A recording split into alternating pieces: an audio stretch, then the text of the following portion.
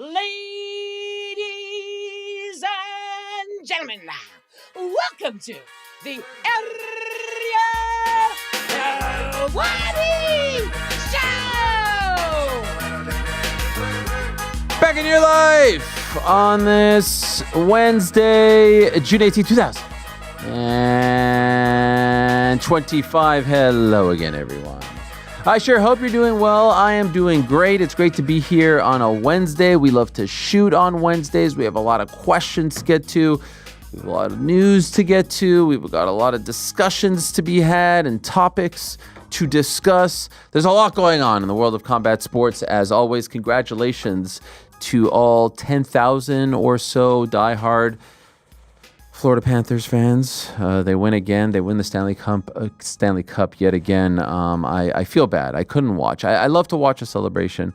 I love to watch the Cup celebration in particular, but I couldn't turn it on.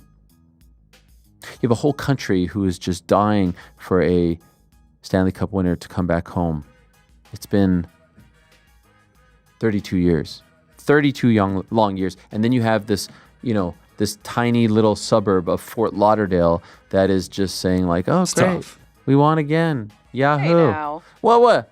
Sunrise, Florida? Tiny little suburb. Sunrise, Florida? All right. Are you from Sunrise, Florida? I lived there for a few years, yeah. Specifically Sunrise?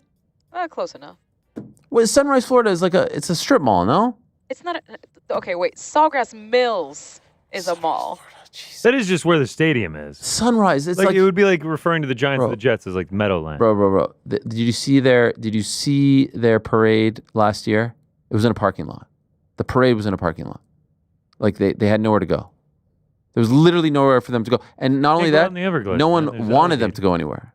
By the way, that would be cool. Imagine they went on those boats. Oh, yeah, like the fan boats to the Everglades? Yes. That would actually be sick. Then I would have a little bit of respect. I'm not trying to hate on the organization or the 10,000 or so diehard fans or even the players for achieving this incredible feat, but no one could deny that it would mean so much more if Edmonton won, if a Canadian team won. But look, them's the breaks. They didn't win. Fair and square, they lost. So I'm just salty. I just want to see Canada have a cup winner again. 1993 was the last time, by the way, when the Montreal Canadiens beat anyone? I feel like Jordan should know this. Who, me? No? Come on. No one? LA Kings? McSorley? The stick? Curve? No? Barry Melrose coaching? Barry Melrose coaching, yep. Shout out. Great show today. A little something for everyone, guys, on today's program. Back into the show, the great Julio César Chávez Jr. He'll be returning to action on the 28th of June against one Jake Paul. It's Mexico versus Puerto Rico at the Honda Center in Anaheim, and it's on DAZN pay-per-view. JCC Jr., the son of the legendary, the iconic JCC Sr., that's Julio César Chávez Sr., he'll join us on the show. So that's fun. We'll talk to him at 4:30. At 3:30, my friends, I'm very much looking forward to this. We have an unbelievable actor joining us in studio. His name, Paul Walter Hauser. He has starred in the likes of I, Tonya, the film on Richard Jewell, the 1996 Atlanta Olympics bomber. He was in Inside Out 2. He's in the upcoming Avengers movie. He's in the upcoming Naked Gun movie. He's in the upcoming Bruce Springsteen movie. He's doing a film on the life and times of Chris Farley. He has Emmys. He has Golden Globes. The man is very accomplished. Now, why is he in studio? Because he's also the executive producer of Major League Wrestling. And it's not just that. The man actually wrestles. Like, he gets in there. He adores wrestling more than anything. He is a hardcore wrestling fan. He's appeared on SmackDown. He's appeared on AEW. These days, a lot of MLW. He's appeared on Progress. In fact, won a title recently for Progress. Could we give him a little taste, in case you're unfamiliar with PWH in the ring, what he does? The man puts himself out there. Look at him here with the Acuna. Nails his head on the ground. Look at that. Through the table. That's a bump right there. He was a part of their Battle Riot for Major League Wrestling. Here he is coming out with a shopping cart full of goodies. Great outfit. Look at this guy. He's amazing. He's like the second coming of Andy Kaufman. Look at that with the kendo sticks. Anyway, very accomplished actor, award-winning actor, and is also in a new film with the former star of the Titanic, Sydney Sweeney, coming up called Americana. Also, Halsey in that film, one of TST's favorites. So anyway, Paul Walter Hauser will join us in studio for a wide-ranging chat on his career, wrestling, acting, all that and more. This book comes out in 6 days. It's called Say Hello to the Bad Guys. It is written by ESPN.com's own, but more importantly, my good friend and yours, Marc Raimondi, a.k.a. Marundi, in studio. Marundi in studio after writing his own book. I mean, who would have thought? It's an unbelievable read. I'm very proud of him. The book comes out on June 24th. He's got a few book tour stops coming up, including tonight in New York City, if you're around. It's about the New World Order, the new World Order, how professional wrestling's New World Order changed America. It's a great story. It is the definitive look at how the NWO is the greatest faction of all time and arguably the greatest wrestling storyline of all time. Do you remember when people were saying John Cena turning heel? Do you remember when people say John Cena turning heel was akin to Hulk Hogan turning heel? Do you remember when people said that like 2 months ago? How do those people feel right now? Anyway, Marundi in studio. Cory Sandhagen will join us before that to talk about his upcoming title fight against one Merab Dvalishvili. Some breaking news this morning. The big man, DFW, Dana White, officially announcing the slate for UFC Abu Dhabi, and it's a great card in July on ABC. Look at this. I mean, look at some of these fights here. Robert Whittaker versus Rene de Ridder. Mr. Movsar Evloev, who really should be fighting for the belt next, against Aaron Pico, debuting against Evloev. Petr Yan against Marcus McGee. Bryce Mitchell heads to the Middle East against Mr. Nurmagomedov, and Magomedov, Shara Bullet against Marc-André Barriault. That's a nice 5-pack of fights right there, in addition to the others. So Abu Dhabi, once again, getting a, nothing pisses off the Twitterazzi more than when you say something's a low-key banger. When they're like, no, it's actually a high-key banger. And then we start debating whether or not it's a low-key or a high-key. Just for the record, whenever I say it's low-key, it's really high-key. But sometimes you just have to make sure people are paying attention. Anyway, maybe a question or two on that. Time now for everyone's favorite segment of the week. It is time. It's time for On the Nose. Yeah. There it is. That's a high-key banger right there, if I do say so myself. Your Mom Goes to College is up first. Ariel, in your interview with Sean O'Malley, it felt like you and Sean were kind of hinting that a fight was booked or in the works. When a fighter tells you fight news in confidence, do you find it tricky to word your questions without giving anything away, or do you enjoy playing with it a bit like you did with Sean? Do fighters ever give out afterwards, or do they understand the humor? For the record, I knew nothing of that. I didn't talk to him beforehand. I wasn't like playing dumb. I was legitimately trying to figure out what he was talking about, who he was talking about.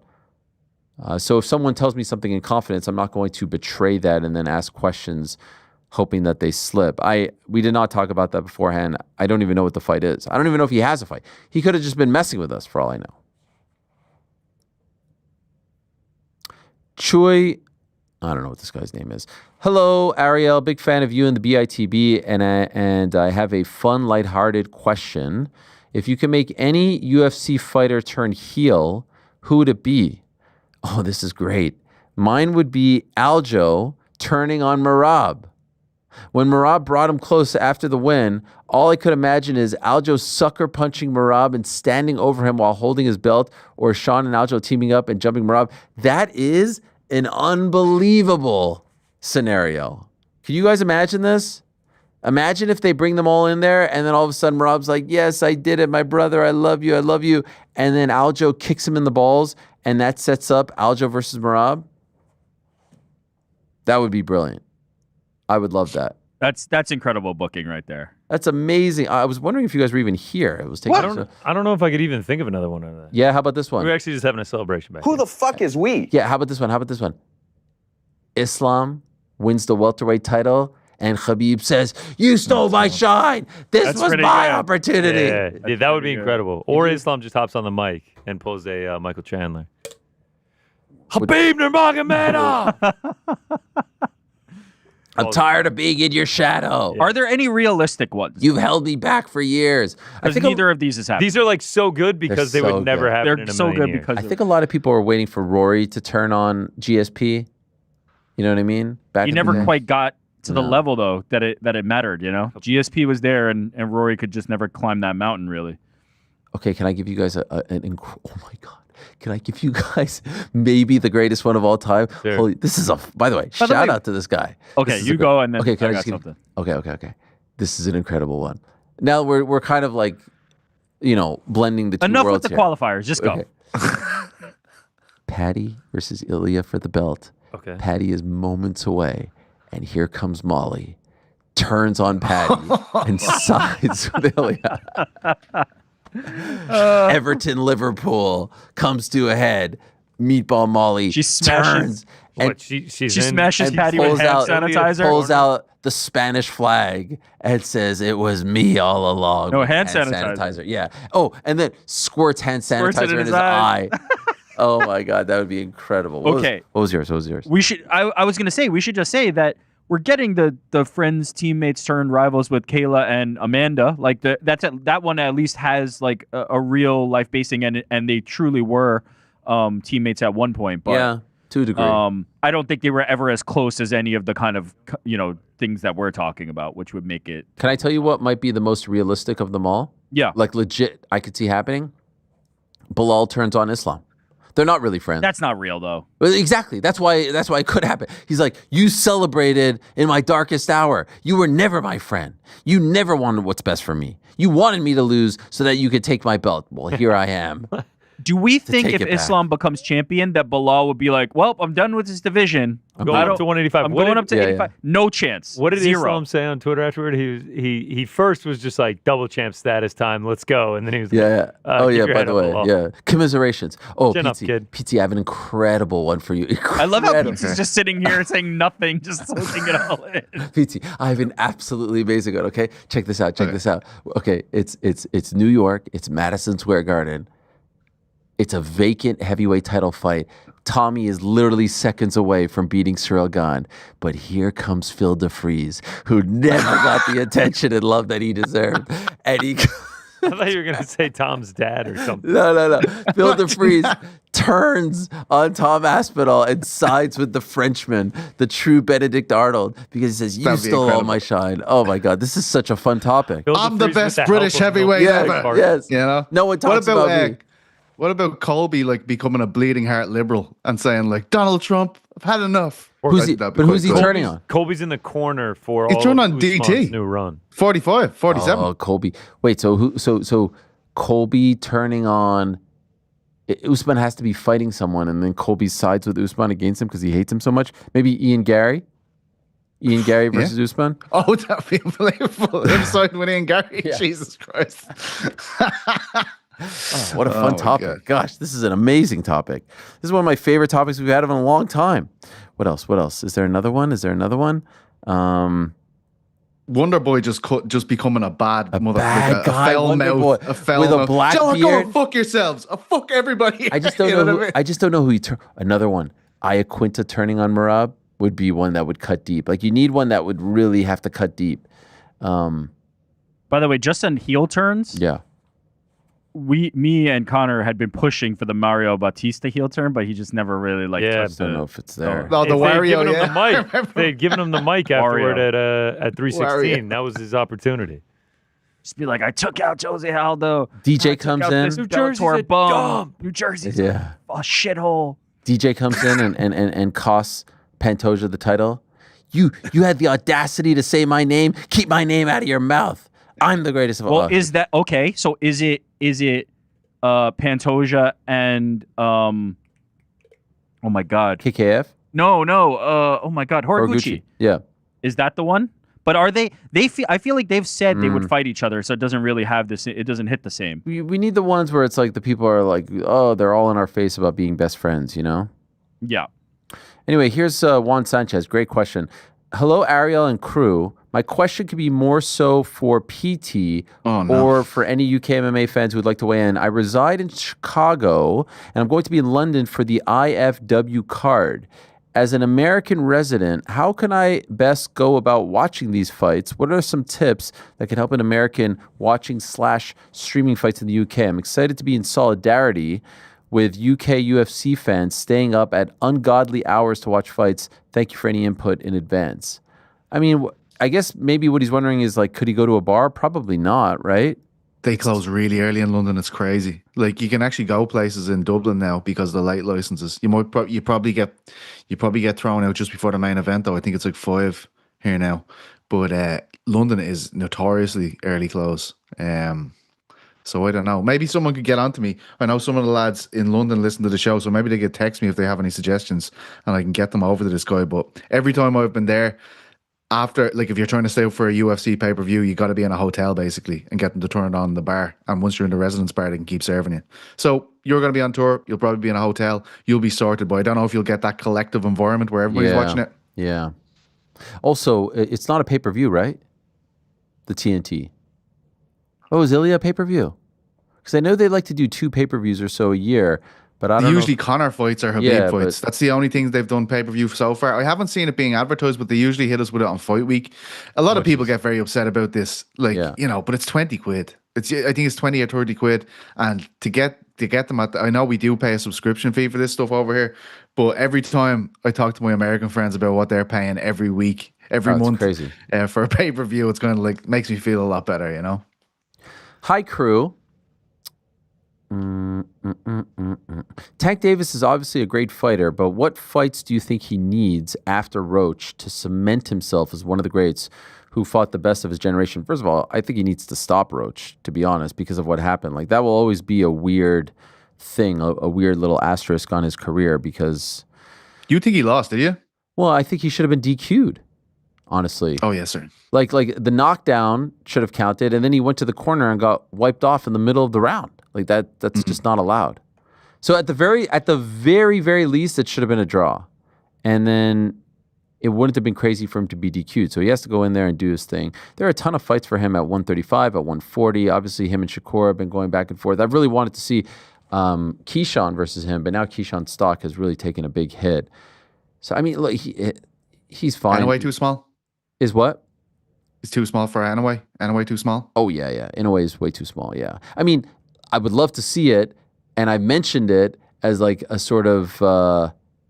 Oh, you did? You got and I got roasted for it. Yeah, but I only mentioned it because Bob Arum mentioned it first. Bob Arum said, let's do it in Dodger Stadium. And I was like, holy shit, this is an incredible idea. Inoue fighting in Dodger Stadium, Tank Davis, you know, very popular in America, and then everyone killed me for it. But if they can meet in the middle, I just don't think that he wants to cut that kind of weight to get down there, even if it's at like 125 or 130. He also says, side note, will we get an Ariel and Ade on the nose? I love that show and didn't know you knew so much about boxing. Carl Froch needs to stop being a twat. Thanks for the content. Wow, thanks, Lewis. Hey, Carl, good to see you. Love it. It's been a while since we heard that one. Big Guy Bishop. Hello, Ariel and friends. Excuse me if you have already addressed this, but is there any truth to the rumors about Yuri being the next fight for Big Unk? If these are true, does this mean we are getting Pereira versus Tom? Also, could you please ask Frank to add me on Nintendo Switch? Don Davis and I would like a third for Mario Party. Did we talk about this last week? It's a reoccurring thing. Oh, no, but like, did I answer that first part? No, Yuri is not going to... the plan is still Pereira versus Big Unk. That's the plan. And I would say the plan, if the Jones thing doesn't come to fruition, would be Tom versus Cyril. Yesterday, Dana White was on the Jim Rome show, still banging the drum about this. A couple of nuggets there yesterday from Dana White. He was doing some media. Still banging the drum about Tom versus John, still holding out hope. I actually kind of believe that he knows. Here's what I'm most curious about. I'm not curious about whether or not they could salvage this fight. I'm curious about how he's going to spin it, if he's even going to try to spin it at all. Is he going to say, oh, he's banged up, or oh, he's unavailable, or oh, we tried and he didn't want to fight? Like, how is he going to spin this? That's what I'm curious about. But as of yesterday, he's still banging the drum that this is going to happen, which, I think it would take a miracle at this point. Number one. Number two, he also confirmed that the Canelo versus Crawford fight is going to be taking place on September 13th in Las Vegas at Allegiant Stadium. So they did, in fact, move that UNLV football game. So that is notable. And he told Sports Business Journal that the name of the promotion is, in fact, going to be Zuffa Boxing, which I kind of dig. I like Zuffa Boxing better than TKO Boxing. I like a lot. I wouldn't hate it if it was just called Zuffa, to be honest. But this is obviously a callback. They've got the merch. They've got the logo. And if you're a longtime fan, you know what Zuffa means and represents. It's the Italian word for fight. That's what they used to tell us. Let me see if I type in fight in Italian. I never actually looked this up. Translation. It says combattimento. Oh, no. Listen, Lorenzo told me it meant fight. Let me see if I type in Zuffa. Scuffle. Okay. Yeah. All right. Close enough. Yeah, just to translate as well. Scuffle. Yeah. Not Different quite word. as intense, but Scuffle boxing. Scuffle boxing. There it is. Anyway, so in case you're wondering what the name of the promotion is, it is in fact Zuffa. Zuffa Boxing, to be exact. Mutek's fumble. Hello, Ariel, and especially Jordan, as this question relates to him specifically. Why did you decide to become a Forest fan and not a Spurs fan? I would have thought with your strong, overt ties to your heritage, you would have picked the Yid Army over any of the other teams in the league. It's also the team of Bill Simmons, who I understand is somewhat of a hero for you. Cheers, and come on, you Spurs. Well, I don't like to root for losers. No, I'm just kidding. The Bills are. Yeah, well, that was just sort of, that was life. Yeah, you walked right into that one there. I didn't want to pick one of the big dogs. I felt like everyone. You talk to anyone, who are you a fan of? You're either going to get Liverpool, Arsenal, United, City, Spurs. You wanted a plucky underdog. You purposely went out of your way. You looked into the history of teams. I remember when you were looking up, you were going, "Oh, I want to get on board with a team."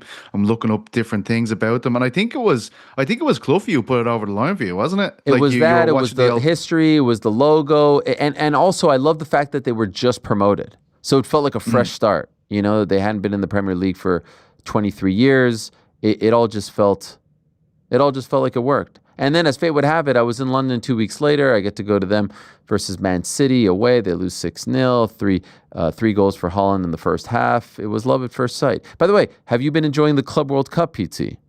I was watching it just before we got on here. Man City 2-0 up at halftime against some team. You're into it? That I've never heard of. Casablanca. Yeah, I don't mind it. Yeah, that's right. And Amrabat was playing from a former Fiorentina and some loanee at Manchester United during our horrific spells that is ongoing at the moment. But yeah, I like it, and there's more people at it than I imagined. And I've been listening to a lot of the coverage. It was a great interview on Second Captains the other day with a South American, an English guy who's based in South America.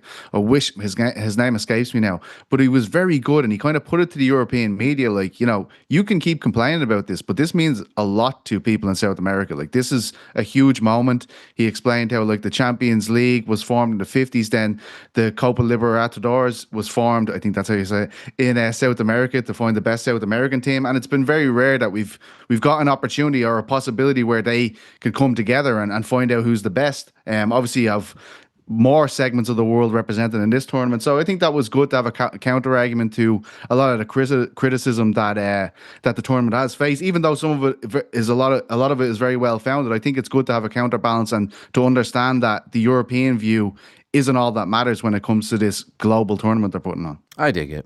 I think it's been fun. And it's going to get really fun in the knockout stages. Like, if it's been fun now, it's going to be crazy in the Once knockouts. the big dogs are left, it's going to be like a mini, Champions League tournament for all intents and purposes. Hello, Ariel from Ben. If you won a huge sum of money tomorrow, I'm talking like 500 million, would you still continue to do this job or any job at all? Golly. That's a tough question. 500 million is a lot of fucking money, man. Yeah, man. I don't know. Honestly, I might just say, You know what I mean? I'm going to go chill for a year or so and figure things out. Maybe can I buy some kind of sporting franchise for 500 million? That's the move. It's actually That's the move. that's a good question. Like, Cheapest- could I buy like a low-level football club? Oh, for sure. Like a not a Premier League club? Yeah. Yeah, if you had 500 million, no doubt. Championship team, you think? No? Maybe. I'd party myself to death within 24 hours of making that kind of money. What's the first thing I do? Do I buy a Westphalia? Do I buy that? Like an original? Am I boring? They to cost say? about 60 grand. What are you talking about? I'd like pay my mortgage. I'd do the most boring shit. Well, no. You get everything off the table, right? Like you just clear everything. All debts settled. Yeah. That's easy. That's the College first thing. fund money put away. I'm the most boring dude. And then we all go to South Korea and drink with Iron Turtle. No, we fly in here. Why do we, bro? Or that. Do we go on a private plane to freaking Australia?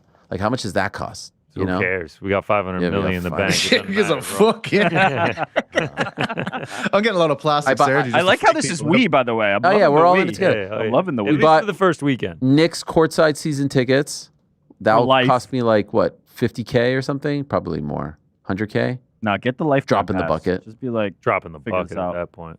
By the way, he also says, with nothing but love to GC and the rest of you, can we please now stop talking about Sean Brady and the bike challenge? He clearly isn't interested, and it's starting to feel like chasing after an ex who doesn't want to talk to you anymore.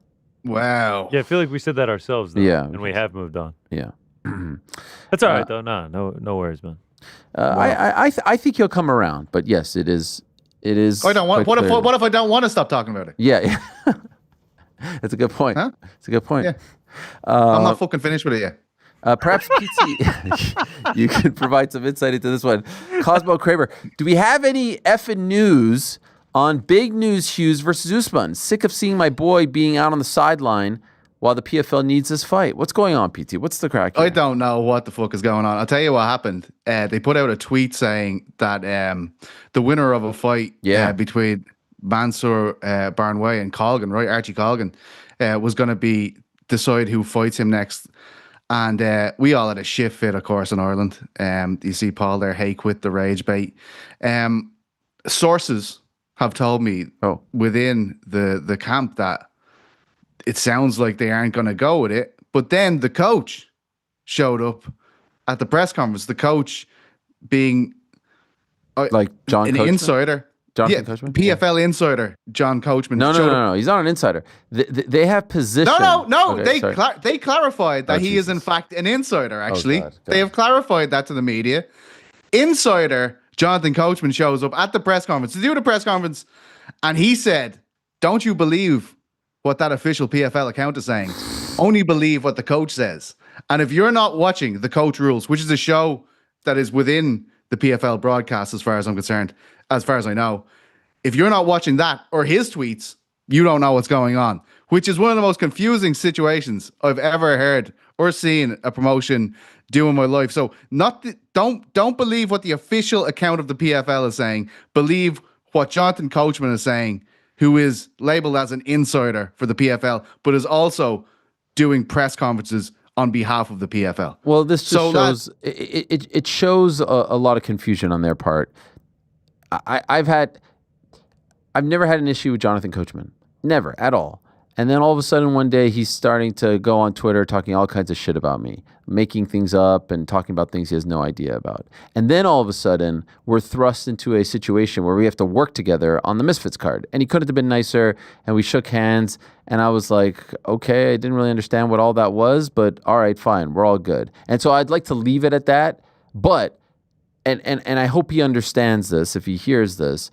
This is just another example of PFL not knowing what they're doing, because it's very clear that Don Davis and Peter Murray don't want to be that guy. They don't want to be the guy standing at the dais answering those questions. They're not that guy. They're businessmen.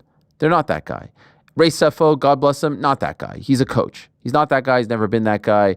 I'm not even sure what his role is anymore and how he has maintained that role, if we're being 100% honest, after all these years World Series of fighting. And so it's very clear. I know for a fact Don Davis really likes Coach. Great. He's a great broadcaster. He's been around for a long time. He's got cachet. And he said, okay, you do these press conferences, you answer the questions. Well, this is the biggest issue with people who don't know anything about fighting. It's not about who speaks well. It's not about who can stand there, at the dais and look good or play the part. People want to talk to people who are in the know, who actually make the decisions. Jonathan Coachman isn't making the fights. And so it's the same thing like when the UFC bought WC and Reed Harris would show up and sort of dance around these questions, we all knew he wasn't the one actually making the decisions. Or when the UFC bought Strikeforce and Scott Coker had no power anymore, he wasn't the one making the decisions. It wasn't interesting speaking to him anymore. Or when people say to me like, hey, Daniel Cormier or Chael Sonnen should be the face of the UFC. Well, they don't make decisions, so that's not very interesting. Give me a boring guy if it's Hunter Campbell or someone who doesn't have a name, who doesn't have the personality, but at least we know he makes the decisions. That's why Eddie Hearn is so great to talk to, because he's charismatic, entertaining, and he makes the decisions. And so this idea to say, hey, let's put a broadcaster up there and answer the questions because he speaks well is just another example of them not quite understanding how this works, because then you're put in a position where a great journalist like Donna Corby is asking him a question and he dances around it and creates a bigger mess than if it was just someone who was in the know being like, hey, we're going to figure it out, because that answer created a bigger mess. Do you see what I'm saying? He's not Absolutely. the decision maker. He's not the guy. He's just the guy that they said, hey, you go answer the questions because we don't want to do it. Well, that's not how it works. And that's why it's awkward. Like when Anik is up there at the press conferences and people ask him questions, he doesn't have the power to answer these things. He doesn't want to answer these types of questions. Dave Shaw, same thing. He's just trying to get out of there alive. He's just trying to get out of there without getting into trouble. And that's the same thing with anyone else who is not ultimately the boss. And so I look at that and I'm like, these guys just don't get it. Same way they don't get it when they put on events at Universal Studios, or when they make the uniforms, or when they do some of these bookings, or how they treat some of their talent. Like, they just don't get it. And it's just example after example after example. They don't get it. Well, Dan Hardy's there. Dan Hardy is at these events. He is a commentator. He isn't the answer either. He isn't the answer Hang either. on. He's been the driving force yeah. behind one of the most Sure. successful elements of this whole fucking promotion. What they've done in Europe is fantastic, and no one's able to see it. You're going to be able to watch the one in Belgium here. But the stuff Hardy's done in Europe has been fantastic. And he's been the driving force. I'm speaking to the teams he's reaching out to. There was obviously a big gap at one stage with Bellator, especially back then, where they weren't reaching out to certain teams. Dan is spreading the love. He's reaching out to everyone. He's trying to make contacts. He's trying to build up prospects. And I think that's been reflective in the Paris cards in the UK. We're going to see it in Belgium, a card full of really, really talented youngsters that he's found over there. This is a guy who knows about fights at the very least, Ariel. It's better than having a guy up there saying, right. look at my account, don't look at fucking I don't the even PFLs. know what that is. I don't know what that is. I mean, that was bizarre. It was truly bizarre. But yes, I couldn't agree more. Yes, Dan is boots on the ground. He's actually signing people. They're a mess. They're an absolute mess. They had something. They had some kind of momentum a year and a half or so ago, and they've squandered it. Ever since the Bellator acquisition, it's gone south for them. Fair? But yeah, I think it's fair, but they have done great things in Europe. And I think that's another reason to be annoyed about this. Like, Paul does this card in Belfast. The whole selling point of this card is you're not going to be able to see this guy fight here again because he's going off to fight for the world title. And then he gets 8,000 people there. He does a great call out. Like, this is stuff that they don't do. PFL do not do this, right? They do it in Paris. They've done it in a few different places, but they don't do it in the UK and Ireland. Paul Hughes made that happen. And then it's like, oh, well, thanks very much, but we're actually going in a different direction with that. Like, that's being dishonest to the fan base that you've got to pay for tickets. You don't have this happen every day. To then tell those same people, like, oh, no, we're not going to do that. It's very disingenuous, and people don't forget that shit. Yep, you're right. George, Shalom Ariel and team. Would the team be interested in doing a new segment on Boys in the Back where each week a different team member vlogs a day in the life to see how everyone's day differs at Uncrowned? Also, if it's not too much to ask, could you text His Excellency Mr. Turkey if he is actually buying my beloved Millwall FC? Okay, let me get on that. Excuse me, Turkey. All the best. Keep up the great work. We might be doing more vlogs. Not quite the way you're laying it out, but stay tuned. Yeah?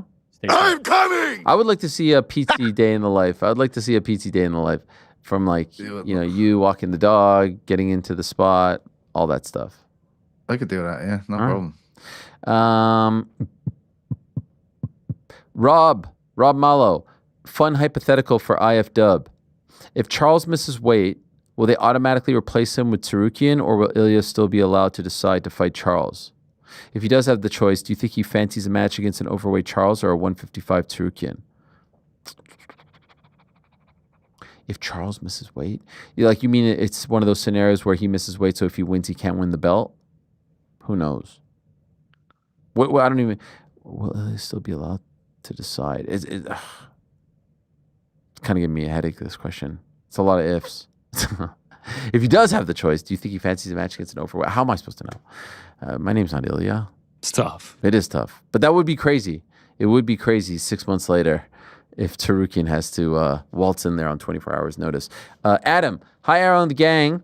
Real quick one on the Tom John thing. If it's not happening and Tom is fighting, insert name here, Cyril Gane, when you foresee it happening, if it's for the vacant heavyweight title, it would surely be a pay-per-view headline, but we have all of those confirmed until at least October. Well, there's a pay-per-view in early October in Vegas and then one in late October in Abu Dhabi. So I think October makes a lot of sense. Could be one of those. It's seriously looking like Tom is going to have been non-active for the best part of 18 months during the prime of his career. It's absolutely criminal. It is. Anyway, I shall speak nothing more of it. Love the show. All the best. Yeah, I think October makes sense. Do a heavyweight tournament that day. Make us interested in that fucking division again. Like if John Jones is leaving, do a heavyweight tournament. Let us know that night who the winner is fighting next. Like just inject it with steroids. Give it to us. Here's a good one. Oil beef hooked. Sup, Ariel? If Turkey came to you and said he'd donate $1 billion to a charity of your choice, but all you had to do was a 3-round MMA match against any of the following: Ali, BLB, Flat Earth Frosh, or Dana. Froch. Beep. Who are you choosing? Who are you choosing to match up against, and who do the boys think you can take over 3 rounds? I mean, these are very tough opponents, by the way. There's one. Is it MMA rounds or boxing rounds? MMA. Is a former Olympian, Egyptian Olympian, former UFC champion, former boxing champion, or former amateur champion. Also, am I allowed to juice as well? I mean, you'd have to. Like, all these guys Dana's are on the juice. Melting the fucking test. I don't know, man. Who am I going after? $1 billion? No. Who am I picking? I know, but it doesn't really matter. For $1 billion, wouldn't you get in there with any of them? I know, but who's the most winnable? I will fight any of them for $1 billion. Okay, record this. You get $1 billion, win or lose. Yeah. I'm gonna say Dana's probably like of that list because of the age. It's like age. Who would you have most banter with? And the least actual ability. You're right. All right. You're gonna sell the fight more with, you know what I mean? But we'll be there. We'll be in your corner. That would also do the biggest numbers. I mean, that's true. It would be. Yeah, I'm not bringing in the numbers. In fairness, that's not going to happen for me. Yeah, I think Harry will fuck it like any of them. You know what I mean? I fancy $1 against billion. any of these lads. And then we get the random 500 mil from the earlier. Wait, sorry, Pizza. You said you fancy him against these guys? Yeah, hell yeah. Thank you, PT. Appreciate you. By the way, we're sitting on $1 billion and 500 million here. 1.5. I know people are just trying to give you money today. Now, granted, one of them was for charity and the other one was you pocket it. It's still a great. I'm getting those floor seats for this kind of support. Rick. Yeah, that's what we're doing right. here. I'm gonna be in the corner, but I'll get you United tickets. I don't like our odds. Rick's gonna be in the corner. I will be in the corner with. We don't need that. The towel ready to go. I thought you were gonna say with the GoPro. Yeah, I'll have the ref glasses. Yeah. When I bomb the towel in like Peyton Manning. Speaking of Ali, Sebastian says, my girlfriend and I were wondering, why does Kayla seem to have no issue coming on the show and actually seems to enjoy you very much, even though she's managed by the infamous Ali? Your loyal fans, Tony and Sebastian. Because she has a mind of her own, like she is okay making decisions on her own, and she recognizes that she is the boss and he works for her. That's the way this should go, and she's comfortable in her own skin, and she's not going to let anyone tell her what to do. She has bigger quote-unquote balls than any of the other fighters on the roster. Maybe that's why, because she's a 2-time Olympic gold medalist, because she's a badass, because she doesn't let anyone dictate who she speaks to, what she does. She thinks for herself. Yeah. All those things. Jesus, if I said that, the abuse would get off Juliana Pena. Jesus. This is from MBE28. GC, You ever use the show to get a girl's number? Pull up a clip of you on the bike or something. Jesus Christ. No. I promise you girls are not interested in this show. You know, but he's saying pull up a clip of you on the bike. Yeah, that it's not going to work. And by the Different way, thing. the previous question guy said his girlfriend and I were wondering, so they clearly are interested.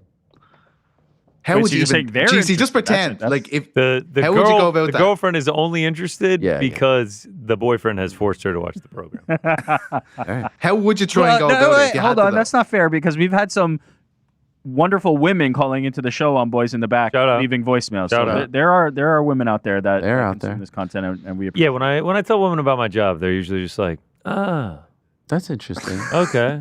The fighting thing? And in their head, they're like, Is it real? Loser. It reminds Yeah, me of the time I was exactly. at Syracuse University and I finally got this girl in psychology class's number that I really, Let's really go. liked. And then I said, you know what? I'm not going to do the like, oh, wait, 3-4 day thing. I'm going to call her the next day. So I called her on a Saturday night. I was watching NBA All-Star Weekend, I remember. And she's like, oh, hey, what are you doing tomorrow? And I said, I'm interviewing the Iron Sheik on my wrestling radio show. Yeah. And I never heard from her again. Yeah. So, if we've yeah, heard that one. maybe. Win or Yeah, learn moment shout out. there. That's a big learn. shout out. Okay. You just kind of keep it low key until, Until the time is I'll right. cover Yeah, sports. it don't You know, reveal go with that itself. one. Yeah, who do you work for? Yahoo Sports. Sports. Wow. Not even Uncrowned? Sound crown, Well, and then they're you're like, going down a different. Oh, what's that? yeah. And then you're interviewing the Iron Sheik, then, aren't you? Let's be honest.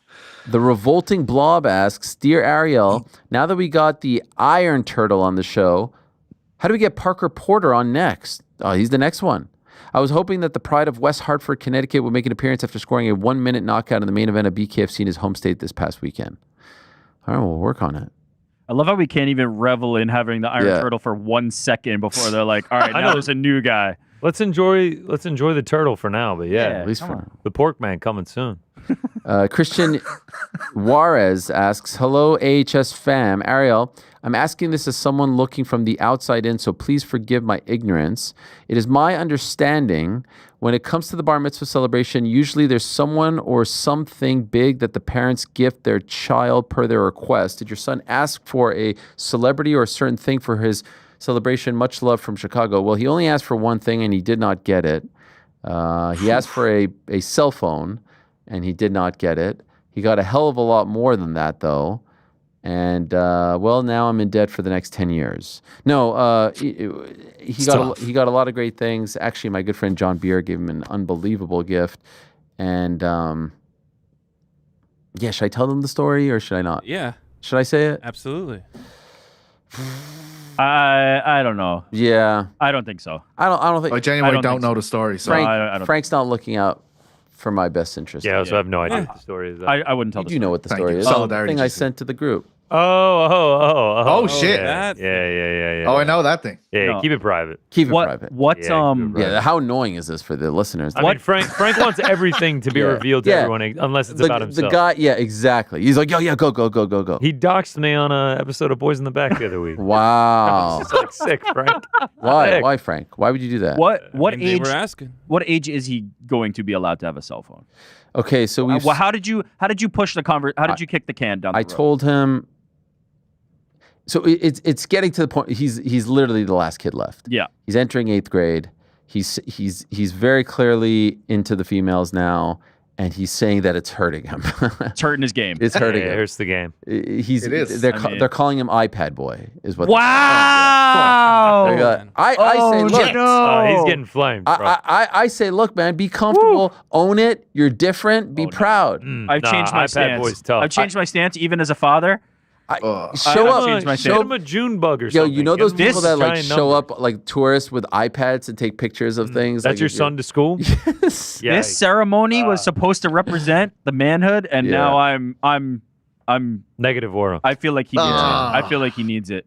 I said by the end of 25. Okay. Oh, okay. By the time he turns 25 or the end of 2025? 25. I can confidently say my life ended once I got a cell phone. That's what everything been downhill since. There you go. So I'm trying to delay that. Yeah. I see all these I was videos 13. all the time. I was 14. You were 14, man? I think I was Yeah, also yeah. like 13, 14. Oh yeah. my God. I got mine, I think, third year of college. I had a StarTAC. Remember those? Yeah. I was in I was junior sick with high. a Nokia- rocking the Nokia StarTAC. 3310, baby. Then I had the Nokia with the snake on it. No, What the fuck? That was the one. That was the that jam. was the one. I always see these videos. The moment you give your kid a cell phone, their childhood dies. So why do I want to partake in that? Why do I want to expedite Well, that? here's my also devil's has advocate. He has an iPhone watch or whatever It's it's called, an Apple inevitable, Watch. though. This will end at some point. Sure. Did you ever try and fucking send a message on one of these fucking things? Yeah, no, it's not great. It's not great. And also, getting called iPad boy, like you're Yeah, come on, hurting, Ariel. you're hurting him here. iPad. I'm sorry, yo. iPad boys. I'm Tough. sticking That up. is I'm tough. sticking up for Ollie here. Get him the fucking phone. He Yeah. can't deal with this. I He think can't be we've whipping all out- flipped. Can't be. I was Can't be like, going up to some yeah. young one and being like, "Here, listen, what's going on? Can I get your number?" And then, hang on there. What is Yeah, it? I Oh. know. You hand over the tablet. I have a know. solution. I'll Yeah, FaceTime yeah. you. If you want him to lose the moniker iPad boy, no more iPad, no iPhone, no nothing. Just go cold Oh, wow, turkey. Jordan. What the? Be the guy fuck, that's Jordan? off the Over grid. there. No. Why, he's just why off the don't you grid. just read a book? Yeah. Oh, I'd love that. I'd love that. He's predicting also that the siblings are going to get away earlier than him, but I'm gonna. They will, hold firm. and they will, Yeah, because it's you will usually- break ground here, and then yeah. It's like Fortnite. You know. I held out on Fortnite, and then all of a sudden he gets it, but then everyone's younger, and he's like, "How's this fair?" But You that's know? part of the. Look, Yeah. you have the burden. You are the first. You're the first. You have the burden. This You have is the it. burden. First pancake. Just give him the phone. Give him the phone. Matt Chawiwis. Hi, Ariel and gang, and James Tahuna. James Tahuna? It never fails. Happy International Sushi Day. Ariel, whilst we know you love your fancy sushi, what are each of your go-to dishes and why? That's a good one. There's a great Scottish salmon at Sasabune, 73rd and 1st. Go check it out. One of the all-time great sushi spots. Just 800 quid if you have it there. Just It's Nah, so- not at Sasabune. Yes. Sasabune yes. is more affordable. Yeah, Sasabune is like 130 each. Yeah, it's not that bad. Pete, you want to go when you come in? the Sasabune. Me, you, and Jordan for our collective birthdays. Yeah, rip it. Yeah, absolutely. I guess I'm Oh, not yeah. included, but it's all good. I forgot you. It's all good, man. No. Fucking hell, I GC. forgot. I'm going to Wegmans next door without y'all. I'm not going Also, to y'all let say GC's go. y'all say fancy sushi, man. Ariel, he'll eat the I'll eat grocery the store Wegmans. stuff. Yeah. I mean, do I enjoy it as much? No, but course you know, not. sushi is sushi. I went to an omakase. All right, that's last week. dangerous, but mostly. Sushi Nakazawa in the West Village. It was a fancy omakase. How was it? It was great. It was great. No music, no nothing. Oh, there yeah, was just yeah. like Silent pop library. in. Yeah, it was. Are we going to the spot in Vegas? No. We're not doing. We've got some Absolutely. developments on that. If I can actually. expense it, I'm there. What kind of developments? We spoke to John Beer Yeah. I don't know if you revealed that on the show, but No. we spoke to John Beer, about it. and your numbers may have been off. I asked her for an itemized. They may be north of what you were Yeah. talking Was it about. really? Oh, shit. He was speaking He like suggested that Nah, he's an the exaggerator. difference in your two bills Why? Because was I had that the sake. number. Because they told me about the gold-plated sake thing, and I was like, all right, YOLO, let's go. Yeah, 15 let's just in a row. he was saying it was quite expensive. let's just Really? say unless we get that donation of billions or $500 million, Really? it ain't happening. I don't recall this. Well, I mean, that's So what this happens feels like when you're you drink the making gold sake. This feels like you're making a real push for us to. Yeah, I if think you it would want be- to, man, we Listen, won't stop you. I'm just trying to bond as a team. That's all. Just go to Ramsey I've already Burger. got Quality. the race car book. Wait, what'd you say, Pizzi? Ramsey Burger. It's easy. You know what I mean? Have It's a we nice made burger. Have we made any reservations? Wednesday, Thursday, Friday? Yeah. For food? Oh yeah. Maybe. No, for food. For food. Oh yeah, we did wake one. That's what we were celebrating earlier. We can tell you off air. Oh, wow. Okay, we Yeah. got something. Which day? Which day? Sunday. Sunday? Oh, I like Sun. Okay. You're Yeah. I'm back. Okay. What time? In the morning. You know, he's wondering why he wasn't invited. No. I got to no. make a bit of a. Rick pulled pit some stop. strings. I pulled some strings. Ooh, at the sushi spot. Wow. No, No, no, Don't Hang tell on. me it's like. What the fuck? Don't tell me it's like some sort. Well, you're not part of this, Pizza. You're No, not- I'm confused. You're going to be there until Sunday. We're we're gonna be there Brother, till we're gonna be Monday. there. apparently you till- haven't. We've only gone over this 48,000. We're gonna be there till the times. following in Wednesday. P.T.'s defense, he's Tuesday. very, very confused about the schedule. I have received He's no told me less 4 times. than 10 text messages being like, hey, wait, do I have Is a it show today? on Friday? Is it- I know that Ariel's doing the show at Fanatics, but am I? Is this a show now? Am I doing a show now? I literally sent him a message yesterday. Is Peter, my are we show still going today? on Peter Luger's when you're here? Oh yeah, I'd love that. Yeah, Yeah, let's go. I need to send an email with all of the ideas for my Let's- New York sojourn. Let's go for lunch after the crack when you're here. Oh yes. But the fight will be on immediately after the crack, though, will it? Oh, wait, Yeah. no. Times are getting fucked up it's in my not. head. No, no. Yes, it is. No, it's at like 8 p.m., isn't it? Yeah, prelims, everything. It's a good card, top to bottom. Hey. Savannah Anyway, Marshall, Chantal Cameron. there's plans. There's All right. plans. Burger Peter Luger's in the fight. Hey, Ariel, I was going to run through all the reasons why Kendrick is so much better than Drake, but I realized I'll never change your mind no matter how bad your opinion is. So instead, I'll just ask the question to you and the crew. What moment in UFC history would you want to go back and relive in person? I have two. Silva Chael 1. I was there and it was insane. I remember sitting on press row and thinking to myself, Chael Sonnen is 5 minutes away from becoming UFC champion. I cannot believe this. I remember thinking that vividly, like looking around and being like, wow, this is crazy. And again, you have to appreciate just how dominant Anderson was up until that point. Anyway, he says that or Izzy Alex 2. That's a great one too. Despite your taste in music, I still love you, the crew, and the uncrowned platform. Thanks for the countless listening hours. If I could pick one, MMA.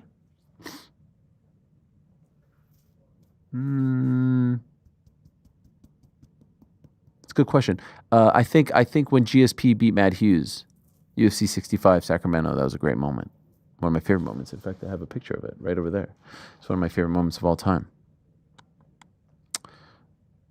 Ooh, this is a good one. Irish Lad. Hey, Ariel and crew. Can you put these older stars in order from least to most likely to fight again in the UFC? Francis, Nate, Jorge, Connor, John Till. Francis, Nate, Jorge, Connor, John Till. Can you put these older stars in order from least to most likely? Okay, so I'll say Francis is the least likely just because they won't do business with him. What the fuck is that? Yep. I'll say Nate is next. So we're going from least likely to likeliest, right? So I'll go Francis, Nate, because those are the ones that they had like bad business dealings with towards the end. I'll say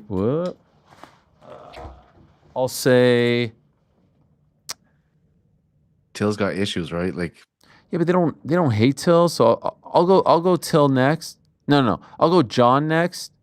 No. I'll go Till next, then John. We don't care. Then John, then Connor, then Jorge. Jorge, I think everybody thinks is the most likely, right? yeah. Sorry. I wouldn't put Connor that high. I'm surprised Nate that low. The reason I put Connor that high is because they would take him, but it would be, like they're not taking Francis no matter what, I would think. No matter what? Unless there's a regime change. I don't think they're taking Francis. Damn. Same with Nate. Maybe Connor goes third just because it's so unlikely. I mean, even just yesterday, another misstep, another issue, another potential scandal. I don't even know what to call this. There was a video that surfaced of him at a nightclub. Here it is, according to The Sun. And where is he? He's standing up there. This guy talking to him. Don't know what's Pointing being the finger. said. Oh, there he is. Yes, and then he hit it twice, right, with the left hand. Who the hell knows? Where is this? Is this in Ireland? No, Ibiza. Footage obtained by The Sun shows the ex-UFC star. Ex-UFC star. Not really an ex. I mean, that's a mistake. Ex-UFC champion, I suppose you could say. The incident took place in the infamous Pasha nightclub in Ibiza. By the way, what is this camera angle? Like, who's filming this? Just some fan. It's just some fan Just from watching afar. Connor. Yeah. The Irish fighter is seen talking to a man on the exclusive club's dance floor. After the pair chat for less than 10 seconds, McGregor strikes the man next to his pal. Is there more text? No. Anyway, yeah, I mean, not great. I haven't seen anything about the individual who was struck pressing charges or anything like that, or is there anything like that out there? Haven't seen anything. I haven't like seen that, it yet, but you'd have to expect with how much publicity this Yeah. has gotten at some point that will come down, So anyway, I mean, Francis Nate, I say definitely on the back end. Maybe Connor then next. Jorge, I would put closest just because they did sort of bring him back and then didn't give him a fight, and he So- seems to be in good terms. Dash my hopes for a second. There's no world where on the heels of the egg that they're going to have on their face with this John Jones and Tom Aspinall thing, in search of any relevant actual heavyweight, and Francis Ngannou having seemingly one fight left with the PFL, that they would just be like, all right, it's best for business. I mean, it would be, but look, the difference between Dana White and Vince McMahon is Vince McMahon for all his faults.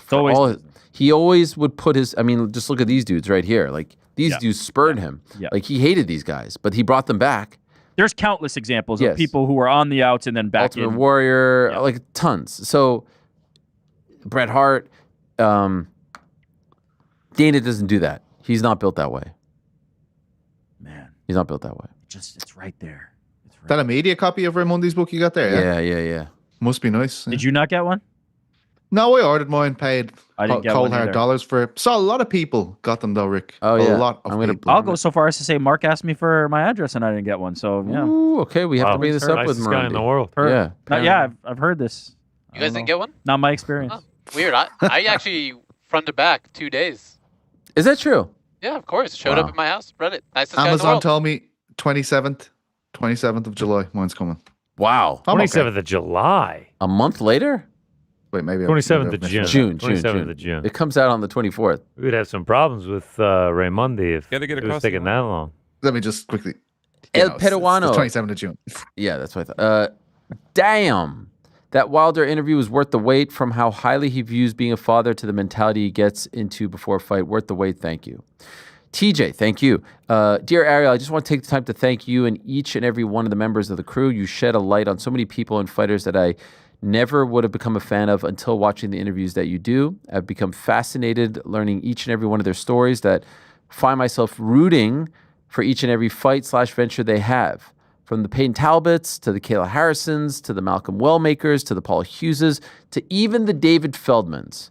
You just don't get these stories from regular press junkets. Continue doing what y'all do, especially PT and the BITB2. My question is, if you can shed light on this, I was watching a YouTube video, quote, fighters angry at Ariel Helwani for 12 minutes.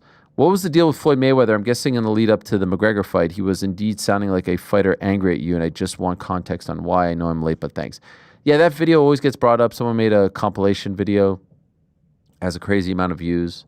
The Mayweather one actually isn't that bad. I mean, I'd waited for him for 6 hours at That his girl collection? at his club. Casey collection. and I waited, and so he was there, and he was fired up, and I mean, we were 48 hours removed from the fight. Like, we were 48 hours away, I should say. And I think he was just kind of fired up. It was 4 a.m. That's how seriously he took that fight. Of all the quote-unquote angry fighters, I don't really put him in that category. He could have told me to take a hike. Unless my memory fails me, wasn't there something of him also viewing like people who cover MMA primarily as like, So he it's an thought- MMA guy, yes. like you're the Yeah. MMA guy? I thought I was the enemy. Yeah. I was like, bro, I just waited here for 6 hours in a room I with think no he got windows. squashed in that interview. I think he got squashed in that interview, I feel. It was I remember you texted me from that room they put you in, and you were like, this is the craziest fucking Oh, thing. pictures? Nah. Like, no, like, as in, they put him in a room with security there and everything. They like, just kind locked of, us in. And you know what was crazy about it? There was one moment where, I think it was on Snapchat or Instagram, Casey, cameraman, he like filmed, and then he put the location, and he put that on Instagram, and then I looked at his story, and I was like, why would you tell people that we're here? Take that down. And that did tip off some people, and so a couple other journalists came, and then we had to figure out a way. Actually, this is crazy. I don't even know if I should be. Raimondi actually was used as a decoy to get people out of there.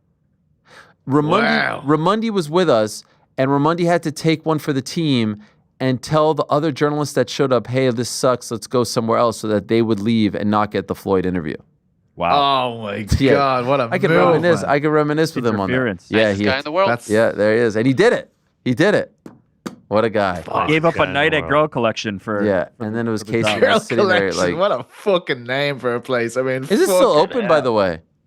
Girl Collection? I don't fucking I mean, know. we're going to Jeez. Vegas. We can find out. What is that, 2017? 8 years? I'm afraid to Google it right now. No, we'll just go. Google it. I'll When take we're one in for the Vegas, team. we'll stop by. Girl Fair Collection play, Vegas. GC. Closed. Nah, but it's open Thursday through Sunday. All right. Yeah, Thursday, we're in here there. we go. That's what I'm 9 p.m. to Need to 5 do some a.m. research. there. Research. Oh, this Research. is Great question. No, here, just guys. reminisce about the Girl old times. Collection Casey. TMT. We're going to Ooh, 3.2 stars on Google. Guys, I got a good one here. Matt Moe asks, question for Frank. Which of the following would you choose? A, an entire day at the beach with Kayla Harrison. B, 2 hours of mini golf with Amanda Serrano. Or C, a 30-minute lunch with Shotzi? I'll do the golf with Amanda. What a weird question, right? It's pretty weird, yeah, but whatever. Lawn Dawn, hey Ariel, since your son's bar mitzvah just passed, I wondered if you can explain what exactly will change for a young man or your son specifically. Well, he's a man now. He pays taxes. His voice gets a little deeper. He's got more responsibility around the house. Oh yeah, like what? Pays some of the mortgage. He runs it all from the iPad. Pay the bills online on that iPad. For example, later bedtime, responsible enough to babysit. My wife thinks he is, but I have my doubts. Probably needs a cell phone to do those. Yeah. In case of emergency. He's done a lot. I'm extremely proud of him. I was so proud. When he was reading on Saturday, it was pretty long. It was like an hour and change. I felt like my heart was going to pump out of my chest. I was so nervous on his behalf. Like I was locked in. Anyone who was saying anything to me, I was like, nope, we're not talking right now. I'm locked in. I was trying to manifest. I was trying to will him to get over this hump because he had been practicing for over a year. But in the end, he got it done. It was great. Very, very happy for him. Connor, hey lads. So my girlfriend's 30th birthday is coming up and it happens to land on June 28th. Am I the asshole if I ask her to celebrate on the Friday/Sunday as opposed to the actual day so I could still watch my boy Charles retain his belt or regain his belt at International Fight Week? I bought extra presents to try and cushion the blow. If I wasn't in school, I probably would have flown to Vegas. Every year is a B-day, but every chance at seeing my favorite fighter win a championship is few and far between. Ariel, to help you understand how important Drew Bronx is to me, it would be like you having to attend an anniversary dinner during the Super Bowl with the Buffalo Bills playing Love You Guys Peace. Not exactly. If he's your favorite fighter, you've already seen him win the belt. I've never seen the Bills win the Super Bowl. So you've been there, done that. Now, if she's a real one, she'll be cool with it. Nah. Yeah. It's only 25 minutes, mate. Whoa. Why you say that? 25 minutes, but it circles around the evening. If she's going to be upset, she's going to be upset. 12:30. Or you do something all day leading up to it, and then you just turn it on. If he's on the East Coast, I don't know. Well, he says, hey, lads. By the way, if he's hey, lads, that means this fight is happening at 4 a.m. Then get up on your ruined own. so many of Elaine's birthdays, uncountable amounts because of MMA. And then number two, if he's on the East Coast, this fight's happening at 12:30 a.m. 1 a.m. 1 a.m. Your happy days. Bedtime. Now, if you're on the West Coast, it's a little tricky. This is 9:30. If you're in Hawaii, you're fucked. Yeah, you're fucked. You're totally fucked if you're in Hawaii. Do you know what? What I do in that situation is bring her out. GC's advice is solid. Meal early. Then you do the research beforehand. You know what bar is showing the fucking fight. You happen to, this place looks great. What? Oh my God. I don't fucking believe what's on the TV. That's a my favorite fighter's fighting tonight. What? You don't tell her any of this, though. Exactly this. You don't tell her any of this. Yeah. You plan it around not telling her. The beauty of coincidence. You know what? I think our guest is going to have a great answer to this query. Connor, I'm gonna hook you up here. Not Connor in the back. Conor. We'll ask a real life UFC superstar this question. Let us say hello to the man who'll be fighting for the UFC bantamweight title probably by the end of the year. The great Cory Sandhagen is here. Hello, Cory. How are you? Yo, what's up, Ariel? How are you? Where are you coming to us from? Usually it's from the spot with your wedding thing in the back. Where's this spot? Oh no, this is my backyard. It's really nice outside, so I'm gosh, getting some sun. I'm very jealous. It's awful out here in New York, so I'm very jealous. I got a question from someone. We were answering some questions, so I want you to give this young man some advice, okay? All right. Okay, he says, my girlfriend's 30th birthday is coming up, and it happens to land on June 28th. Am I the asshole if I ask her to celebrate on the Friday/Sunday as opposed to the actual day so I could still watch my boy Charles Oliveira win the belt at International Fight Week? I bought extra presents to try and cushion the blow. If I wasn't in school, I probably would have flown to Vegas. And so, what do you say? It's your girlfriend's birthday. Your favorite fighter's fighting. Is it okay to celebrate earlier or like a Friday/Sunday, or are you a bad boyfriend? Will you be in the doghouse if you suggest something like this? He's already doing too much, it sounds like. He's good. He's in the clear. What do you mean too much? What do you mean by getting the extra stuff? Extra gifts and stuff. Just, hey, man, can we do it a couple days earlier? Wow. Your wife would be okay with this? Yeah, my wife is like the most low maintenance woman in the entire world, though. So yeah. Yeah. All right. Well, there you have it, Connor. I don't know. Hopefully she's not super high maintenance, because then I guess it's not okay. But yeah, I don't know. I don't really think holidays are that important, including our birthdays. Yeah. No, there's a lot of people who take them very seriously, but hopefully he can show her this clip if she's upset, and that'll be okay. You're going to be fighting for the belt, it seems like. By the way, is that set in stone? Like, is that 100%? It seemed like it was on the broadcast and all that, but you never know these days. Have you been told it's 100%? I haven't been told that it's 100%, but I mean, it kind of takes time, you know how those things go. They kind of take a little bit of time, but yeah, I mean, the broadcasting and stuff kind of told me a lot. I honestly wasn't super expecting a lot of that stuff.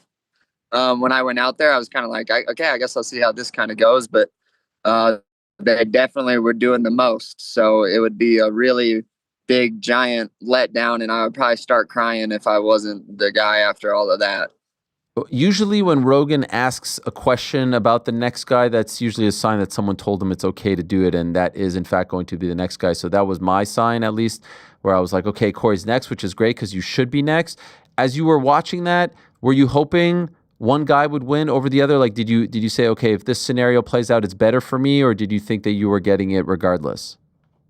No, I didn't think it mattered too much. I mean, I know that the fans really wanted to see me and O'Malley fight for the belt. I think that would have been kind of cool, but Merab's like a hell of a competitor, so it'll be awesome to face off against him. And yeah, I didn't really have anyone that I necessarily wanted to win. I kind of just wanted to gather some intel on the both of them, and yeah, I think I got to do that. Were you surprised by anything that happened in that fight? Yeah, I kind of thought O'Malley would do a little bit better. He didn't do so hot, you know. He kind of, you know, I know that the narrative is that he was really off, kind of, it seemed, in a lot of areas. He definitely seemed a little off. So I kind of feel for the dude too. Like, I think he made some pretty big changes in his life, and I hear him talk all the time about, you know, like signs and all that, the universe sending him signs from wherever it's coming from, and he was getting all the signs and stuff. And I've like been in a situation where I thought that, you know, everything was really lined up for things to go my way, and then not had it go that way. So I feel for the dude. But yeah, it wasn't definitely the best performance in the world, but Merab looks like he just keeps getting better and better. So good for Merab too. Do you think Sean looked better in the first fight than the second? Yeah, definitely. I mean, the first fight, it wasn't like, the whole vibe of the fight was that Sean wasn't in control that much. Even, you know, like, even though it was maybe round by round, if you want to like look at it under a microscope, it was kind of close, but the vibe of the fight was that he wasn't winning. This fight, to me, he didn't look hardly in control at all.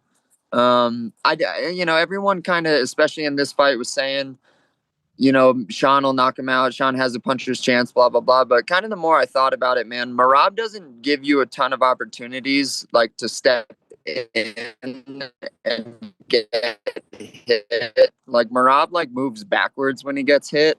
And it's really hard to knock out a guy that is, like, when you hit him, he's going away from the energy of the shot that you're throwing. So Merab's definitely just like a tough guy to knock out for that reason, because he's really hard to catch, like, on an inside step, and that's when O'Malley hits people the best. So yeah, I mean, he was kind of afraid of the wrestling, you could tell, and yeah, it just wasn't that great. Yeah, it wasn't that great. I asked Sean this question on Monday. Some people gave me crap for it, but I was just trying to get like a sort of window into his thought process here. I asked him, if you fight Merab 10 times, how does it go? How many fights do you win? And, you know, he gave me a sort of nondescript answer, but a lot of people said it was a stupid question. But I was just wondering, like, maybe he'd say, like, hey, I win the next 8, or I go 5 for 5. What do you think? What's that record look like if he fights him 10 times? I don't know. That's kind of, I mean, obviously that's really tricky, especially because he looked worse. I mean, the fight was more one-sided the second time around, but yeah, I don't know. You know, like, in other sports, it's pretty crazy. Like, a team will be up 3-0 in like a 7 series or whatever, however sports work. And, and, you know, and then, like, sometimes the team will come all the way back. So it's hard to say, but, yeah, I don't know. Yeah. It's a tough matchup for him, right? Because historically, there have been just some matchups that are tough for one guy, like Benavidez and DJ. they could fight 10 times and DJ wins every time, or Cruz and Faber. So maybe this is just like a really bad style matchup for him. I think a lot of people, including myself, think this is going to be a tricky fight for Merab, you versus him.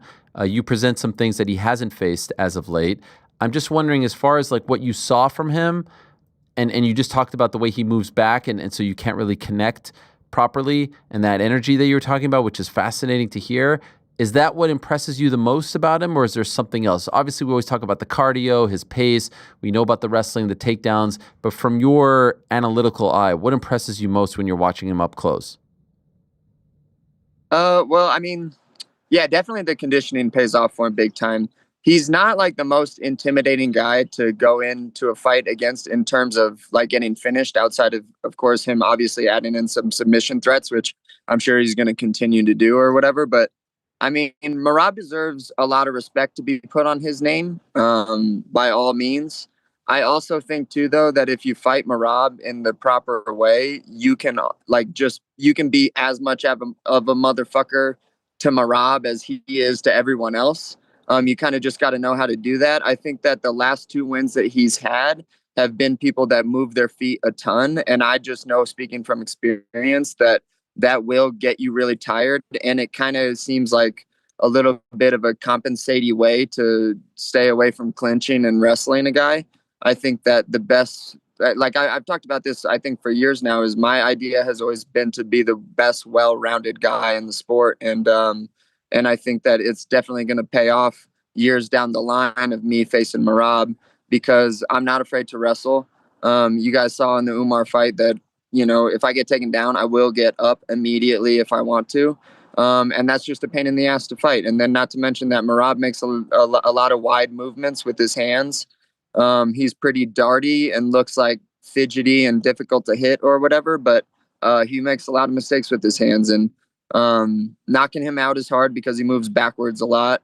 Obviously wrestling him is going to be difficult. So I kind of plan on just out, like masterclass in Merab. I just have to out MMA him everywhere and not be scared to wrestle with him or scared to get tired. Like that's like 101 in learning how to fight a wrestler is, if you're scared to get tired, you're going to lose. And Umar did not do that, but Sean, I think was a little bit afraid to get tired in that one. And I think that kind of works in the inverse a lot of the times, because then you just start moving your feet a lot more, and that actually makes you more tired in the long run anyway. So so there's a lot there, man. But yeah, I'm excited to face the challenge.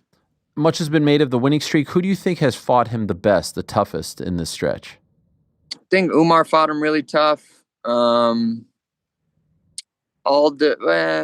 don't know, man. It's really hard because Merab's definitely, he's got some good coaches, you could tell too. Like every single time, like the way some area that he could have done better, he comes back and does better in.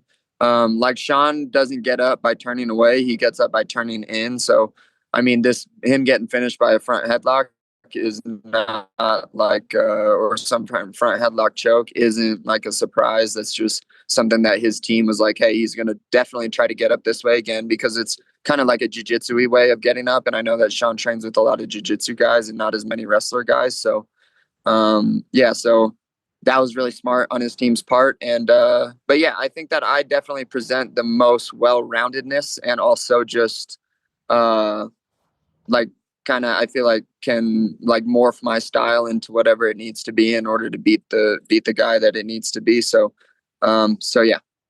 I saw you in the back talking to him when he was doing some of the media. What did you say to him? I just said congrats and that I'm happy for him. I honestly do get really happy for a lot of these guys when they win. I mean, it just kind of makes me imagine how much fun it looks like, and it's really inspiring, when you see someone just do so well, because I just want to be that guy, I was in Maui all week last week on my honeymoon, and I just ran a lot because I was like, oh, if Merab runs, then I better run. And I kind of learned from all of these guys too. And yeah, I just wanted to just show them love, man. I don't really care to be like an asshole and a douche and stuff like that. That's not really my way of doing stuff. So I was just showing him love. Do you have any kind of like previous history with him? Trained together, hang out, like any type of relationship with him? I seen him at some stuff before, but no, we've not had like a extensive conversation. But we have like good rapport. We're always really nice to each other. I called him out like a few years ago, I think. And Merab he's like a good competitor. You can kind of, he just gets it, he gets what we're doing. And as long as we don't cross any lines with anything, I think that we're all good. But yeah, Merab's a cool ass dude. Like I always get along with Merab. Who's got better social media, you or him? I'm running out of ideas, but no way! I don't believe that for a second. You had that great one with this one. I love this one. This was great. How long does this take to put together?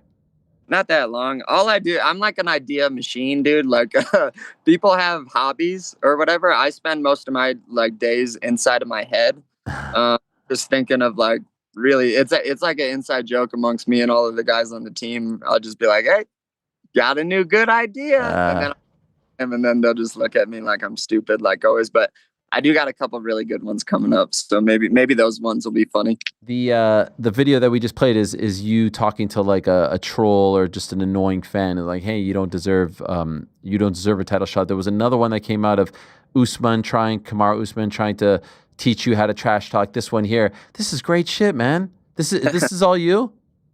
Yeah, that's all me. Yeah, I like writing, so I kind of put like my writing stuff to the I guess in a way that is actually helpful instead of me just writing stories for myself. But yeah, this was a good one. This one I really liked it, and me and my camera guy are getting better at understanding what looks good and what doesn't, and like how do I look like not an idiot while trying to act. So yeah, a lot of it is trying to get me to not look super stupid. Do you want to try and act? Like do you actually want? I've seen you do some stuff with Oscar Willis of the Mac Life. You've got chops. You've got chops. Would you like to try to do this outside of the YouTube skits? No. I can be like really dry. Yeah. But I can't play like I can't play a character. Like I have no, like, me trying to be excited about anything is really hard to watch. But I can be like a dry, sarcastic person. What about like improv stuff, classes like that?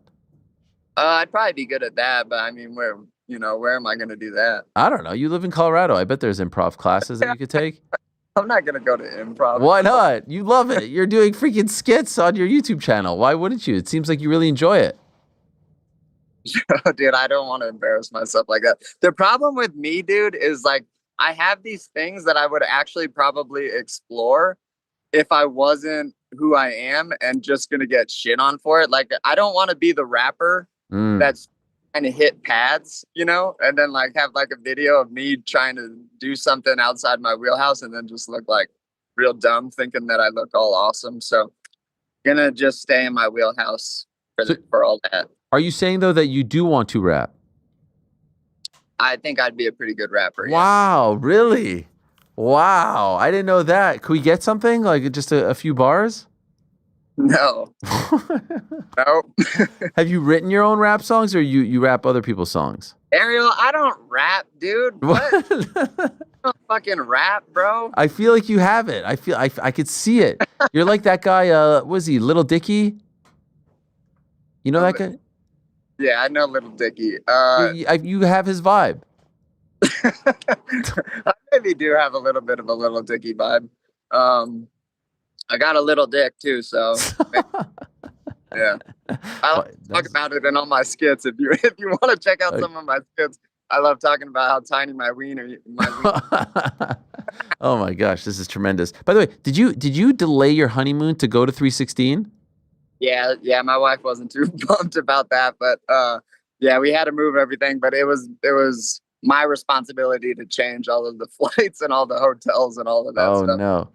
Yeah, I mean, I told her I had to be there. That was it. We literally booked everything probably a week before everything got announced, and then I was like, "Hey, we got to change this." So yeah. By the way, here I am asking you about the guy and his girlfriend's birthday. You literally changed your honeymoon to be in attendance. So, I mean, that should say enough about your wife. But great call, by the way, because I always feel like if you just sort of sit there they're gonna address you. There's gonna be a moment like you kind of have to be there. So I would imagine she kind of understood after getting over the annoyance of it all.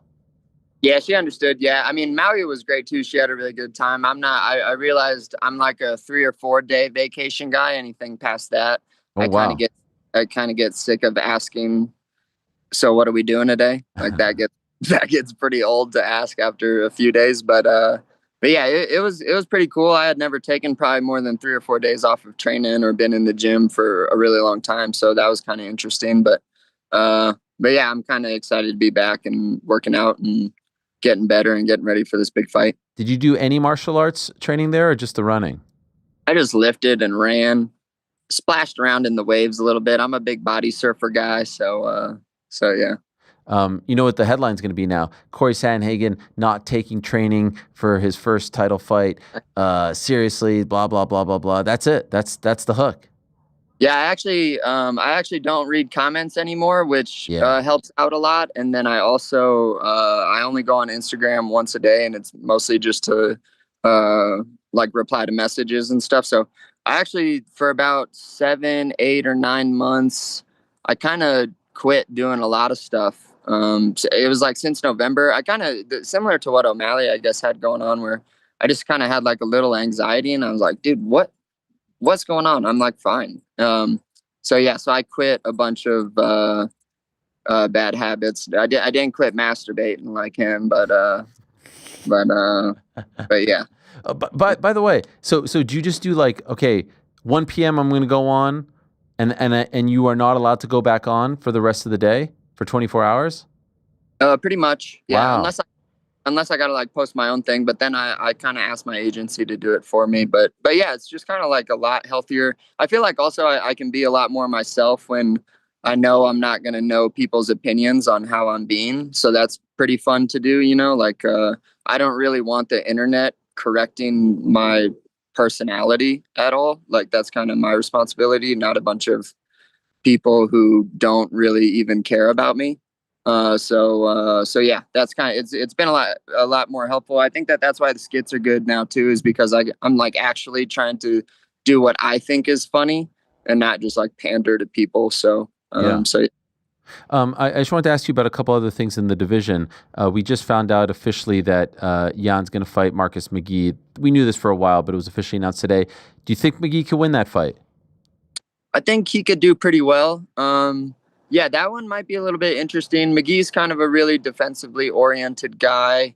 He kind of has that MMA lab style, you know, the kind of Batista, O'Malley type of style, a lot of switching stances, feints, straight punches, a lot of movement. So, I mean, he's definitely going to do that against Jan, who's kind of like sits into the floor and marches people down a lot. So, I mean, I think that he's going to be on his bike a lot. Jan will do a good job chasing him. I don't really foresee a ton of wrestling, but I think more than anything, McGee might be a little bit too green to fight a guy like Jan, just being that Jan like builds as the round goes. And if you're not used to that can be kind of a difficult thing to deal with. So, I mean, he has everyone always has a chance, but I think it's pretty early to fight a guy as good as Jan.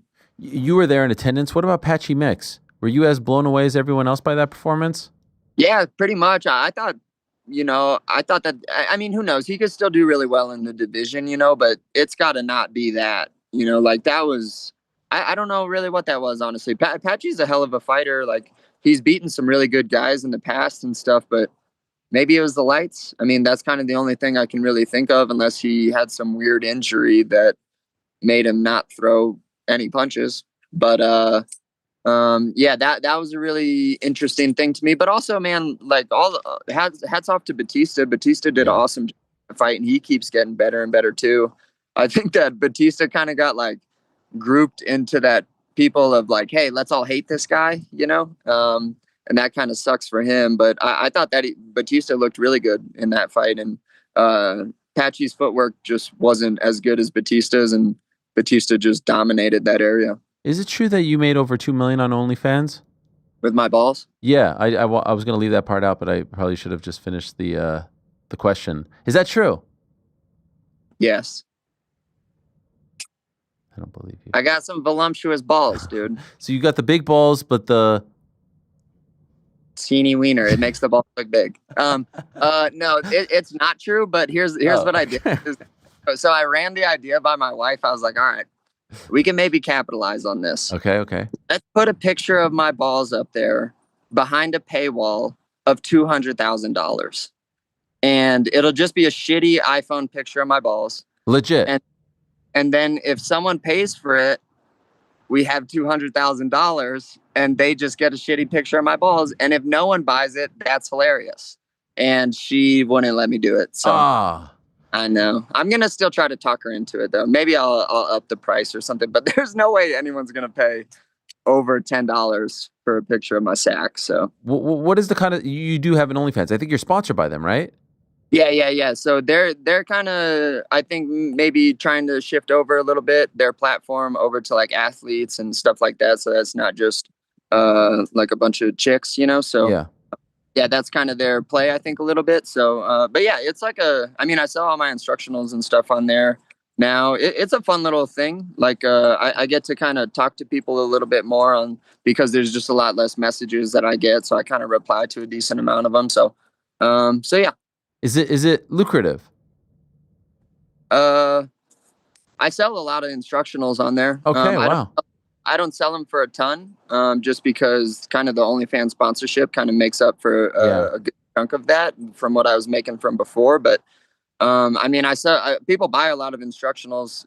If you're a fighter out there and you kind of want to just set up like a way to make some extra cash every month. I mean, OnlyFans or not OnlyFans, setting up like instructionals is a really good idea if you're comfortable with putting like your information out there. And I do have to give a shout out to the website, CorySandhagen.com. Our own GC purchased a hoodie and said he got it within days. I mean, my mom. Your mom is killing it. Yeah, she's on top of it. The stuff is beautiful. Do you design all that? No, I come up with some of the ideas, but pretty much I just rip off an idea and then just say, hey, can you just have this say Sandman? I just do that. So, yeah. It's brilliant. So and she's personally packing it all up and shipping it off. Yep. She does all of that and she's on top of it. My mom's retired now and she loves MMA and I think she just likes really being involved. My mom like knows more stuff about what's going on in the sport than I do. That's amazing. Yeah, she knows who's talking shit about me. She knows who's good. Like every time she'll always be like, hey, don't fight this person because this person they're saying that this person's really good. Like, mom, that's not really encouraging, but okay. If it was up to you, where does this fight happen and when? Oh, did his phone overheat? It might have. We'll get him back. Hey, it's looking nice out there today. You know, it's been like... You can see the ESP. It's been like 7 days of just gloominess. I see the sun in his shot. I'm like, is it ever going to be sunny in New York? Will it ever be sunny in Philadelphia? Get that? Get that? Paul Walter Hauser was on that show one time. This is a really nice website right here. Always Sunny? Always Sunny, yeah. Shout out. What'd you get? You got a hoodie, right? Yeah, came in like 2 days. Was like $45. Good quality. One of the few times great, that you man. haven't worn the merch when a guest has been on the program. All right, so I actually remembered like on the train on the way there, but like you mentioned with the weather, I know it's been gloomy, but it hasn't been cold. Yeah, it's like humid and kind of gross. And the hoodie's thick, man. It's gonna keep me warm in the winter. Okay. But yeah, if we pull up the merch right here, yeah, the bottom right one is the one that That's I got. the one. Yeah, the tan one, and then on the front is like the face logo. I like those ones at the top there, like number 2 and 3. Oh, like the national park one. Yeah. Yeah, shout out, man. He's creative with it, and I love that he does his own thing. The hat is nice. That's nice, man. Shout out to the Sandman. Good merch. It's good merch. No, I mean it's great. I love that fighters do this now. And he's doing the YouTube channel, obviously the Instagram skits, very much like Phil Rowe in that regard. He's got the merch, he's got the OnlyFans. The guy's everywhere. He's really come into his own. Skits are killing it. I watched the entire Usman one. It was great. Who's the best skit maker in the UFC right now? I don't know. Him versus Merab might be pound for pound. Phil one Rowe's and pretty two. damn entertaining. Phil Rowe is also good. Yeah. Yes. He also makes his own music. Music videos. as ridiculous as it is. One man. Yeah, that was like straight. You know what that reminded me of? What's that movie? There was a Pixar movie that came out during the pandemic. The animation reminded me of it. The jazz player. Soul. Soul. Great one. Just the way he was moving. Amazing soundtrack. Great soundtrack. One of the all-time greats. Nothing like a movie and a soundtrack. Yeah. I see you, Trent Reznor. Who's that? Trent Reznor. No. Music for Soul. Oh, okay. Sure. You thought Ariel was gonna know that? No, that is a deep. Ariel's just like, oh yeah, Trent did the music for Soul. Yes, Trent Alexander Arnold. Couldn't even remember the name of the movie. Soul, no, but it is a good movie, and there's a joke about the Knicks in there, and the Knicks lose again. You know what? Yeah. No longer relevant, that joke. No longer relevant. Well, maybe. Well. Again. Yeah. We got Cory back. Oh, we do? Okay. I just wanted, I hate like not being able to say goodbye. Oh, you're back. Did your phone overheat? Yeah, sorry, dude. I didn't even know that was a thing. Yeah. It's happened a few times. I was worried about that. I'll ask you one more question, then we'll let you go. If it was up to you, where and when does this fight happen? December in Vegas, or sooner, really whenever, I guess. But the New York state tax is paying. I would rather fight in Vegas big time. Okay, so that's the early December card, the last pay-per-view of the year. That's still 6 months away, but considering he just fought, probably the most likely, right? If it's going to happen this year. Yeah, I mean, I'm definitely open to sooner too. But yeah, MSG in New York is kind of like I fought there before and was like, hey, where's the rest of my check? And no. They were like, no, we take taxes out. I was like, jeez. So Vegas would be nice. And of course, you haven't forgotten, I would imagine, way back when there was a young whippersnapper journalist who predicted that Cory Sandhagen would be a UFC champion. This is it, Cory. This is your chance to prove me right. I'm going to pull that up from 2020, all right? So please, as you're thinking about all the people who got you to the spot, don't forget about my prediction from back in 2020. No, I know. You've been one of my biggest supporters, so I appreciate you big time. Thank you, Cory. All the best. Thank you very much. Congrats on the honeymoon and for hopefully getting this fight. Thanks for coming on. We appreciate it as always. Cool. Right on. Thanks a lot, Ariel. I'll see you guys. Yes, sir. There he is, the great Cory Sandhagen. Yes, back in 2020, I did say this guy's going to be a UFC champion at some point. Does it come to fruition? Does it actually happen? Is he the favorite going into this fight? Probably not.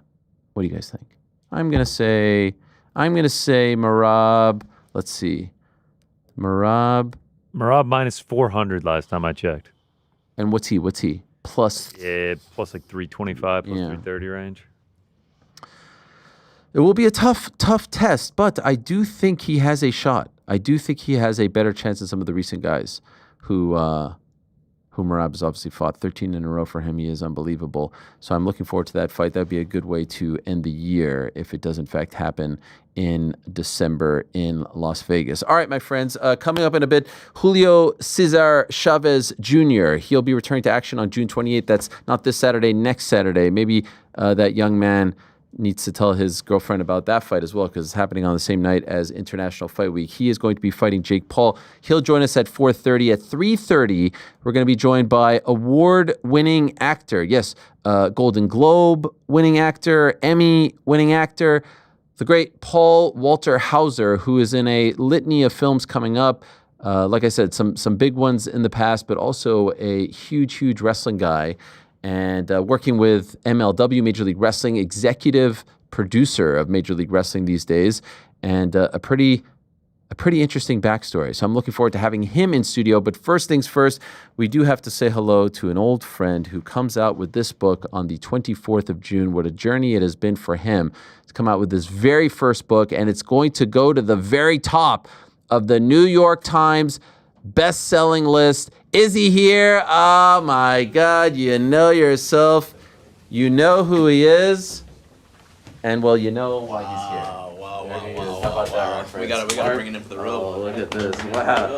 Look at you. You've come all this way to be a guest on the program. Hello, how are you? It's true. You brought the wife here as well? I have. No wonder your social media is so good. I mean, you have nothing to do with it.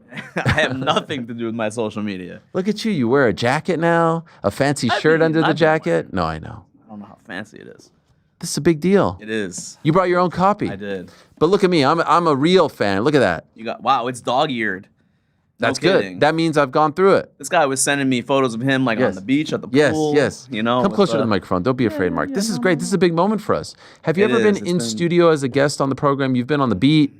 You've been a guest The Beat. remotely. The MMA Beat. What a legendary show that was. That was a legendary Yeah, show. Are you bringing that back or what?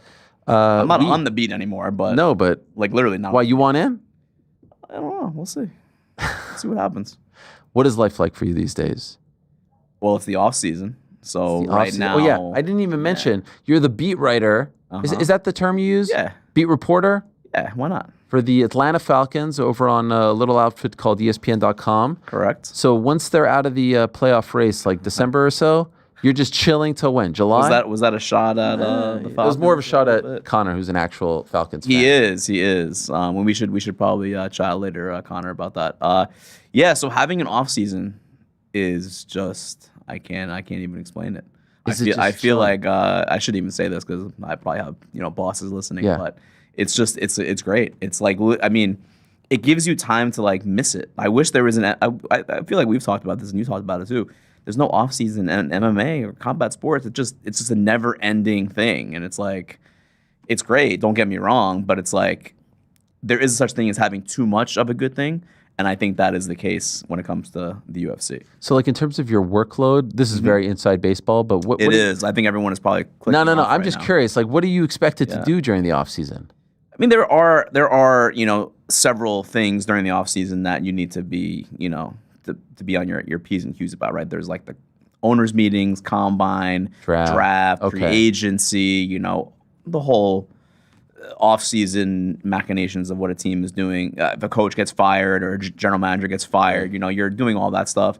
I was kind of lucky, I guess you could say, because the Falcons did not make the playoffs, but they also didn't fire their head coach or their GM. So I was pretty much off beginning in January. And I'm realizing that now someone's going to be listening and they're going to be giving me much more work. Next No. offseason. You've done enough for a very long time. When did you finish this book? The reason I asked that is, were you still a combat sports guy while writing this? Oh yeah, Okay. yeah. So I finished the first manuscript of it in late 2023. So I wow. was So what I was doing basically was I was wearing both hats for a long time. How'd you pull that I was off? doing the book. Well, I mean, a lot of good time management, I guess, because I would so for fight weeks, right? If I was in town for a fight week, the UFC's fight week is pretty structured, right? So you kind of know where you have an open window. So, Thursday before the press conference, I would spend several hours writing the book. Friday was difficult because it's the early weigh-ins and then the ceremony weigh-ins. Sometimes Friday night after ceremony weigh-ins, I would write. And then Saturday, I would get up and, write, starting at 10 or 11 a.m., I would write until whenever I had to be at the fights. So I did that every fight week. Jeez. So from July 2023 to December 2023, I wrote at least 4,000 words a week for the book. Wow. Yeah. Oh, yeah. Yeah. Did you always want to write a book? 'Cause you're coming up in the business. I always wanted to write a book, and I always thought that it was something that would happen after, my reporting career was already maybe done, or maybe that was kind of another chapter, in my career.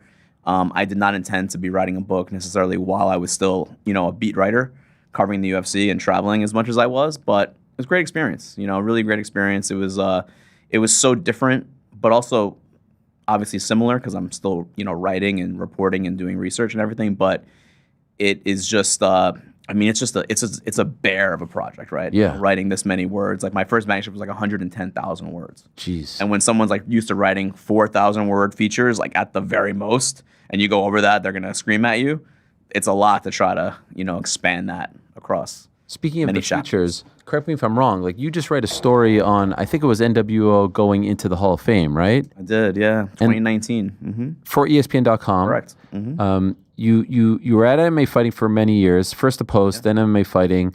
Then you actually You forgot Fox Sports. That's where Fox we first Sports, worked together, sort of. Of course. Yeah.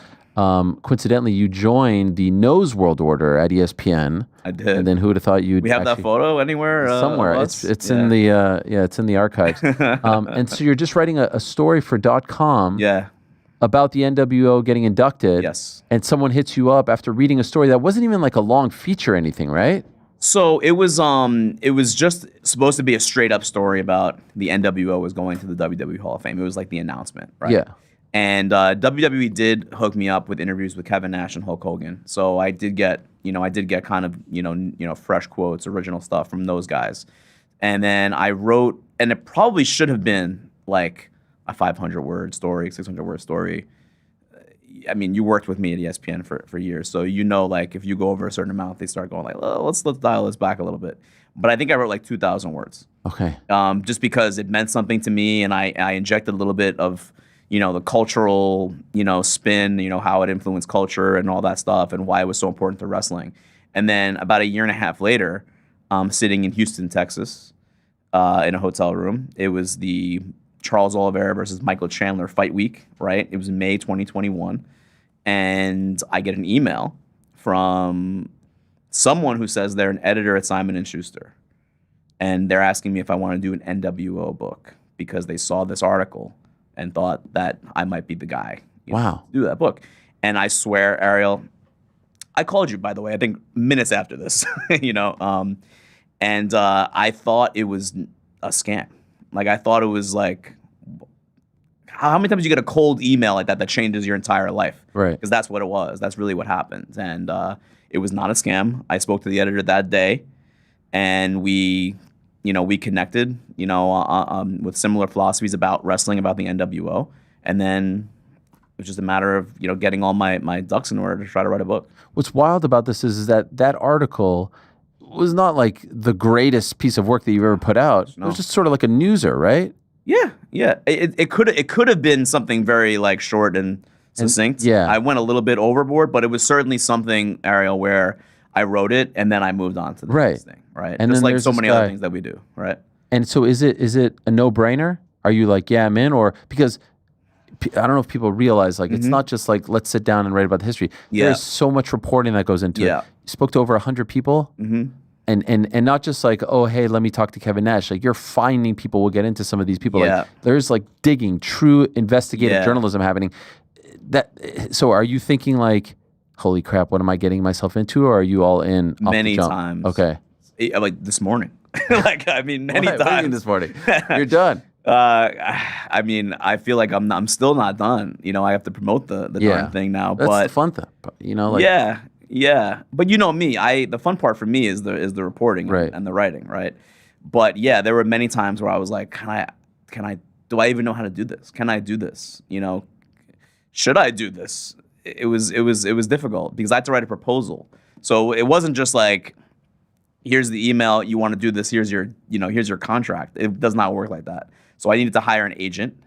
Wow. And I needed to then, with her help, write a proposal, which I had never done before. And that was like a 10,000 word, plus deal, which is basically like your pitch. Like, here's what the book could look like, sample chapter, examples of what the chapters would be, just a bunch of different stuff. And you submit that, to the publisher, the agent does. And then if the publisher wants it, then they negotiate, a deal. And that's what happened. But that just doing the proposal alone took me almost a year. Almost a year. So even though he reached out to you to see if you're interested, you still had to... I had to show that I could at least write a book. Right. Because the proposal was kind of like it's not the book, but it is like, here's how I'm going to write this book. When you're in the proposal sort of period, are you reaching out to... Because if you can't speak to people, if you can't get the Nashes or the Hogans...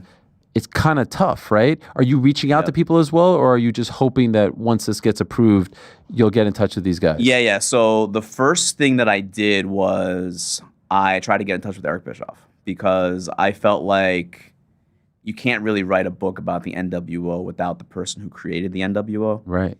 And there are so many things that I needed to ask him to verify, but also new information, what have you. So I reached out to his team and I set up a meeting with him. It was the weekend of AW Double or Nothing. It was in Jacksonville, Florida. It was just a few weeks after the email came. It was May 2021. Okay. I think it was actually their first show back in front of a full crowd after the pandemic. And I sat down with Eric Bischoff at a Dave & Buster's in Jacksonville. Wow. It was a very brief meeting. I think I had interviewed him for stuff before, like for ESPN and or whatever. So I was not like, a stranger completely to him. He knew who I was.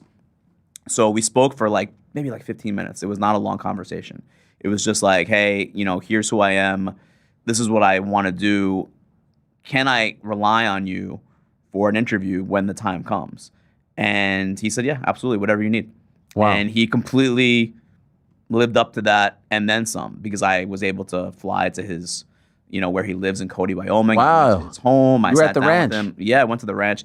Absolutely incredible, by the way. Just like God's country. Just really an incredible place. And I sat down with him for hours and hours. Met his wife, Lori, and very gracious, really incredibly gracious. He got nothing from this. I did not pay him. You can't pay for books. So he really, just out of wanting to help spread the message of the NWO and that time period in wrestling, that was really all he gained from that. So I have tremendous amount of respect and gratitude for that. It's such a great subject. And it's one where there's been like WWE documentaries made about it, but sometimes with these, and especially these particular characters, you don't know what's a work or what's a shoot. Mm-hmm. And so to me, like when you get into the stuff about, and I'm not giving away too much here because I want people to read it, but the stuff about like the 11th hour decision of putting Hogan in and not like, that's the type of thing where you watch it and you're like, nah, this is not true. Yeah, but it is true. That was true. It was true. It was true to an extent, certainly. Like they had, it could have been Sting. It absolutely could have been Sting. That's crazy. Bischoff told me that he did not know that Hogan was absolutely in until he arrived at the arena that day at Ocean Center. And by the way, you never felt like these guys were working you? Well, because that's everyone a crazy thought. Always, right. This is the wrestling business, right? So Yeah. everyone is trying to work each other, but the goal is to try to talk to as many people that you possibly can and verify everything and corroborate everything, and that's what I tried to do. So I talked to Kevin Sullivan and Eric Bischoff. It's different than writing like a book about basketball where it's like someone tells you a story, you maybe verify it with one person, you're good. Here, guys are like, the revisionist history is insane, 100%. right? I interviewed Hogan's lawyer, Henry Holmes. I interviewed his agent, Peter Young. So these are all people that I at least have, in the book, either denying or whatever. And you know how it works. You have to either corroborate what the person's telling you or say, hey, this person actually said it happened this way. So yeah, as far as I believe from what I was told by several people, he really did not know that he would turn until he got to the building. And that's when Bischoff knew. And Hall and Nash say that they didn't know until he came out of the curtain. I'm not sure if that's 100% true. It's possible because everyone was kept in the dark about this, because one of Eric Bischoff's greatest fears during that time period was telling the wrong person and having it get back to the media and having it end up in the Wrestling Observer or the Torch. Meltzer gets his hands on it. And then his whole idea, right? The whole thing about the NWO is that it's supposed to be breaking the fourth wall. And if it's already in the dirt sheets, as that's not really a great term, but then you lose that effect. And he was very protective of that.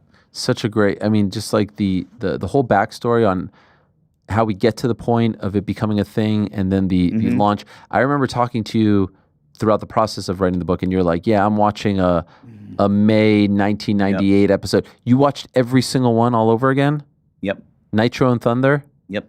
What about Worldwide? Did you watch that? No. Saturday Night? Some of them. Yeah. Some of the NWO ones, yeah. Right. It was over 500 hours. 500 of hours. WCW. So where'd you get all the footage? Peacock.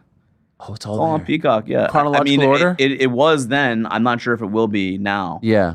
It is in chronological order, yeah. Wow. I do miss the old WWE Network, if I'm being honest, because so much better. The way that it was curated was a lot more user-friendly. Yeah. But Peacock did the job, and So you sat there beginning to end?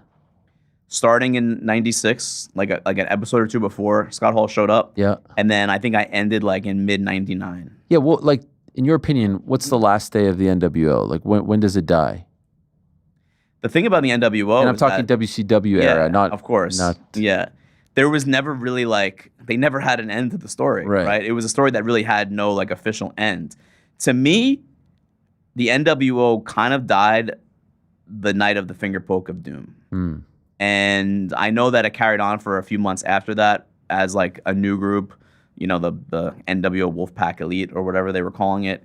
But I think that the essence of the NWO storyline ended on that night because it just kind of became another wrestling storyline, in my opinion. If you're watching for so long, and I enjoyed 1997 WCW immensely. Creative in '98 kind of like ebbed and flowed. Some of it was good, some of it was not. They were saved a little bit by the rise of Goldberg and the Rodman Malone stuff. That was really big. And then Jay Leno, all those did really big numbers, but the actual creative product was not really that great, by mid-98. So then the end of that year was Starrcade and Goldberg losing the streak because of the cattle prod, right, the taser, Scott Hall. And then a few weeks later, actually not even a few weeks later, very shortly after, the first Nitro of '99 was the Finger Poke of Doom. And that rejoined the NWO Hollywood, the Black and White, and the Black and Red, the Wolfpack. And after that, I was just kind of like, this is not really like cool anymore. This is just like another kind of phony wrestling storyline. We spoke in April after Cena turned. Yes. And we were comparing Cena's turn to Hogan's turn. My take did not age well at all. Yo, I said terrible. It aged terribly. I said at the time, this is nowhere near. Yeah. But we have to wait, Yesh. I mean, now, anyone who said this was as big or bigger, has it been a disaster? It hasn't been a disaster, but it was obvious that they had no follow through, or maybe they thought they did, but they did not end up following through because The Rock has not appeared since then. Travis Scott had the one appearance at WrestleMania, but there's never been any kind of like explanation. Like we thought we had like the next NWO. Yeah. Right? Like the next big thing that's going to cross over into pop culture. And they never followed up with The Rock and Travis Scott. It just became Cena like turning on the fans, and the other stuff was forgotten. So it felt very empty. Incredible angle in the moment, in a vacuum. But since then, it has definitely left a lot to be desired. Okay, so let me ask you about a couple of like highlights if I can. Yeah. When Bobby Heenan says, whose side is he on, right? Was that a mistake? Was that like a slip of the tongue? He didn't know. He didn't know? He didn't know. They didn't tell him? No. Really? Because had he known, he would not have said that. What he was doing was he was playing the character Bobby the Brain Heenan that had loathed Hulk Hogan since the 80s. So Hulk Hogan comes out, of course, he's going to crap on Hulk Hogan because that's just what Bobby the Brain Heenan did for like a decade at that point, right? I love it. So he was not aware, and he did get in trouble for that. He did? He did. What does in trouble mean? He got yelled at the very least. I'm not sure if I don't think he got like fined or suspended or anything like that, but he did get yelled at because... How's that fair? He didn't know. He didn't know, but... No one told him. So they wanted him to react organically. Again, a lot of things were kept from even key people that you would think would have to be in the loop because of that fear that it was going to end up in the dirt sheets. And that was a real fear. One thing that always annoyed me, the promo was so great in the ring with Mean Gene, and I love the fact that they did it right then and there, the garbage and all that. But Hogan at one point calls it the New World Organization. Annoys me. And it would always annoy me also. I don't know why it always annoys me. It's a type A personality that you have. Like you can't take. He would always go capital N, lowercase w, capital O. So that's real. Like that people like hated that. Why do you do it? I don't Constantly. know. I don't know. He just the logo is lowercase n, big W, there lowercase were people. O. I remember I interviewed Neil Pruitt, who was one of the WCW producers at the time, and a guy that was very responsible for like the look and feel of the NWO. Like he shot like the black and white promos, and he was like the voice of like this announcement is paid for by the Oh, brilliant. That's him. Yeah. So he told me that every time he saw Hogan spray paint it with the capital N, he was like cringing, like that's not what we. That's not what we did. We made this, intentionally, and Hogan he just forgot. Can I ask about the logo? You can ask me about the logo, yeah. It's a great story. It is a great story. It really encompasses just like all the work that went into it. Why it's not just, hey, I sat down and watched 500 hours. Yeah. You actually try to unearth things about this faction, about this story that no one has known before. And so who is responsible for maybe one of the most iconic logos in the history of the business? So in that same conversation that I just mentioned with Neil Pruitt, and this was sitting down in a Greek diner in Atlanta, Georgia, or at least on the outskirts of Atlanta, Georgia, back in 2023, I guess. And he told me, you should really track down the person who did the logo. And I was like, what do you mean? And he's like, and I was like, I heard, I always heard the story that it was made by Disney or like Disney MGM, because that's where they were at the time, right?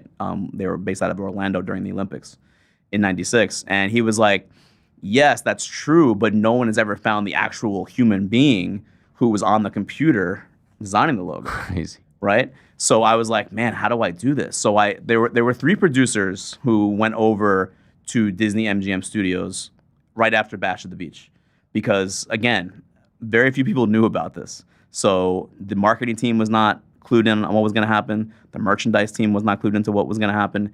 They didn't know. When Hogan said New World Order the first time correctly, that's when they first heard those words. Wow. And they had to then take action after that. So there was no, like, today's WWE is so polished and so, well produced that they have the merchandise ready to get, R-Truth comes back, sure. They have the Ron Killing shirts already ready. That was not what WCW was doing at that time. So after Bash at the Beach, there were 3 producers who went over to Disney MGM Studios. It was Rob Wright, Annette Yother, and Craig Leathers, who was like the main producer. And Craig Leathers had an idea of what he wanted the logo to look like generally. He was like going to like Walgreens and CVS, and he was like flipping through the magazine section and like looking at skater magazines, heavy metal magazines, gangster rap magazines, to try to get like that urban, like gritty feel. That's what he wanted. So he kind of brought those ideas with him into this post-production studio, which was called Disney Ideas, IDEAS, like acronymed out. And they went over there and they were like, hey, we need a logo to be made, which, by the way, it would have happened in Atlanta if they were able to be in their regular office, but they were not. They were in Orlando because of the Olympics. There was no production trucks for them. So they had to do all of their tapings in Orlando for like a month during the Olympics that year. So they go over and the person at the studio was like, all right, we have one person who can do a logo. That's not really what they did. They were like, they designed stuff like for the theme park, like things that were happening inside the Disney MGM theme park.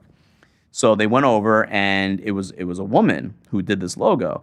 And I talked to Rob Wright and Craig Leathers, and I was like, can you give me like a description of this person? Like, what did she look like? Did she have blonde hair? Was she young? Was she old?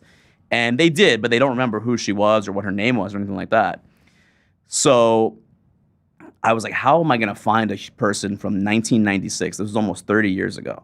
So I started trying to find everything I could about Disney Ideas, like that post-production studio that was a part of Disney MGM Studios. And I was like, doing research, like LexisNexis search, anything that I could find about Disney Ideas.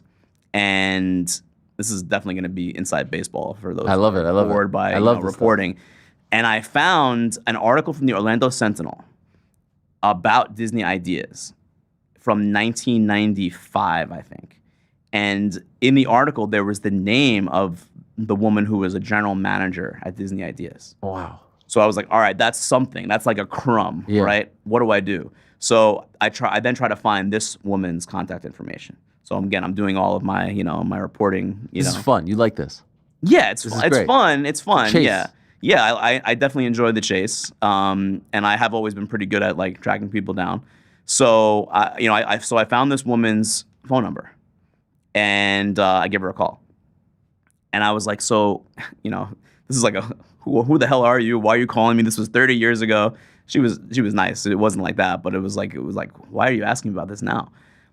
And I was like, who would have been doing logos for you guys at Disney Ideas like in 1996?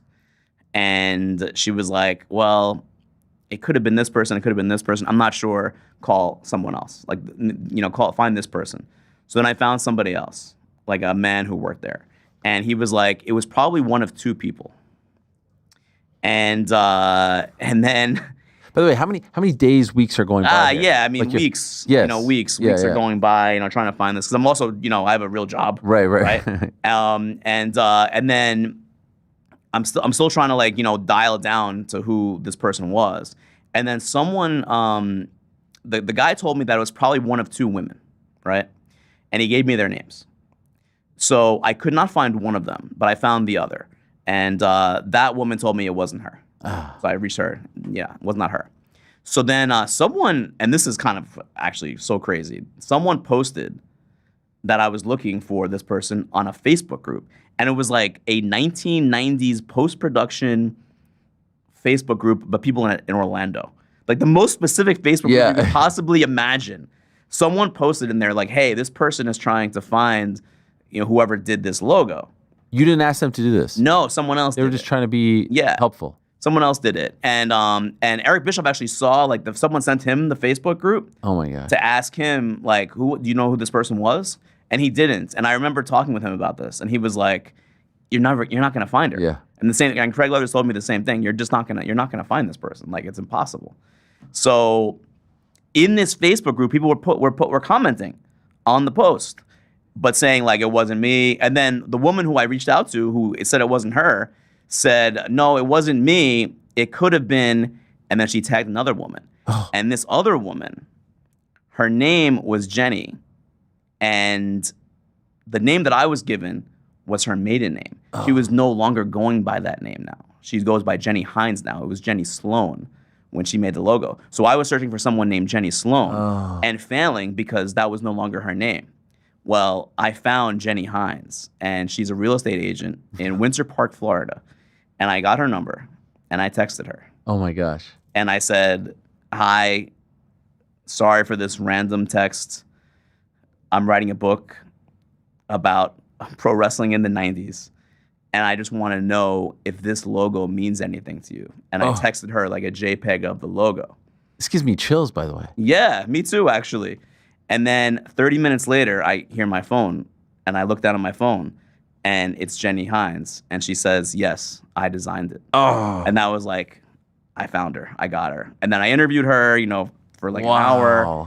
And that was, as far as like investigative journalism, I was pretty proud of that, right? Because what's that feeling like? It was great because honestly, it was a shot in the dark that I would find this person. Like I very likely could have failed, but somehow I did she got know lucky. what it had become?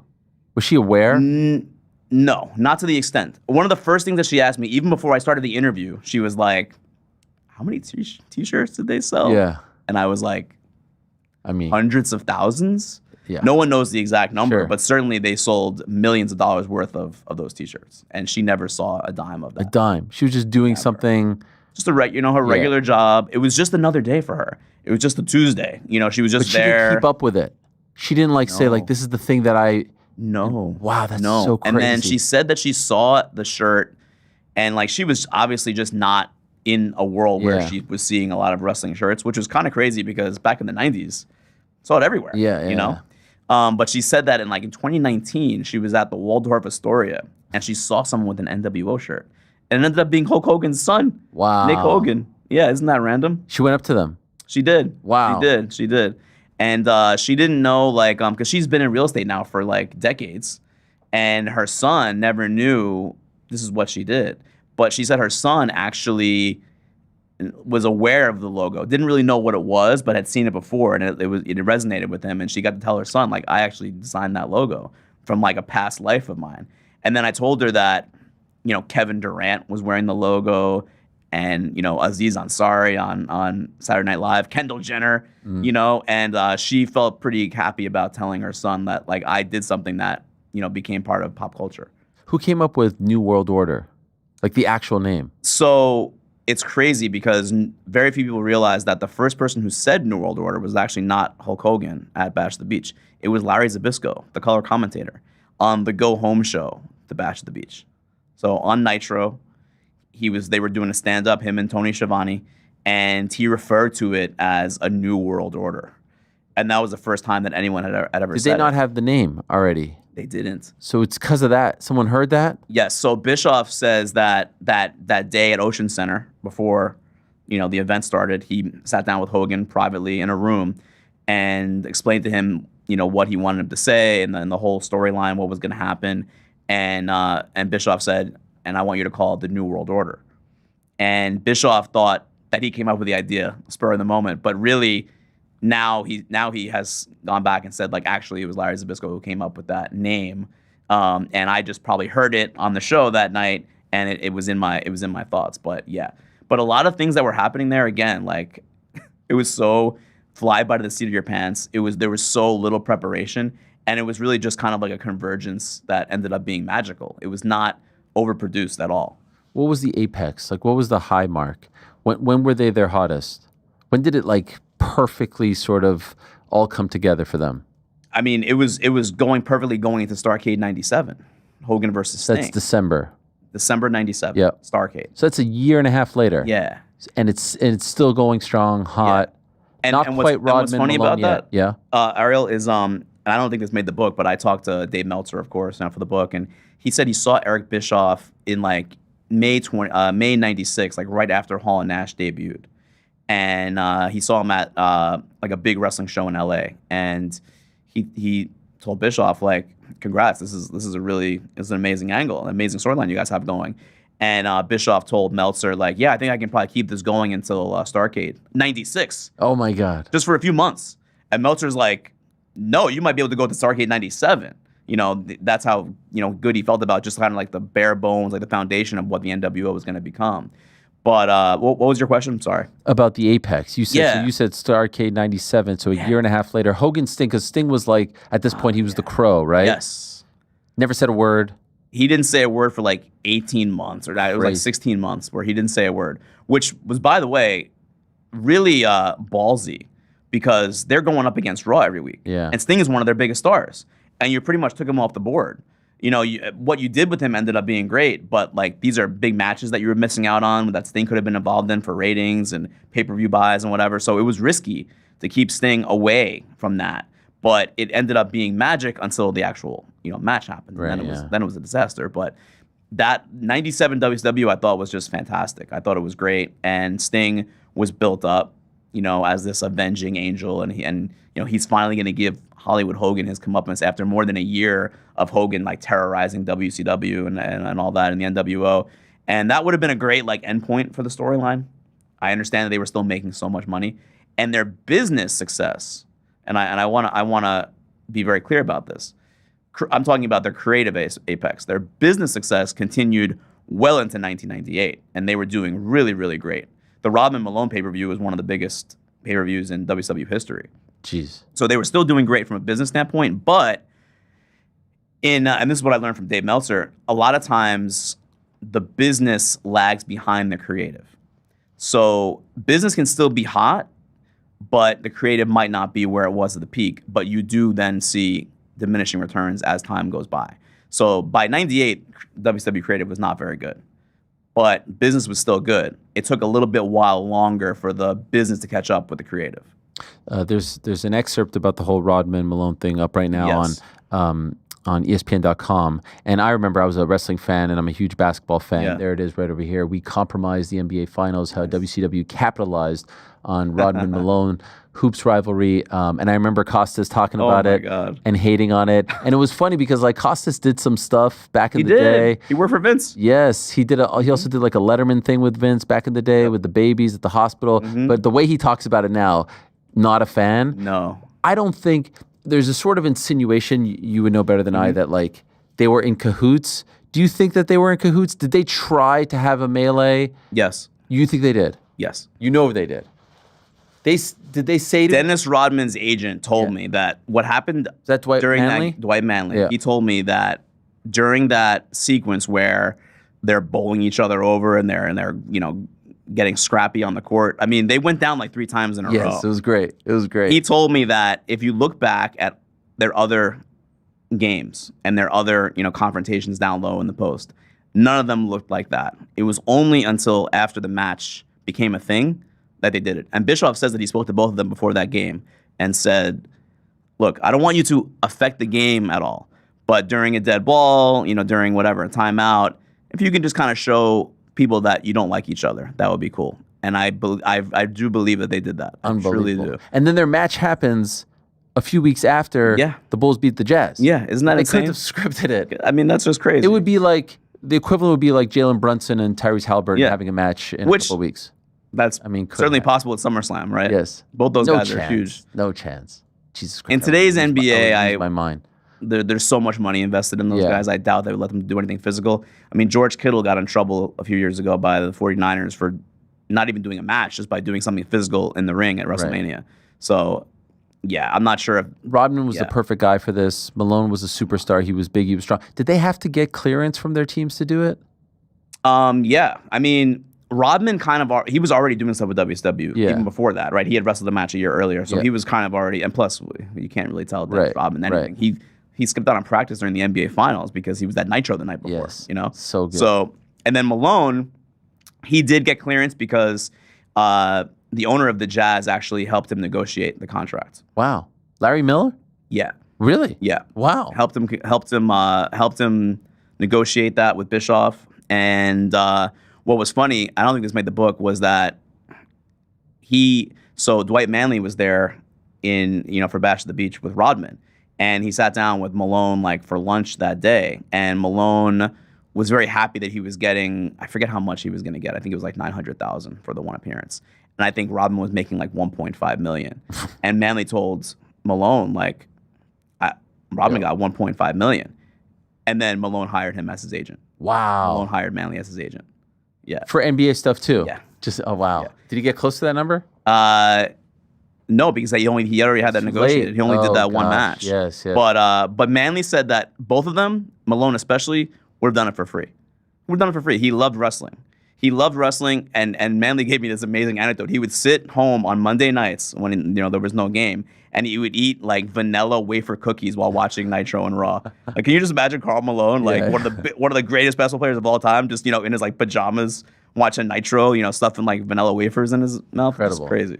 The problem as a fan, and I wonder if it got too convoluted, too many people. Even Bischoff turning, I didn't love. That was very early on. It was early, and I thought that was a mistake. They needed like an explanation as to how the NWO was just everywhere, right? And how they were getting away with certain things because they're having matches now.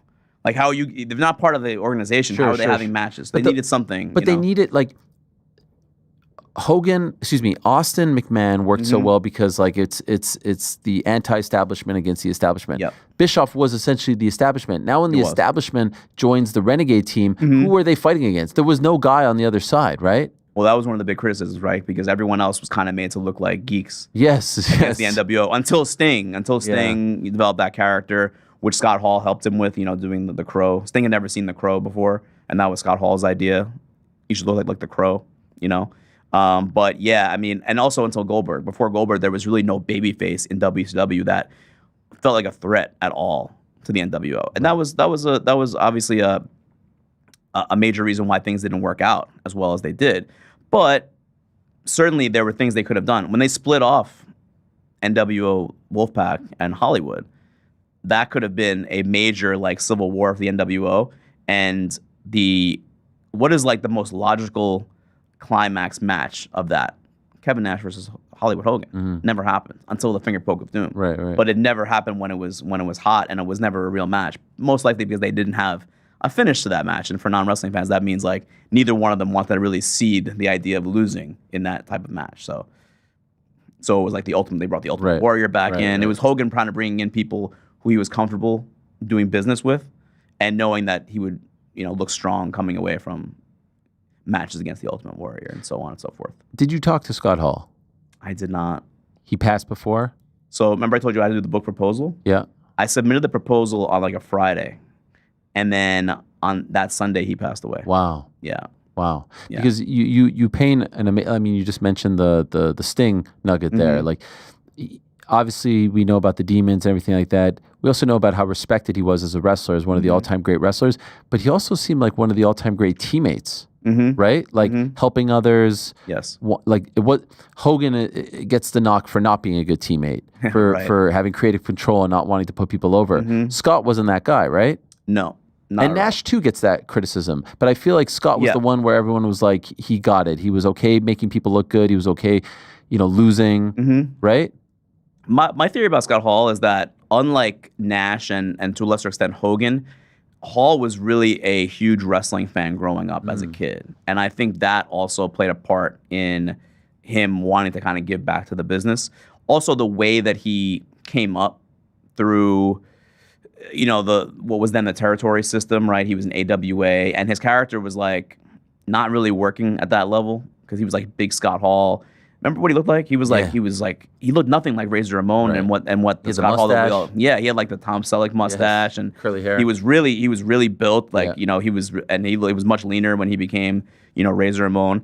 And I think that coming up and maybe struggling at first and not getting a big push right away contributed. And also Kurt Hennig was one of his main mentors in AWA, and that played a part also because Kurt Hennig had the idea of you give back. And the Click was really just like Kurt Hennig's proteges. People don't realize the effect that Kurt Hennig had, Mr. Perfect had on those guys, because Scott Hall and Shawn Michaels only started hanging out together because of that connection to Kurt Hennig. And then Sean Waltman was also a Kurt Hennig guy from Minnesota. And then Nash, when he came over, he joined those guys up, and started the Click, right? And the Click was kind of the NWO before the NWO. Like the real life NWO. They were kind of doing things that the NWO did, but behind the scenes. It's amazing to think back to that time where there was a moment where I think collectively 10 million people were watching Nitro and Raw on a Monday night. Cut into the Monday Night Football ratings. I mean, could you imagine that? Crazy. Now? I don't think we'll ever see anything like it again. I was listening to some people talking about the Bloodline, greatest story. It's not. It's not the NWO. I'm sorry. It's a good story. It's a great one. It was a great storyline. This is transformative. Yeah. It's the same reason why Hogan turning isn't the same as Cena. Right. There will never be anything like this and the Attitude Era, in my opinion. And those two happening at the exact same time. Do you agree? Do you think we can ever see anything quite like this again? No, not quite like it, because you have to kind of put it in the context of where wrestling was in the early 90s, and it was not in a good place. It was, arguably on the verge of not even being a thing anymore in the early 90s, because WCW was not anything, right? Their ratings were okay, for WCW Saturday Night and some of the syndicated shows, but they were not making any kind of impact. And then Vince McMahon was going through the steroid trial, and that hurt the WWF immensely. Hurt them financially, hurt them from an image and reputation standpoint, right? The idea that these guys are on steroids, well, we kind of know now that if you just look at them, it's pretty obvious they were. But in the early 90s, there was naivety, right? So you had both promotions really kind of in the crapper, so to speak. And it took the NWO to kind of lift things back up and make it. That's why it's you can never have that again, because the industry was at an all-time low almost.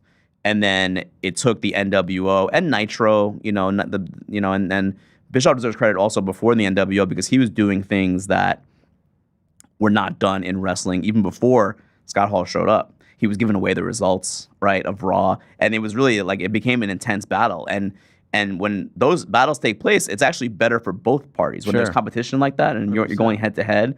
And could you imagine what Reddit or Twitter would be like if the Monday Night War was going on right now? All the tribalism that exists right now in WWE and AEW, and if it was back then, and Eric Bischoff was giving away the results of Raw, the taped results of Raw on a live Nitro, chaos. And then Medusa comes in and drops the title in the garbage, right? These were things that did not happen. So they were already kind of creating buzz. Then the Billionaire Ted skits. So you could see the whole the evolution of where the business was, and the NWO was the catalyst that took it to an even greater level. And the Attitude Era happened, right? Does that happen without the NWO? Right. I would argue probably not at that level. And if there's no Attitude Era, then what are we even talking about? How big did wrestling got so big? Is wrestling the same now as it is, if not for that time period? Do you watch wrestling? Follow wrestling? I do, yeah. You do? Sure. Yeah. Everything? You watch everything? I watch a lot. How many hours a week? Oh, God. My wife's here. How many hours a week? What does she say? Oh, she's rolling her eyes. Yeah. It's too much. She doesn't want to talk about it. It's 3 hours on Monday. Yeah. It's 2 to 3 hours on Friday. You can just watch. Sometimes I pop in the morning when I'm just working and I have it on in the background. I don't watch it live, but what's your favorite thing in wrestling right now? Oh, that's a really hard question. Wow. What's the best thing? The best thing in wrestling right now? That's a really hard question. I don't know the answer to that. What's your favorite story? Your favorite gimmick, your favorite guy, your favorite feud? I'm looking forward to seeing what happens with CM Punk and John Cena. Okay. I enjoy CM Punk. AEW is, I feel like they're on a little bit of an upswing. Are they? I thought last year was kind of a tough year for them, business wise and also just buzz wise. And I feel like they're making a little bit of a comeback this year, and I think that's good. And I just think wrestling as a whole. I go to indie shows in Atlanta. You ever see Paul Walter Hauser? I've seen him at an MLW show. He's coming on next, right? Yes. You've seen him wrestle? I have. How's he?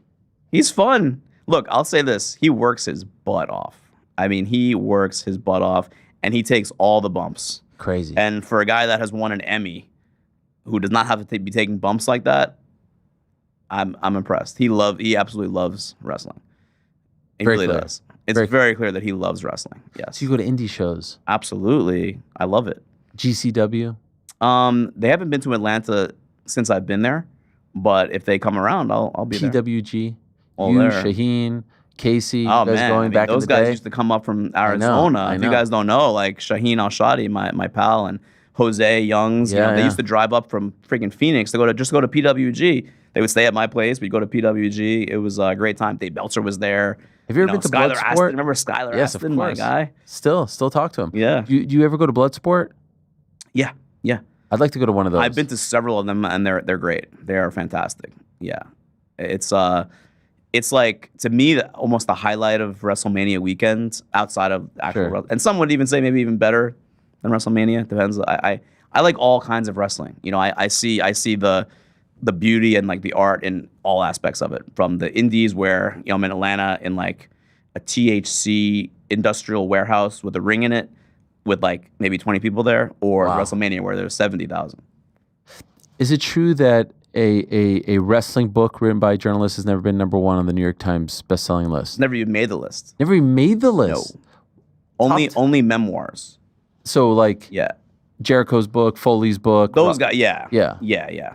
Love Foley's book, right? Have a Nice Day as a kid. Is the one that kicked it all off. Absolutely. There was a stretch there in the late 90s where it was just like banger after banger. Yeah. Loved it all. Bret Hart later on. I know. So a journalist, wow. And is this 10? It would be out of 10? 15. 15. The New York Times list? Yeah. Yeah, it's 15. Okay, it's like the UFC rankings.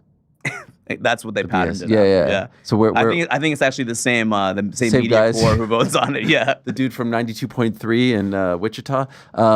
So what are our chances here? It's, I think, 50-50 right now. Okay. When do you find out? I'll find out like in probably 2 weeks. Gosh, is that nerve-wracking?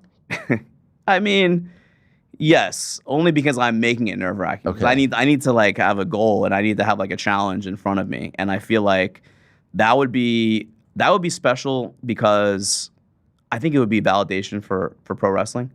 Because if you see like what's on the New York Times list every week, it is like super highbrow, stuff, it's a nonfiction list, right? It's not like I'm going up against novels. It's like nonfiction, like very important things, like politics and sociology and all that. And I think that it would be really cool if a wrestling book ended up in there, just so that people who like read the list every week, who these literary folks, who are really into books and everything, which I'm kind of like, exposing myself, because I have not been that into books over the years because I'm busy, but I think it would be very funny to like open up the New York Times one day and see like, say hello to the bad guys. What, there's a wrestling book in here, and I think it deserves to be. I think there should be a wrestling book there. I think it would be, to me, it would be kind of like validation, or even if not vindication, for wrestling fans, because it's still so stigmatized for whatever reason.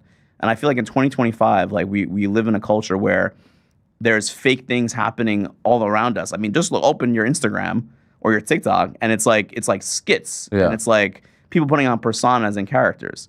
So we're around that constantly. So why is wrestling not given its just due as an art? During the days of Shakespeare, like the contemporary days of Shakespeare, his work was thought of as very lowbrow, as being like a soap opera. Wow. And I feel like there's comparisons where wrestling is kind of like that now, where it's not really given its just due as a form of art. And I'm hoping that this book helps that in a way. And getting on the New York Times list, I think, would be a big way to do that. Would you like to write another book? Or has this been such Absolutely. Okay, you're in. You want to do maybe more? like in 20 years. Okay.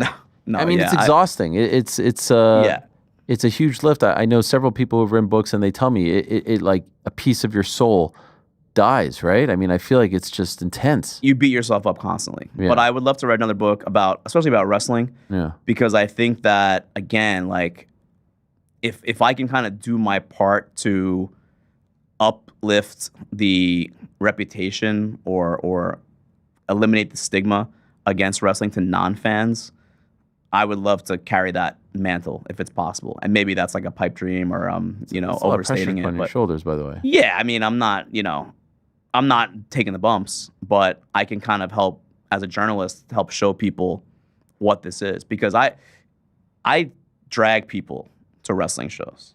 Like I did it in LA in the independent shows. I'm doing it in Atlanta now too with a new group of friends, right, who have never really watched wrestling like that. And it's so interesting to me to see when people come to shows and what they react to and what's compelling to them and who they feel like is a big star and who's not. So interesting to me, man. Like, I just love that. At like wrestling conventions, signing the book and stuff? Potentially. Oh, There's really? some talk about that. I Look, love it. If the book was out before WrestleMania, I would have been at WrestleCon probably signing. Oh, that's what a dream. Yeah, that would be cool. Like you right? next to Demolition, you know? Yeah, that would be awesome. I went to WrestleCon, you know? It's a great time. In fact, you do have a few stops. One tonight. Yeah. New York, 6 o'clock. Here we go. Look at this. Look at this right here. Oh, wow. That's me. 6 o'clock tonight at the Renaissance Hotel. We have a very limited amount of books left. Well, okay. Well, get on it. Yeah, so if you're in Manhattan tonight, June 24th, or that's one the of day that it outer comes out, boroughs, right? June 24th, yeah. My mom's birthday, shout out, Southern California. And then June 28th in Atlanta, Back in GA. ATL. where Isn't all it crazy, started. by the way, that I was not living in Atlanta when I got this book offer. You somehow. And now I live in Atlanta where WCW was from. That's like crazy to me. Like that's like It's that's weird. fate. Yes. That's fate. Where's the power plant? Like, what's become of it? So I didn't tell you this? No. I went there. So before I moved to Atlanta, I went on a trip just for the book. And I, met up with several people who worked for WCW at the time. And one of them, Alan Sharp, who was their head of PR, he took me. He took me to the old WCW offices in Smyrna on Log Cabin Road, I believe it is. And now it's like a power company. Wow. It's a giant like warehouse, but now it's all like lights and like, all that kind of stuff. But there used to be like a ring in there where guys would like, go over their matches and train in like the WCW offices. So there was like legit people working and there was like a ring like in the middle of this giant warehouse. And people would like be in there training. And then the power plant was like a few minutes down the road also in that area of Georgia. And now it's like just a warehouse, I think furniture. And the guy that was working there said he was a WCW fan, but had no idea that he was working in the old power plant. Wow. Yeah, pretty crazy. That was where the big boys played. Where the big boys play. Yeah. That was the slogan. The catchphrase. Some people in my family make fun of me of this, but like when we go on vacation, like my thing to do, I just love reading wrestling books of all kind. It's just a nice vacation read. Yeah. And that's what I was sending you back in April when my kids were on spring break. Yeah. It's such a great read, really. You did such a great job. And obviously I was a little more invested because I know you and I remember when you got the email and everything. It's weird to say to someone that you're friends with, but I'm proud of you. Well done. Thank you very much. Congratulations. This is no easy thing to do. You pulled it off. You did it. And you can pre-order it right now. There it is. Nearly 100 interviews. The definitive book on the rise and fall of pro wrestling's most iconic group. You can get it now wherever you get your books, right? Amazon, Barnes & Noble, Target, Walmart. Incredible. All the spots. And it is out officially June 24th. There it is. What a great picture that is, too. Is that the WWE version? It is, and then, I've actually gotten criticism. You got yes, people criticizing you for this. People have commented on that, and the truth is that WWE was very, very helpful. Amazing with helping with the book, and they actually sent me photos, but. Frankly, the WWE era photos were just way better. Yeah. I remember than those the WCW ones were like kind of photos. dark and grainy, and that's kind of what it came down to. Was like there was just for the cover of a book, it needs to be like a really like sharp, clear photo, and it can't be like grainy shit. And this was the vibe. It can't be like a stretched out photo. Of course, of Sting. No, you cannot do that. You cannot do that. So this is what they came up with, and I think it looks pretty good. And I do want to let you know, this according to the editor-in-chief of uncrowned.com. Not sure if you're familiar with the website. But I'm a frequent number one yeah. site for all things combat sports. Shaheen Al-Shadi telling me that an excerpt from this very book that's correct will be premiering on Uncrowned on Monday, June 23rd. That is absolutely correct. Which excerpt? We haven't decided. Scott Hall. Well, I love that's my guy. Exactly. Razor, the Diamond Stud himself. The Diamond Stud. I learned a lot about his early days, the fight, strip club. Oh man, yeah, some crazy stuff. Yeah, I didn't realize quite a life. Yes, that he led. Yes. Well done. Congratulations. Thank you for coming in. Good luck later today. Good luck with the sale, the launch, all that stuff. And look forward to what's the next one. Don't tell anyone. You probably the next book. Yeah. You have it already? Wow. It's not done. Okay. It's not a done deal. Okay. We'll see. That's a great tease. You're gonna come out at 6 p.m. today? That's a Nitro tease right there. That's right. We'll see you next week. Cliffhanger. We'll see you next week. Tony Schiavone, who one time said that it called me, I think, a honey dick or something. It was a great moment in my life when he insulted me. Anyway, we'll take a quick break here. We'll say goodbye to Mark. We'll be back with Paul Walter Hauser in studio. Do not go anywhere. Get the book right now. You're online? Buy it right now. Go on Amazon, Barnes & Noble, buy it. I'll see you in a minute. Back to last weekend, though. Yes. Merab Dvalishvili defends his UFC bantamweight championship against Sean O'Malley, the man that he took the belt from last September, racks up his second title defense, doing it in dominant fashion, this time finishing Sean O'Malley by third-round submission. We also saw him beat Umar Nurmagomedov in January. His win streak is now at 13. And just with the names that he is racking up, the wins that he is getting, now 2 title defenses, the dominant fashion that he is showing, we wanted to have the conversation. Who is going to stop this man? Yeah. Who is going to dethrone this man? On Saturday night, after Merab did what he did, I tweeted out basically that like this is an unsolvable puzzle. Like there isn't a way to kind of beat Merab. And I've talked about it before, right? I've talked about how he doesn't need to be efficient, right? He can whiff on strikes, he can whiff on takedowns, and the relentlessness, the knowledge that they're going to continue carries the day for him. And it was met with some people saying, "Well, this person's going to be the one. This person's going to be the one." Our very own Oven. By the way, we should acknowledge the thumbnail for today's show. Another banger by Oven. Shout out Oven. He suggested that Cory Sandhagen has the best shot to beat Merab. And so that got me thinking, of the options out there, can anybody even do it? And actually, let's start in the reverse order. Who has the best chance? And even if they have that chance, can they ultimately do it? So let's think about the field, right? The Sean O'Malley thing, I think we can definitively kind of say it's not going to be Sean O'Malley, right? He's had 2 opportunities. He didn't win those, and in the second time he even looked more comfortable, Merab, that is. So I'm going to say that one's off the table. Umar, pretty good first fight, right? Like had the first 2 rounds on some people's cards and seemed like he was doing well against Merab until Merab kind of like turned up the gas and took that over. But Umar did pretty well. In my opinion, just looking at the people, if you're looking at the age, where they're at in their careers, I do feel like Umar still would probably be the favorite in my head, just because of the fact that the favorite from the field, right? Not the favorite over Merab. Okay. No. I am convinced that when Merab does ultimately lose his belt, because he will eventually lose his belt, the sport moves fast. It sometimes feels like these guys are completely unbeatable, and then out of nowhere they get upset, and then they lose 2 or 3, and it's kind of like, I mean, we're looking at it with Kamaru Usman right now. You talk about a sport moving fast. This dude was a 15-fight win streak on his way to getting a 16th against Leon Edwards. So the sport moves fast. Merab will ultimately lose his belt at some point. It's just who's it going to be to and how long was the reign? I do think when he does lose his belt, he will probably be a sizable favorite in the fight that he does lose his belt. It will be pretty shocking. It will be an upset. So from the field, the fact that Umar is only 29 years old, he won the first 2 rounds on 2 judges' scorecards with a broken hand.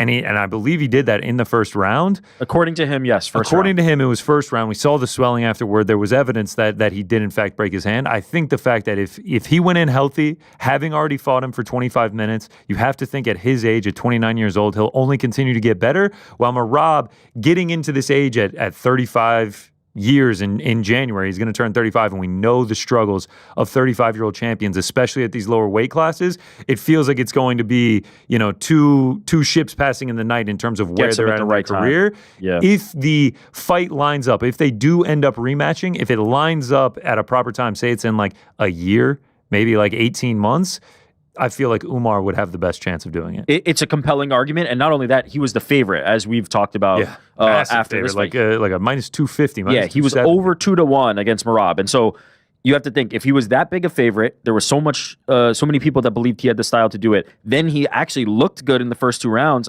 Before he unfortunately suffered an early injury, but looked good in those first 2 rounds. You have to think of the field. He seems like a good option. The other name that comes to mind for me is Cory. Okay, so I know Oven mentioned that. I did just want to say before we get into the discussion, there are odds now released for it. I know we don't have a date or anything for this. What would your estimate be? On a rematch, this is a rematch between Umar and Merab, or Cory and Merab? This is Merab and Cory. Merab minus 215. Merab minus 400. Cory Sandhagen plus 330. Okay, that's steep. I think these are the types of lines we're going to see on Merab Dvalishvili now. Maybe he will finally earn the respect, and deservedly so. It's funny, like I'm the biggest. I've been one of the guys beating the Merab drum, and he should not have been a dog to Umar and things like that. But 400 does feel steep, and maybe I'm revealing my hand, because here's why. I actually think Cory has a better chance to beat Merab than Umar does. 48-47 on 2 scorecards for Umar. That is. He put in a tremendous performance, especially, as we've said, considering what happened in the first. If his hand was compromised from then on, it was a fantastic performance by him. What I ultimately come back to when it comes to Umar is, one, now Merab's seen it, and if you give him another chance, we see what happens, right? Against Sean O'Malley, he looked, 3 times better? Like, it was not even a competitive fight by that point. Like, certainly Sean wasn't getting his doors blown off, but, man, it was Merab's control from minute 1 till the very end, and then he completely finished them. If you give Merab another chance, I have a feeling he'll do better. I have a feeling he'll do better against Umar. That's not to say Umar won't do better, but when he's seen what you have and knows kind of like how that fight can go, and also has the knowledge that come round 3 through 5, I'm going to be the one pressing forward, I believe that he's going to have a better chance. And Umar's path to victory is a difficult one. You have to be Merab. Umar's path to victory is, can you do what Merab does but do it better? And that's a very tough task, because I think he's singular. I think Merab is one of one. Cory, on the other hand, while not as effective in the offensive grappling as Umar is, but I would say not a slouch in the offensive grappling. We've seen Cory kind of go to his grappling, especially in the Cheeto Vera fight, where he was just like, this is where I want this fight to take place, and he used it. While not as good as Umar, is good there. And then what I feel he has that is the biggest key and attribute that other fighters in this division may not necessarily have is that flash KO possibility. That, like, Sean O'Malley certainly has power, and he's... So that's an excerpt from The Boys in the Back on Thursday. You can catch that every Thursday right here on the channel, or wherever you get your podcasts. That's New York Rick and GC, Connor Burks, doing their thing. It's a grand old show. I enjoyed very much. I enjoyed just watching and taking it all in. That was Marc Raimondi. Once again, Say Hello to the Bad Guys is the book. It comes out on the 24th of June, but you can pre-order it right now. I've read it. I enjoyed it immensely. It's a really, really, really great book. And as you can tell, a lot of reporting, a lot of work went into making it this damn good. And let's get it on the New York Times bestselling list, shall we? Now, in a couple of minutes, dare I say seconds, we're going to be joined by a tremendous actor named Paul Walter Hauser, 38 years young. He has, an unbelievable filmography. He's been in the Richard Jewell film, he played Richard Jewell, directed by Clint Eastwood, Inside Out 2. He was just in I, Tonya, Black Klansman, The Instigators, Blackbird, won an Emmy for that. Has won a Golden Globe, was in Cobra Kai, was in the MMA TV show Kingdom as well. He's been in a ton of things, and in fact, he's coming out with a whole bunch of great projects. He's in the new Naked Gun film. He's in the new Avengers movie. Or, excuse me, it's the Fantastic Four. Did I say Avengers last time? Just sort of, yeah, it's Fantastic Four. I'm sort of exposing myself right now. new film on Bruce Springsteen, which is coming out as well. I mean, he is just an unbelievable actor, a very talented actor. A new movie on Chris Farley, who's one of my all-time favorite comedians. I absolutely adore Chris Farley, adore him, adore Chris Farley. So I didn't even know that was in production. But in addition to all of that, he is a huge pro wrestling fan. He was on SmackDown in 2019. He's appeared on AEW, took a gnarly guitar shot from Jeff Jarrett way back in the day. And as of late, he has been appearing a bunch on Major League Wrestling. That's MLW. In fact, just a few months ago, he was named the executive producer of Major League Wrestling. And he's done some great things for them. When he won his Emmy, he actually referenced Matt Cardona, who he was competing against in an upcoming match. His Emmy speech was a rap song. Like he put together like a rhyme/rap song. We don't happen to have that, or do we? Maybe we do. No, we don't have it. It was great. Not only did he mention Matt Cardona, he also mentioned Get the Tables, which is an inside joke that he has with his agent. So this is a guy who, just like Mark, in his own way, he carries the flag. He's a huge fan, but while being a huge fan and these days an active wrestler and also an executive producer for a wrestling organization, he's also winning awards and killing it in the acting game, the film and TV game. And so it's a great honor to say hello to the one and only Paul Walter Hauser, who is kind enough to join us right here and now in studio. There he is, the man himself. How you doing? How are you, sir? It's nice to meet you. Dude, it's so Thank good you to meet so much you. for being here. And are you hawking Mark's book as well? Thanks for making it happen. Yeah, I ran into Mark on his way out, and he That's nice of gifted me you. this book, which is very much the kind of book I would read. And you have a WCW Yeah, you got a WCW fanny pack. Repping the Where did you early get this? 90s WCW. I think I got it off Chalkline or something. I think they gifted me that. That is unbelievable. It's great to see you in person here. You look fantastic, by the way. Thanks, man. The hair looks great. Thanks. Yeah, this is a very, very particular look I have right now. I'm doing a movie called The Very Best People. We're shooting mostly in Staten Island. And I play this Italian cop who lives in Staten Island, and it's kind of a rough character. And so I dyed my hair black, and I've been in and out of a tanning. Oh yes, yeah. Like spray tan got a thing. nice little glow to you. I look like I got dragged through the dirt. I look ridiculous. Yeah. You also kind of look like a wrestler. Oh who yeah, just goes to the spray tan. Fanny pack and yes, the water traveling suitcase. Yeah. Yes. No, that's the vibe. I love it. Congratulations on all your success. It's an amazing career that you've built for yourself at such a young age, with some amazing projects coming up as well. By the way, I didn't even know there was a Chris Farley movie coming out. I adore Chris Farley. Yeah, I mean, he's hard not to love. You know, he's like pizza or sleep. He's just this wonderful, essential, universally loved thing. And I had thought about playing him, and then Josh Gad came to me in my reps, and he was like, "Hey, I want this to be my first movie I direct. Would you want to climb on board?" And I knew that Josh had the same vision and passion I had for the guy. So has that started yet? Production, filming? Hasn't really started yet. There's a script. There's a really good script written by Neustadter and Weber, the team behind 500 Days of Summer and The Disaster Artist with James and Dave Franco. Okay. They wrote it and did a tremendous job. And we got Lorne Michaels and his people producing. I mean, we have some of the key elements. We just kind of need Warner Brothers to give us the green light, give us the thumbs up. What a life this is. You're living your dream, you're winning awards, you're playing incredible roles, and you're also getting to live out every kid's fantasy of being a pro wrestler at the same time and working for a pro wrestling organization as an executive producer, Major League Wrestling. Like, do you sometimes take a step back and be like, how did this all happen to me? How is this all coming together? You're a father of two. You have a loving wife who you seem to be, in love with and Amy, she's the best. By your side.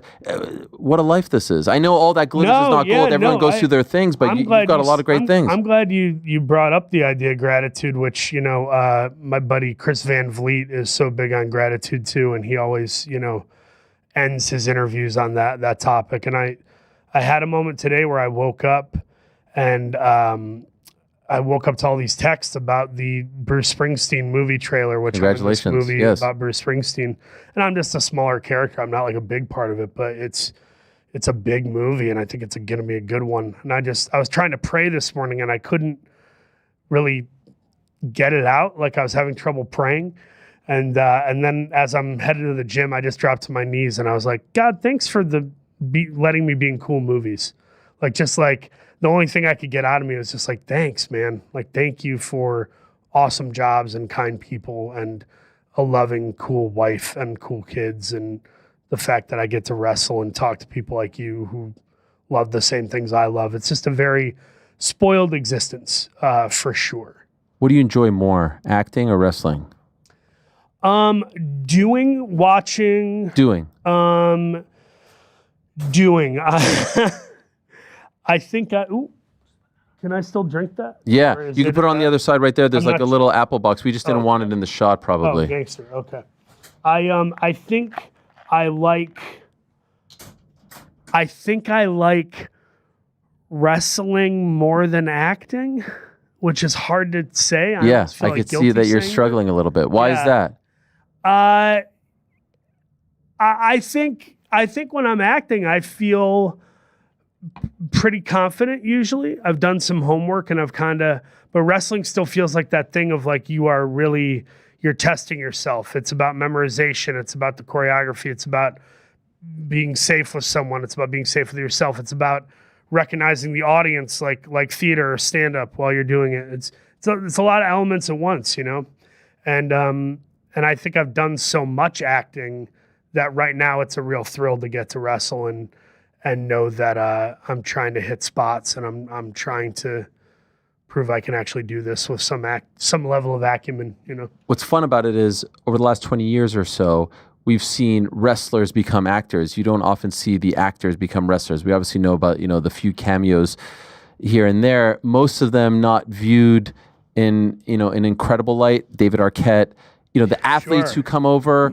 will sometimes get love, or the musicians. Like Hugh Jackman gets to punch, Dolph Ziggler in the face or whatever. But it's not like a thing like you're doing now, which is amazing. No, mine is about immersion and it's about being genuine. By the way, I think there was immersion and genuine nature in what David Arquette did.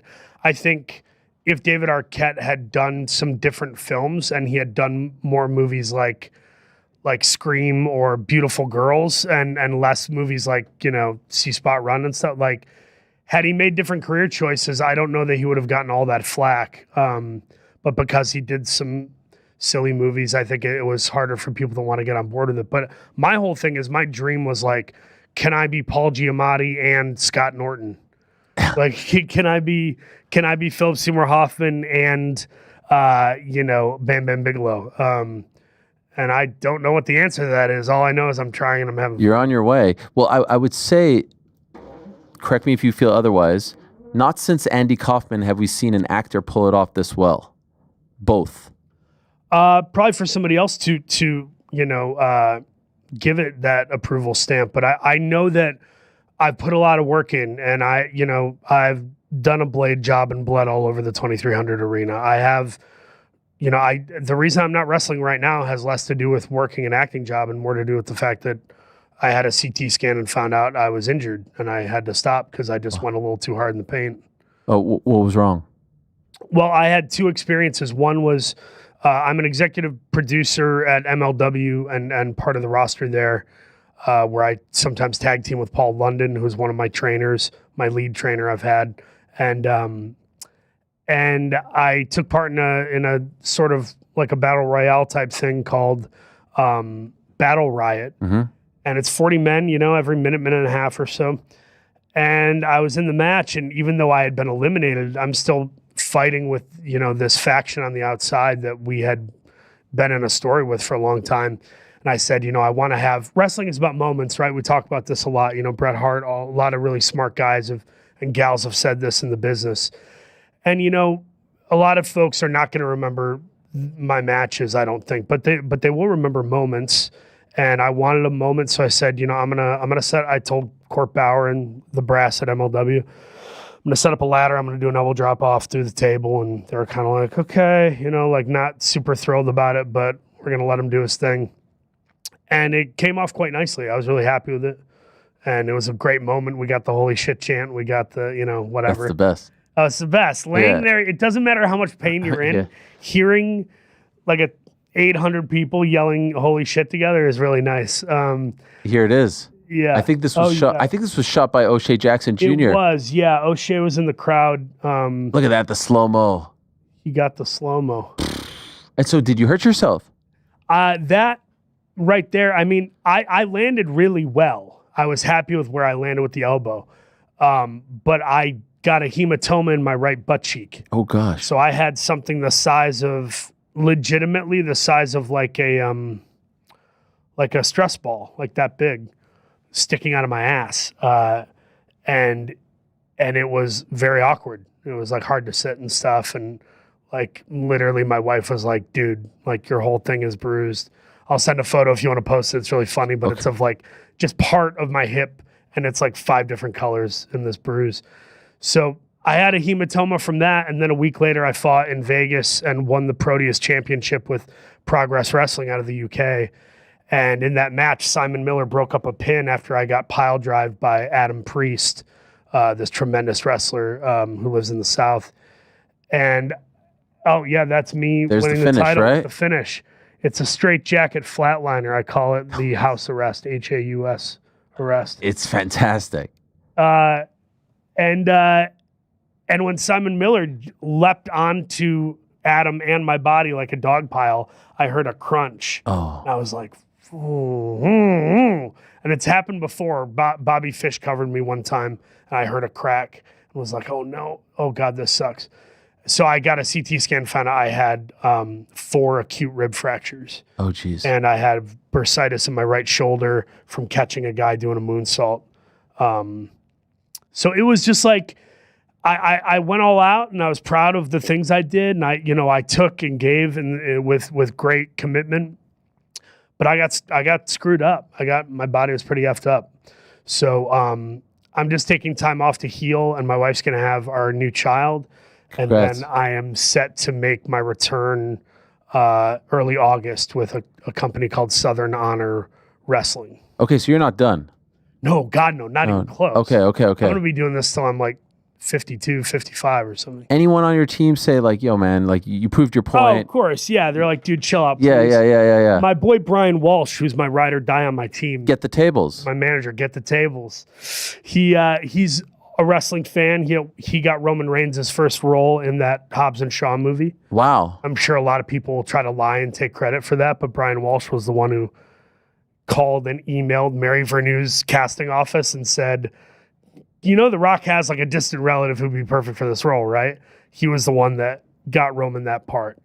And this is your agent? This is my manager. Manager. Yeah. He was my manager's assistant. Then he became an agent, became my first agent. And then he went back to the management company that I had left. And I went back to that management company to follow him. And then I went with CAA. A bunch of my people at CAA kept leaving. And I was like, all right, this doesn't feel good. I just signed with WME. Okay. Because I had worked with Wahlberg and Matt Damon on different movies, and they're like, dude, our WME guys dig you. You should talk to them. And so your inside joke with him, I think, is like when you guys get a big gig or something, you say, get the tables, right? Yeah, no, A that's like our reference of thing the of like Dudleys. Like it's happening, get the tables. Yes. We're doing it, This is how hardcore you are. It's a hype thing. Yeah. And so I fit it into my acceptance speeches or whatever, whenever Yes, that when you won your Emmy, you mentioned that. Emmy and Globe, yeah. And Globe, and you mentioned Cardona. Yeah, Cardona. I was just trying to sell seats. I was doing a wrestling revolver. You're trying to fill the house, as they say. I mean, that's the idea. Is like, how do you try to be advantageous and use your spotlight to help the business, especially when you're directly involved? And so I threw Cardona in there, where I'm talking about Jesus having my soul, and I'm like, Jesus is the sole owner. I own the body. It's about to beat Matt Cardona. And people were hitting up Cardona being like, yo, Hauser just said your name on the Emmys. Yeah. What's going on? But it is me trying to sell seats. I just, at the end of the day, whether it's Wrestling Revolver or MLW, where I've kind of planted my flag, I want to try to help the business and get eyes on the product. So you grew up like a lot of us as a fan as a kid. Clash Yeah. of Champions was the first time you kind of fell in love, That's right? Yeah, Clash of Champions was a big deal because for those that don't know, that was like a free pay-per-view. They would throw like a pay-per-view style card for free on TBS, and I saw that, and I saw the juxtaposition of El Gigante, who's like 7 feet tall Peruvian guy or whatever, up against like Arn Anderson, who kind of just looks like your friend's dad. Yeah. Your friend's angry dad, maybe. Bald spot and all. Yeah, and it was like, I was fascinated by these two fighting. It wasn't like, it didn't make sense to me. I was like, this normal guy's the villain, but this scary looking guy's the face. The heel and the baby face. So that kind of got me locked in. Arn Anderson is still like in my top 5 favorite wrestlers of all time. Wow. I think he's incredible and criminally undersung. He was great on the mic. When Ric Flair brought levity and insanity, Arn Anderson could ground a promo and make you believe absolutely everything, much in the way that Bret Hart did. And the Spinebuster and DDT were just patented. He did it slightly different in a way that you said, that's the Arn Anderson one. Mm-hmm. So I got invested in WCW early on. The roster at the time in the early 90s was outlandish. I mean, it was a revolving door. Some folks didn't stay very long, but you got to look at it like early 90s WCW. It was the Steiner brothers, and it was Sting and Rick Rude and Jake the Snake Roberts and Vader and Ric Flair and Arn Anderson and Davey Boy Smith and Sid and just like an outlandish amount of people that had great careers. So you were more of a WCW guy than a WWF. Yeah, all my friends were like hardcore WWF. Like I was You were very WCW because you grew up in Michigan, right? grew up in Michigan, but my uncle who got me into wrestling, my mom's brother, Robert Ziff, he like got me hooked on WCW. Okay. Because he's from the South. Of course, he was living in Florida at the time, which was WCW territory. And But so- all my friends were like hardcore, like all about Ultimate Warrior and the Bushwhackers and Hogan. And I would play with the toys and stuff, but I like didn't know those characters. During the Monday Night Wars, were you a WCW guy? Were you watching Monday Night Wars, I was a WCW guy, Wow. but I started to drop off late 98, early 99. Like I loved Sting. He's my number one of all time. All time. All time. Ever met him? Yeah, I was at his last match. Wow. I texted him on Father's Day. Him and my buddy Gilbert, who represents him for booking. Is that We have a surreal that second you can meeting. text Yeah, it's Steve weird, Borden? man. It's weird just being like, what up? Yeah. And I said something funny like, those kids are lucky that they can learn how to be good men and choreograph violence or something like that. But Sting was my guy, and then the NWO thing was a very big deal. I remember listening to Bash at the Beach 96 over like my TV that was all fuzzy because I couldn't afford the pay-per-view. Oh, So I wow. was listening to it the way like a kid in the 1950s would listen to a ball game on the radio. Or boxing. Yeah. Yeah. And I was crying. I was crying my eyes out when Hogan turned heel. I was like, Wow. what does this mean for WCW? So I love those first couple years of the Monday Night Wars. But by 98, 99, the only good thing the only thing I really liked was like, I was a fan of the Triad, which was DDP, Bam Bam Bigelow, and Canyon. And Sting, by that point, they had him fighting like Vampiro, and I was like, I'm not into this. The NWO had fizzled out. Nash was doing the finger poke of doom on Hogan. It was like, this sucks. So that 99 is when I was like, Connecticut just got Jericho. Connecticut, like there was that NBA style swing of all these great players leaving the bench down south to come be starting, point guards in Connecticut. And suddenly we got Eddie Guerrero, Jericho, Saturn, Dean Malenko, Chris Benoit, and The Big Show. That all happened within about a year and a half's time. And so now you're all in. Now, there was a period though where you like got out of wrestling, right? Yeah, I didn't really watch it much from, I would say, 2005 to about. I was the same way, by the way. Once they got into like the brand split and all that, it just something felt off. Post WCW purchase. Yeah, I wasn't really into the way they utilized WCW guys, and I think the fact that Booker never got the world title is garbage. He should have beat Triple H. I hate that. I think I love this. I think Sting was brilliant for not signing because he knew damn well that Vince was never going to make him look good. Yeah. He was going to get buried. He knew. And he was proven right. Look at all these years later. It's not like Vince became a better guy in anyone's eyes. Sure. So it's a matter of that. And then the roster got a little too bloated too. Like eventually it was just like there were 9,000 guys who just had a name and some tattoos and didn't have a gimmick. And so I stopped caring in the late aughts. How do you get back in?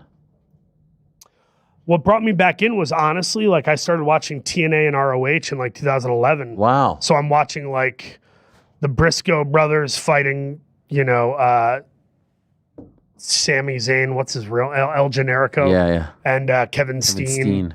Kevin Owens. And then on TNA, I'm watching like the Young Bucks who went by Generation Me. They were fighting Beer Money and the Motor City Machine Guns. And I was like, these are all people I've never heard of, and they're all unbelievable. They're young, but they're wrestling like they've had like 20 years in the business. And of course, these would later come to be like main eventer, massive multimillionaire people, globally recognized. But I got into it from TNA and ROH, and then I started watching 2012. I got back into WWE. Okay. And that was when it was like Nexus beating up John Cena and CM Punk doing the pipe bomb, and I was... That got me back in. When you were a kid, did you ever want to be a pro wrestler as opposed to an actor? Always. I put it in every yearbook blurb, everybody knew I was going to at least pursue, whether I make it or not. That was, yet to be seen. But I told everybody I'm going to be a writer, director, producer, actor, and get into wrestling. Did you try? Like, did you ever get far? Did you go to a school or something? When I was a little kid, I took... There was a thing called Bay County Roadrunner Wrestling, and it was like a bunch of kids going to this gym in Bay City, Michigan, where the Steiner brothers used to train. And it was like Greco-Roman, and this guy, Bob Wolf, who was always like kind of like an uncle figure to me, he brought me with his son and was like, you should try out wrestling, And me and his son Brandon played flag football together, and he's like, you're a big guy, like you should try this. And I just kept getting smoked, and I wasn't really into it. I think I was like, where's the showmanship? Where's the acting part of wrestling? Why do I have to know this like headlock hold, and why does this hurt like hell, and what, And so I kind of like fell out of it very quickly. Anything that like hurt or was hard, I was like piecing out of as a kid. Piano lessons, wrestling, football. And I regret that, but now at a later age, I'm a much stronger person mentally and physically than I was as a kid. Your first taste of it was the SmackDown appearance in 2019, right? Like where you're on camera at a wrestling show? Yes, though if you watch Monday Nitro from Saginaw, Michigan in November of 1997, you can see me standing behind Raven while he gets interviewed. Oh, sick. Second row on screen with Mean Gene Okerlund. And me lip syncing the Disco Inferno. Oh, wow. Theme song, and Tony Schiavone going, "Oh, there's a little disco fan." Really? Well, it's like a close up on me singing. You got to Disco post Fever that. going like this. That's amazing. What's funny now is like I just shared a locker room with Tony Schiavone at AEW recently, and it was so bizarre to be like the voice of my childhood is chewing gum next to me. It's crazy. But yeah, no, 2019 I did some little SmackDown. How did that happen? I'm sure it was me telling my PR people, like, hey, can you hook up some tickets to SmackDown? They're like, yeah, we'll interview you for like WWE.com or something. When you're in the back, though, like for me, I remember the first time I got to go backstage. I haven't been back many times, but it felt like I was in a forbidden land. Like I was so taken by just watching how everyone moves and the conversations and just like the flow of backstage. I was intoxicated by it. I found it fascinating. Were you the same way? I was that way more so with MLW and AEW because WWE just seems it's still got the big corporate feel where everybody seems super serious and is busy. And if you're not important to them, they're kind of giving you a bad look. That was the vibe I got. Got it. I'm not saying everybody else. Whereas when I went backstage at AEW, it was like when I did this bit with Jeff Jarrett, where he ended up took the guitar shot. Yeah, that was gnarly. They knew that I was game for whatever, so they didn't really need my permission. They just, they went with it. But when I did the Jeff Jarrett thing, that was a thing where like I got to actually stand around talking to legends and people are weighing in on the segment and the conversation, and I'm seeing the sausage made with people sewing costumes, somebody love getting a that. sports massage, somebody doing their makeup, and it was like that was like the big peek behind the curtain. And then MLW was like, you're part of the roster now, like you're walking back there and there are things that are expected of you. Go do a meet and greet, then come in and do this promo. We're going to do this pre-tape thing, and then we need to get these photos of you. It felt like kind of like being an actor where it's like, oh, snap, I got to go to the hair and makeup trailer, then I got to do the EPK interview, then I got to shoot this and do a voiceover, and it was pretty crazy.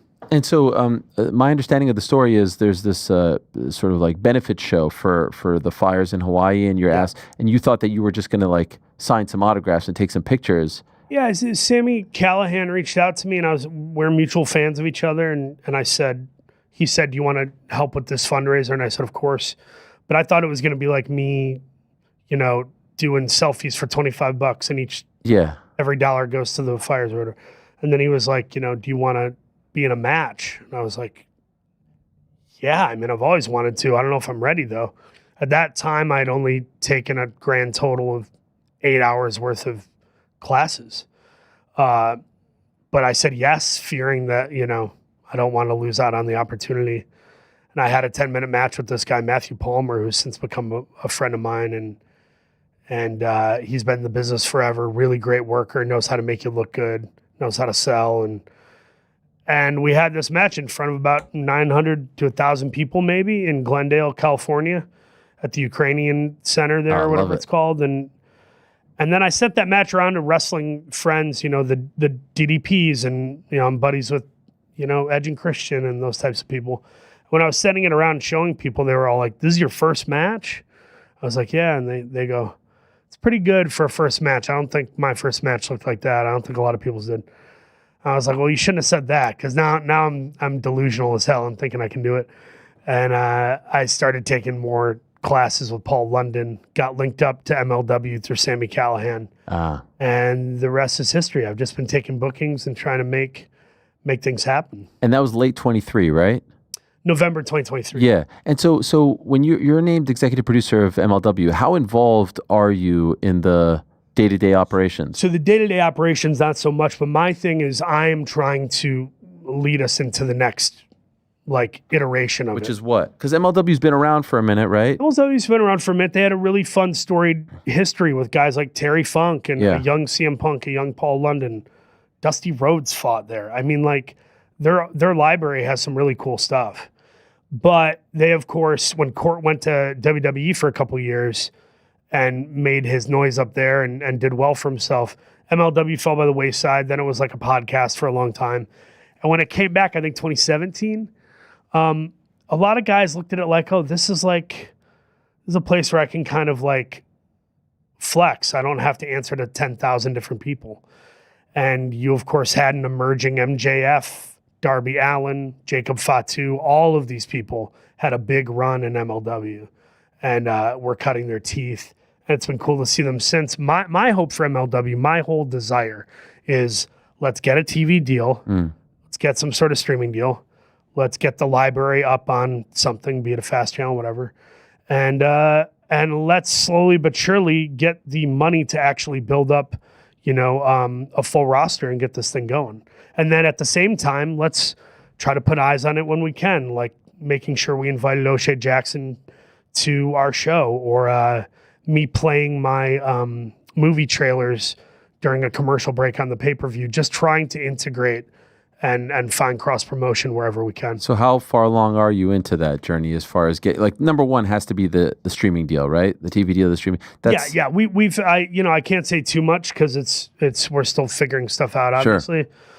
But we've had a couple of offers and we've had discussions, and we're just trying to figure out what makes the most sense for everybody. Because it's one thing for somebody to throw you some money. It's another to find people that understand and like the product. So we're kind of looking for somebody who actually likes wrestling and understands the product and wants to see it grow exponentially. Not get some kind of cheapo buyout just to have it up off of YouTube. So in addition to working with them and being an EP, you also work with other promotions? That's okay? Yeah, Like I you mean, said, the you're- deal I've worked out with Yeah. Court Bauer is, MLW is my mainstay. But I'll do little indie dates, whether it's Southern Honor Wrestling in front of 500 people or it's Wrestling Revolver in front of 900 people. And Tony Khan is a friend of mine, and Tony and Court do some business together and share like CMLL guys from Mexico and stuff. So I found it pretty friendly in that sense. The one thing that I told Court is like, Wahlberg and I have been talking, like we gotta figure out how to do a WrestleMania match. We gotta promote, because Wahlberg and I did a movie called Balls Up. Yeah. It comes out next year. I don't know when or how necessarily, but it's a two-hander comedy, and Wahlberg knows I'm obsessed with wrestling, and he's like, I just spoke to Ari, bro. Like, maybe we're going to get you that match. Maybe we got to do blah, blah, blah. And I'm like, sort of, I assume he's half joking, but I think he's also kind of serious. So that would be something. Would I'd you have to want cross that? bridge. Yeah, of course. Who wouldn't want a WrestleMania match? I would just want to make sure I'm promoting the movie and making sure that it is about getting eyeballs on our movie and just entertaining people. At the end of the day, that's what I'm doing.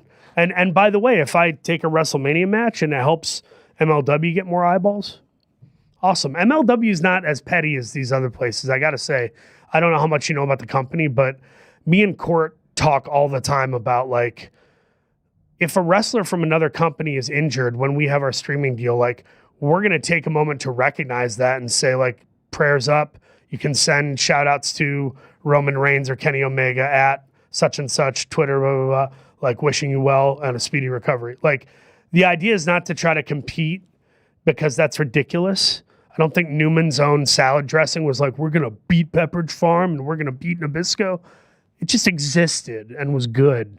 And that's okay. Wrestling fans don't understand that some things can just exist. You don't have to topple a hierarchy or monopolize something. So our goal is to be the guys who people don't have as many problems with. Even if you don't like our product, you don't have something bad to say about how we treat other people. Sure. For you, just curious, like the top of the mountain, if it is WrestleMania, what's the like the dream scenario? What's the match? Dream match? Yeah. WrestleMania or a SummerSlam or whatever. Yeah. It would just be, I would love to wrestle The Miz and give he and I both one of our best matches of all time that people talk about. I would want it to be as good as Bad Bunny and Damian Priest. And I know it can be. It's not even a question. He and I could go round for round and shock everybody. He's better than people understand. He's woefully underappreciated. And I think the assumption going in is like, well, they're going to make The Miz job out to Hauser so Hollywood can get put over.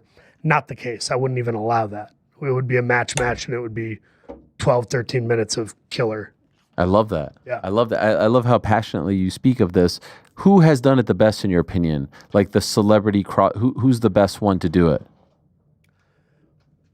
It's tough to say because I don't want to get a bunch of hate for saying this. I've had 18 matches. Yeah. And I've wrestled for freaking pennies in front of 300 people. So my involvement feels different than a Stephen Amell or a Bad Bunny. I think Bad Bunny from like the physical standpoint has far and away done the best job, but he's had 2 matches. Right. I, on the other hand, I intend to have 300 matches by the time I'm done doing this. You don't want to just be like a celebrity cameo guy. You just want to be a wrestler on the roster. No, I don't. I want to be one of the boys, and I have no delusions about I'm going to be world champion. You know, people always say, they're like, if you're not in it to be world champion, get the hell out. It's like the real sentiment behind that don't take that literally. The real sentiment behind it is you should want to do a really good job to the degree that you are eligible for that type of a thing. So I'm trying to do the best job I can to make sure that I have a certain proficiency and eligibility in the world of wrestling. No part of me is like, I'm going to be world champ. It's like, no, I want to have a really great match, and I want fans to be like, holy shit, I saw Hauser in this movie last weekend, and then a week later he was wrestling in my small town in front of 1,000 people, and I saw him do a tornado DDT, and his head got split open with a chair. Like, to me, that's awesome. If John C. Reilly was doing an indie wrestling date, I would lose my mind if I were a fan. So you know, I think it's cool. What's interesting is, and we're looking at some of your highlights here, courtesy of Major League Wrestling. I think this is when you came out, right? We got another one coming in October. MLW is going to return to Thunder Studios near Los Angeles. I do love your ring gear. Yeah. And you're all in. You actually lost some weight courtesy of DDP at one point, right? Yeah, I went from 286 to 246. Look at that. With the help of Dallas Page and his DDPY system. And then recently I got down to like 237, which is the lowest I've been since high school. Wow. But I just kind of fell off. I got so busy that I've ballooned back up. I'm probably 257 right now. But yeah, once I finish this movie, which has been pretty taxing, this movie's been very intense. It's a difficult character, and I'm producing as well. So once I finish this up at the end of June, I'm gonna get back into go mode.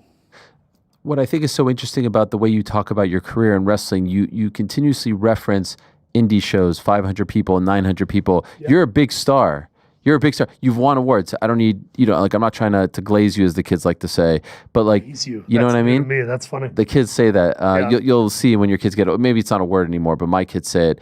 And so are you trying to intimidate me, by the way, with your guns right now? Because I am intimidated. No, I just felt very warm wearing that jacket. No, it's very, I am intimidating a little bit because I wouldn't yes. I love the double entendre tattoo. I'm a big fan of that. I got to find a move to call the double entendre. There it is. It actually says entendre twice. What prompted that, by the way? I just thought it was cool. Yeah, I just thought it was funny. And I think I was looking at, there's a movie studio called Original Films. Okay. And they have a similar thing where it's like the word on top of the word plainly in block letters. And I think I aped that for the. And what's the other one say? These are my childhood comedy heroes. It's, wow. Martin Short, Daniel Stern, Chris Farley, Jim Varney, Jim Carrey, and Robin Williams. Wow. I love that. Much respect.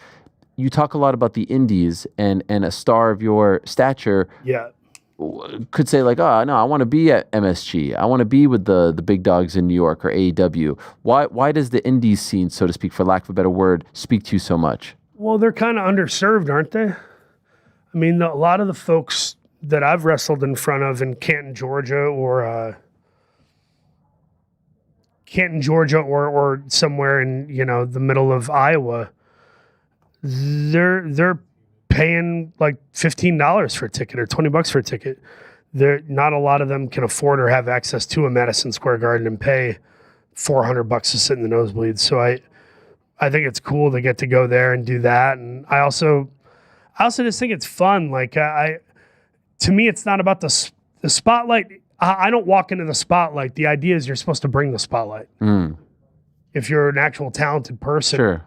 I think I'm trying to give a good example of that too. I mean, Will Ferrell did like a Funny or Die tour where they would go to colleges and he would bring along Nick Swardson and Will Arnett and Zach Galifianakis. It's like, to me, that's way cooler to just have a bunch of cool people at a really interesting setting. I guess Dave Chappelle with his stand-up, he's doing it in somebody's backyard in Ohio. Like, that's really cool, What type of character, for those that may not know that, maybe just know you as the actor, what type of character are you? Do you play the same guy? I'm just playing myself right now. Yeah, there's no real character. No, I don't mean right now. I mean on TV for MLW. Like, are you a heel? Are you a face? I'm a babyface playing myself in MLW. You just you play the actor. I go by Walter Hauser. Yeah. It's very, very blanket. And that's intentional. I think strategically there's more grace given to me because it's not me saying like, I'm the cowboy, John Ellis. Sure. It's like me saying it's me is telling them like, I'm not really a wrestler yet. Like I'm an actor trying to become a wrestler. Sort of like Dwayne doing, The Rundown. It's like, great movie, but it's not like he's winning an award from The Rundown. Like I'm not going to win a Dave Meltzer star for what I'm doing at Wrestling Revolver, but I'm doing it. So that's the first foray, and I'm working on something right now that will be a bit of a departure from me being me. Oh. And that iteration will be coming in the next year. I don't totally know when. Okay. Interesting. The food is still baking. Okay. I'm still dipping my spoon in and tasting it and figuring out what else does this need, Did you feel, especially early on, that you were accepted by the boys in the back? Some. Did you feel heat from some? Or friction? or Put it coldness? this way, the ones I felt friction and heat from, Their ass is out. You fired them. No, I'm kidding. why do you think I'm executive producer? Yeah. He's gonna puke. Yeah, no, no, what am I that's doing? great. That's Vincent. Beyond the Mat, What one was of the the question? all-time I great just docs. went full Beyond the Mat. Yeah, I'm no, I obsessed love with that. it. I love I've that seen it movie. like 12 times. Me too. Wrestling with Shadows. Have you ever seen that one? Of course I have. One of the all-time best. I was gonna do Lonesome Dove, and then I. That's amazing. No, my That's my buddy, guy, by the way. He's my favorite of all time. God. He's I in. adore He's him. in my Rushmore. He's in your who? My Rushmore goes Sting, then Brett, Yeah. then Rick, Yeah. and then Jericho. Jericho. How did we get there? Love him, fellow Canadian, but not a lot of people would have him there. A lot of people nowadays hate him because it's like his wife voted for Trump or No, something. no, I don't but care it's about like- that. I just think he doesn't usually. No, I mean, Lionheart, I Chris just Jericho, Y2J, incredible. I mean, let's take 30 seconds to go through the career. Okay. Proving himself, Canadian Stampede, like wrestling, the Heart Dungeon or whatever, Mexico, ECW, Japan, WCW, creates an amazing character in WCW where he's super obnoxious from like 97, 98, has the Gilbert thing. Yeah. Has Ralphus, his manager, bangers with Dean Malenko and Eddie Guerrero and all these guys. Comes to WWF. One of the great pops of all time is Break the Walls Down, Jericho Amazing. showing up, Millennium Man or whatever. Has the run in WWE, which is, I guess it would have been 99 through 2018. Yeah. Is that right? Yeah. 2017? Yeah. That is a long ass time to stay relevant and capture all those titles and have classic matches with Shawn Michaels and Kevin Owens, being a tag team with the Big Show, Jericho. I think the stuff with the Festival of Friendship and the clipboard and being on the list is some of the best sports entertainment promo stuff ever. Some of the best stuff of the last 10 years for sure. And then he's a huge part of why AEW exists and was taken seriously. And what he's done there, and then in Japan, and going into the Painmaker and having the bit of the bubbly, having the musical number of MJF, I think he's easily Rushmore. He's guy. evolved a lot. I mean, it's amazing how many different iterations of his character. He's had, I mean, the promos, the matches, the pre-tapes, it's like, there aren't that many people who can do all of the things well. Yeah. He's done all of the things well, whether anybody likes him or not. And I think he deserves to be on some Rushmores. Going back to maybe people not accepting you. Oh, yeah, no, there were some people, there were for sure some people that, some people too, like I'll try to call a spot in a match or something, especially like a Battle Riot where there's a bunch of guys. I'll try to call something and you can tell they're just like, dude, fuck off. Really? Yeah, not saying it, but kind of like getting out of the sitch. And yet there are other people that are super cool, like Minoru Suzuki. Wow. I'm like chopping the shit out of him and he's cool with it and we're working. Are you calling things on the fly? Sometimes I try to get as much figured out before I get out there. Okay. Because I just I'm not good enough to leave everything up to chance and just call it in the ring. I'm not there yet. But people are very patient with me and they're cool. And I sell for them, and I've taken some hardy ass moves and kicks and punches, and I've woken up in a ton of pain just taking somebody's move. But I think I've earned most people's respect. The people that are mean to me are people that everybody goes, yeah, I don't listen to that guy. Everybody hates him. Right. It's never like a popular, beloved person mistreating me. It's usually someone who's already unhappy becomes more unhappy when they see me. One match you're wearing the Braves jersey and you go through the table. Do you slam your head on the concrete there? That was my fault. We called it where I told them, give me a pump kick or a like a Shawn Michaels style like super kick and I'll fall back. I was supposed to kind of jump up and land on my back. Yeah. And I just went like this. So had I went and gotten a little bit of air and fallen back, like Joe Pesci slipping on the steps in Home Alone. Yeah. I would have went through perfectly. Would have been perfect. Instead, because I fell flat back like straight back like a Jenga domino or whatever. Because there's a moment where you touch. I think we have the clip. It hurt. I hit my head on the ground. Yes. I went through the table, didn't feel the table, and just felt my head hitting cement. This right here. Yeah, you can see right away because I'm not selling. Oh. I'm not selling at all. I'm just like, oh, did I just get a concussion? And I was so mad at myself because once again, that was a spot I set up. It was supposed to be awesome and look really good, and instead it looks like some guy just got hurt for real and doesn't know what he's doing. So, is there any moment where you're like, man, I don't want to do this. I can't do this. No. You love it. Even when you're smashing your head on the concrete. Dude, emotional pain is way worse than physical pain. I mean, I was dumped at 3 high school dances from 3 different girls. Like, I was a virgin until I was married. I have had heroes die. I have had a million no's from auditions and screenplays. I've written 21 features since I was 16 years old. None of them have been produced or bought.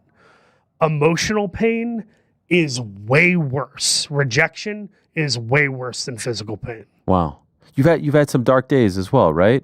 I think any of us have. Yeah. No more than anybody else, probably. Okay, because I watched an interview that you did with Sam Roberts at his house where you were referring to I love that guy. Yeah, he is great. And you were talking about some of the time period that you were in when when all this came to you, the wrestling stuff. And perhaps it was a bit of a light in your life, right? To be able to start doing all this when maybe times were tough.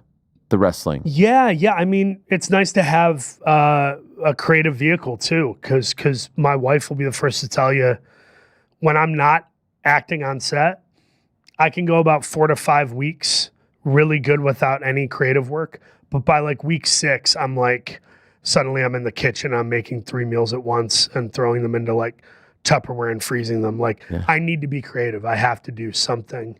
And wrestling is obviously a way to make a tiny bit of money, entertain people, make me conscious of my health too. Because like as an actor, it's like people are bringing you food all day on set. People bring me like, hey, there's donuts at craft service. And it's like, good God, it's 10 a.m. Yes. I just had an omelet. I don't need a freaking donut. You're going to kill me. Yeah. So it's a way to also be health conscious where like I want to be in shape to make sure I can wrestle with some acumen, to make sure I can take the snap mares and flatbacks and chair shots. And if you're not in the gym and if you're not taking, the A1 greens and hydrating and, all these different supplements and stuff, it's like you are going to feel it way more. One thing I wanted to ask you about was I was talking about when John Cena turned heel, and my criticism of it was, and by the way, are you okay? It's hot in here, right? Oh, it's a little warm. Yeah, it is. I'm sorry. I'm sorry. You're okay. Yeah, we're trying to help you. Maybe cut a few lbs while you're sitting here. Yeah. I might get there. I was critical of John turning heel because I said I felt like he was playing a bad guy. And I was critical of Ronda Rousey when she came from UFC to WWE because I said that I felt like she was playing pro wrestler. There's a big difference when it feels like they're playing someone as opposed to when they're just real. Like Paul Heyman, when I watch him, I feel like I'm watching Paul Heyman. And that's what makes him so great. You are. Yes. But you know what I mean? And so like when you come from the acting world, you have to play characters all the time, but you have to get people to believe that in that moment you are Richard Jewell, right? Not Paul Walter Hauser playing Richard Jewell. And so when you're watching the wrestlers, do you think that same way, like this isn't believable? They feel like they're playing a character as opposed to just being who they are supposed to be on screen. It's tough, right? Like it's tough to judge. I think I loved Ronda Rousey as a professional wrestler. You did. I loved it because you could tell she had an edge about her where she was like, you believed that she felt that she was better than everyone. And while some people may deem that uncouth or crappy, I think it's a good character. Like I like women like her and Shayna Baszler who look like they're just here to stomp people into mush. Yeah. To me, that was a welcome reprieve, a new character in Ronda Rousey. How do you feel about Cena heel thing? Here's my issue with the John Cena heel thing. I think turning him heel is awesome. I think the way they did it was cool. I think they gave way too much runway to Travis Scott. something clearly got changed in creative, and Dwayne is too busy and too rich to want to fight a battle about creative. And something got altered there. I don't know what, but whatever road they were on of like, I want your soul and John Cena's evil kind of turned into, let's bring John out and have him talk for 15 minutes every Raw, which is, no one wins when we talk for 20 minutes in a ring. I think it's the dumbest thing in the world. To me, it's bad structure. It has less to do with John and more to do with they're not setting him up to succeed. Like, why is John wearing the jean shorts still? Like, Hogan had a whole like look. So for me, it's just about commitment and writing and the transformation being bigger and giving him more evil stuff to do. Like if I'm working on the booking committee, writing team, whatever there, my first note is everything's got to go. Everything's got to change. Wow. And Cena has to be so important that if he's going to do an interview, it's via satellite somewhere. It's not in the middle of the ring. It's, hey, I'm on set or I'm doing that. Also, we got to have him get a cameo, find out who he's really tight with in Hollywood, have him be like, oh, I can't talk right now, and then FaceTime with somebody famous and be like, yeah, I can't talk to these people right now. I got to talk to this person. Make it fun. Make it bigger. It's just him and Cody yelling at each other. Yeah. And we're all over it, I think. And they're two very deeply talented people. Cody and John are amazing. So if they're not entertaining us, something's wrong with the structure, not them. You know. Gosh, I could talk about this stuff forever. It's great to hear, because it reminds me a little bit of Freddie Prinze Jr. when he went and worked for the creative team for a bit. Oh, yeah. You remember that? Yeah, a couple 2010, 11. A couple of my buddies did that. I know this really funny, talented dude named Matt McCarthy. Okay. And he's a big wrestling guy, and he worked there briefly and said, like, we have a mutual friend in Rob Fee. Oh, I love Rob, the man. Are you kidding me? He's a legend. Rob is one of the reasons WWE is thriving right now, and that's not me speaking as a friend. That's me speaking as a businessman. Yeah, he's unbelievable. Yeah. What a mind he has. Brilliant. And so I love hearing you talk about. You're also going to be with Cody in the new Naked Gun. He's in that. Yeah. Bit of a cameo for him. Yeah. You've got that coming up. You've got Fantastic Four coming up. The Bruce Springsteen film. You got Pamela Anderson in the Naked Gun. Canadian legend. Dude, Canadian legend. She's having a great run right now, and she's taking the acting thing so serious. I love it. She's like doing it for real.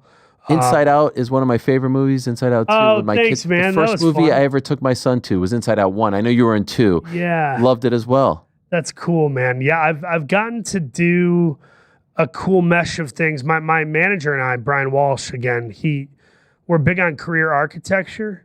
So it's very intentional to do an I, Tonya and a Black Klansman, but then also do Reno 911 and I Think You Should Leave, and then do the Bruce Springsteen movie and this movie where I'm playing a crooked cop in Staten Island. Like, we're trying to mix things up. We're trying to have fun and do the things that we want to see. And if you look at the slate, we got Fantastic Four July 25th, Naked Gun August 1st.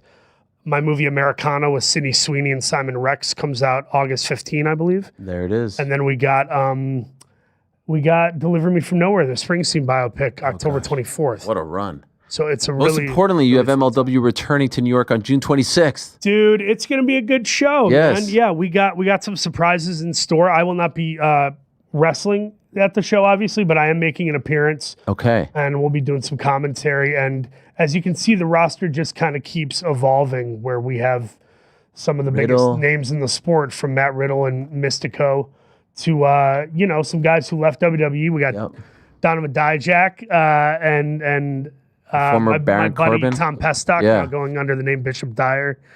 And I really think we're in a good place where we are in a growing season. We're evolving. And once again, our goal at MLW is just give you another thing to watch and enjoy. We are not trying to put anybody out of business. We love professional wrestling. We want to keep our nose clean. And I think, Summer of the Beast is going to be a really good show. If you're available, we'd love to have you out. I would love to check it out. I've never been to one. We got a few seats remaining, but for you and your people, whoever you want to bring, we'll hook it up, obviously. That's very kind of you. And for the MMA fans out there, Kingdom. You were in Kingdom back in the day. Yeah, Frank Grillo and Matt Lauria, John That's Tucker. a classic. Yeah, I love that. Was the show that show kind of was ahead of its time, perhaps. Not only ahead of its time, had it been on HBO or I don't know, like an Amazon, we might all had trophies in our hands because the work was just unbelievable. But I will say, like, those guys who played the fighters, Nick Jonas and Matt Lauria, John Tucker, Frank Grillo, those guys took it so seriously, man. I have never seen people sacrifice the way they did to try to get their bodies in order and do what they did. Those are 16-hour days with commuting, the shooting, the working out. Those guys were only sleeping like 6 hours a night, 5 hours a night. Sounds like your life now with the wrestling and the acting. Yeah, minus and the kids as abdomen. well. I got to work on that part. But no, yeah, for those that watch Kingdom, I still get people coming up to me. A lot of dudes will be like, bro, I know everybody loves you, Cruella and Richard Jewell, but like, bro, my man Keith. Yeah. And I'll be like, oh Wow. yeah, Keith from Kingdom. Because that Deep character cut. was nuts. I had a lot of fun playing that. Well, this has been lovely. Thank you so much for coming in. Really appreciate it. Congrats dude. once again on all your success. Love that you're doing the wrestling. Love that you're propping up wrestling wherever you are. Like whether you're on Colbert's show or getting an award. It's great to see someone who is a legit, passionate fan of the business, as am I. And congrats to you and much respect on actually doing it. I'll leave you with this. Okay. The way we got like Jack Nicholson courtside at the Lakers, the way you got Billy Crystal in the Yankees. Yeah. I hope to be the guy who is that for wrestling, but also gets to step onto the court or the baseball field. And when I say I'm doing a reverse Dwayne Johnson, it may be a joke to some of you watching or listening. I assure you over time, you will learn it is far from it. And I'm currently producing a documentary about my journey as a wrestler. Oh, love that. So we're in the heat of that. I'm directing it. And you will learn very shortly how serious I am about professional wrestling. That's a freaking promo right there. That's a freaking promo. Well done. Thank you so much. All the best to you. We'll take a quick break. We'll be back with Appreciate you. Julio César Chávez Jr. Thank you so much to PWH. Can we call you that? I wish you would. And I guess go read Say Hello to the Bad Guys. We'll be back in a second.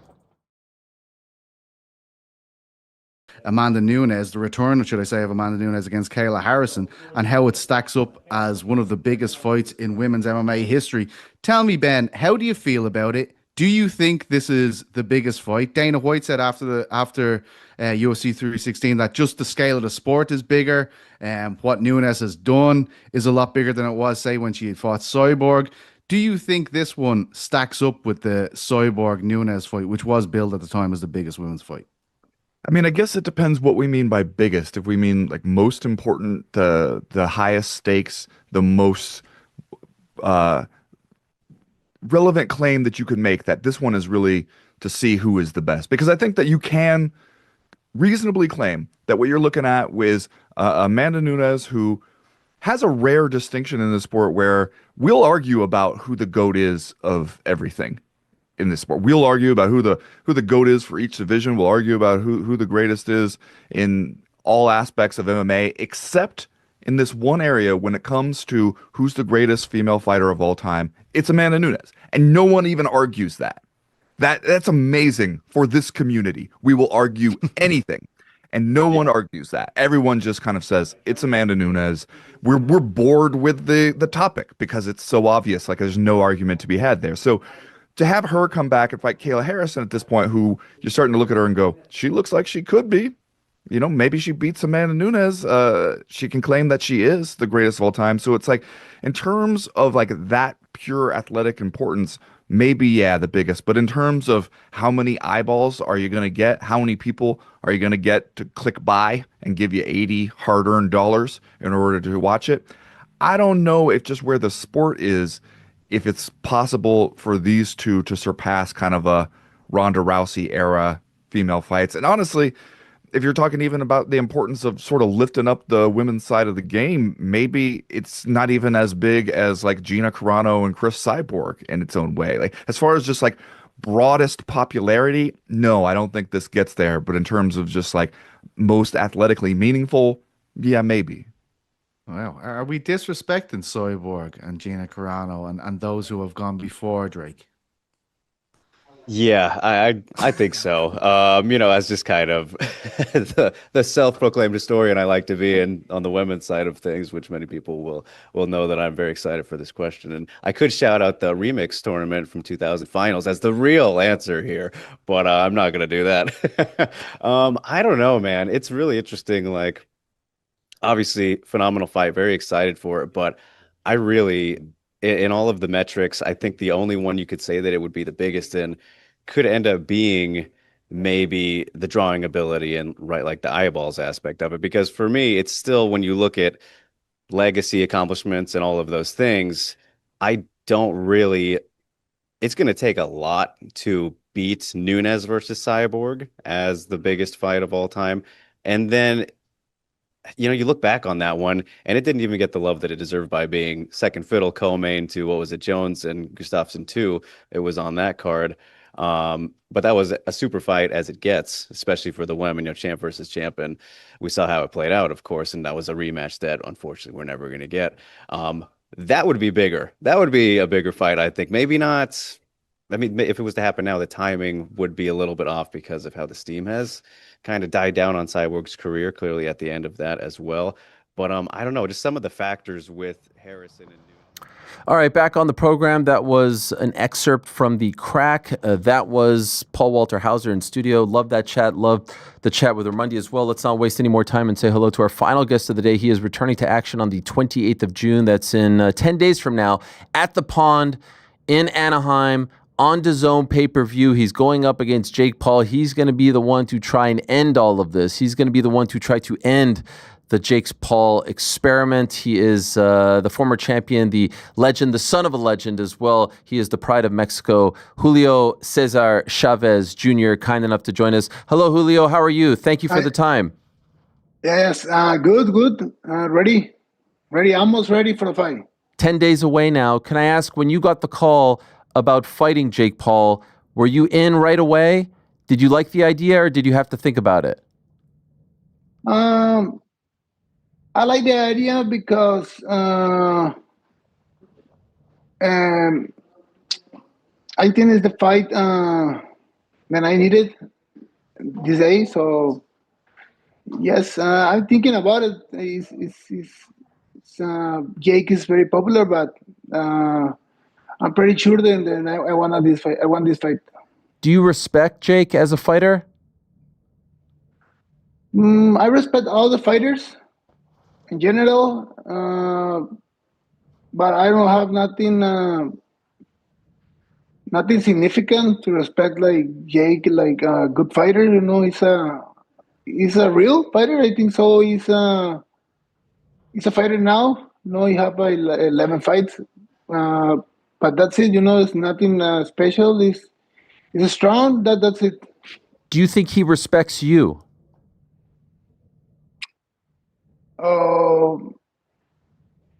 In what way? I don't understand. At the press conference, he was trying to get under your skin a little bit, and he's known to do that, right? He tries to trash talk. He was talking to your father and all that.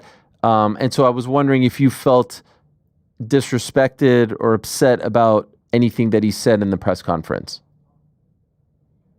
Yes, a little bit disrespect, because he's supposed to try to enter to a real boxing, That's why he started me, because I'm ex-world champion. So he speak too much trash, and try to sell the fight, but I don't like hear that things, like, I don't know, Jake is good for that, for promote fights and these things, but I really want to find out if it's good boxing, for real.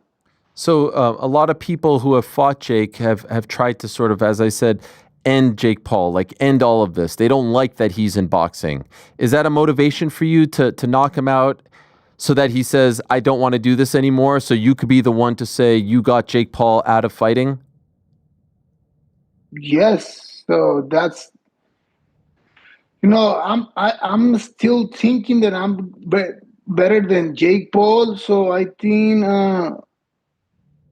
after this fight, maybe Jake continue to fight. I don't know. Try to be a best boxer, but I don't think he have skills and everything for win that fight. Yes, I want to end the Jake Paul career. I want to end. What do you think it will say about you at this stage of your career? 39, you've been fighting for so long, 60 fights, all that stuff. If you beat Jake Paul, what will that say about who Julio César Chávez Jr. is right now? I want to put clear that I'm still here. I'm not old, and I'm take this sport serious, train hard, be disciplined. I'm 39, so I don't think so. I'm old. I still feel good. I'm the gym, so I want to prove that I'm still here. I'm still a good fighter. So I want to fight better opposition after this fight, and that's why I take this fight.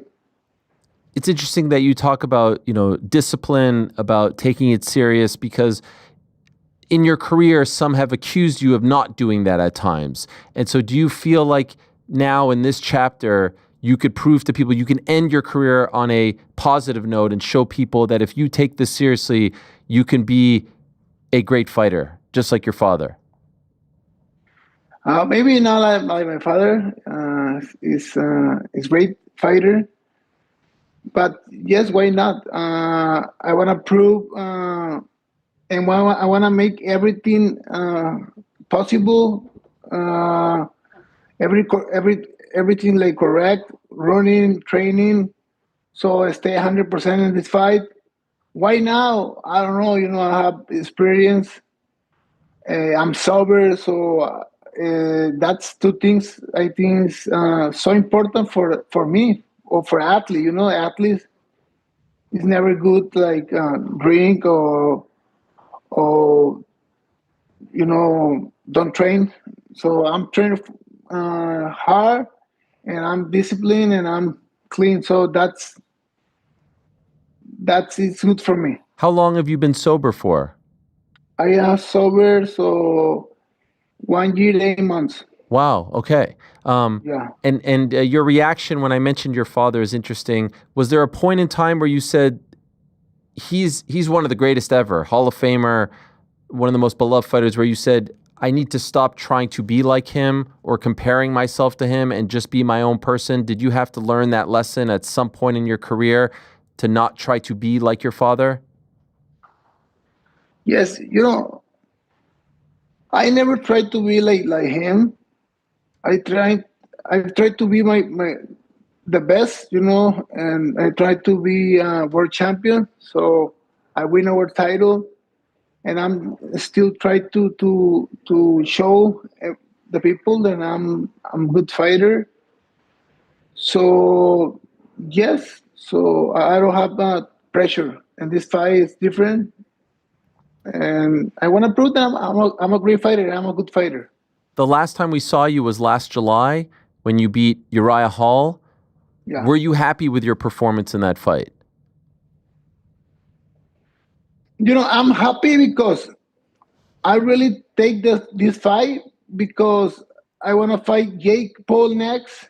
So I think I'm doing exactly what I need to do in this night to win the fight and to put me in the position that Jake and his promoter look at me, because I'm winning the fight but don't look great. So I think it's good for this. Yes. There was some talk last year that you would fight the former UFC fighter Darren Till on the on the undercard of the Tyson Paul fight. Have you seen him? He's now fought a couple times in boxing. Have you seen him compete in boxing? And if so, are you still interested in that fight? I don't know too much about Darren Till. I know that he's a good UFC fighter. I see one or two of his boxing match, and he looked like he trained hard, and he's supple. But really, as boxing for me is different sport.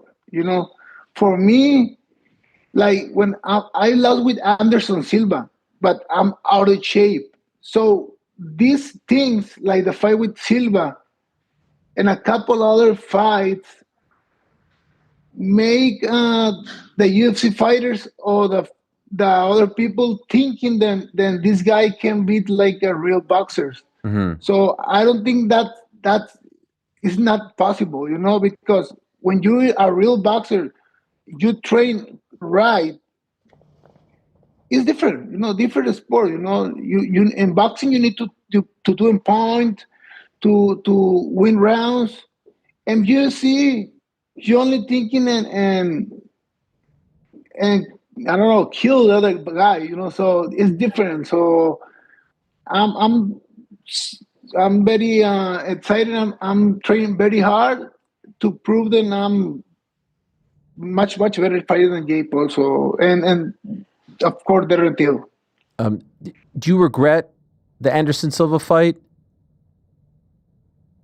Well, what I mean? Do you have regrets surrounding the Anderson Silva fight? You said you weren't in shape, and maybe that gave people hope that MMA fighters can beat boxers.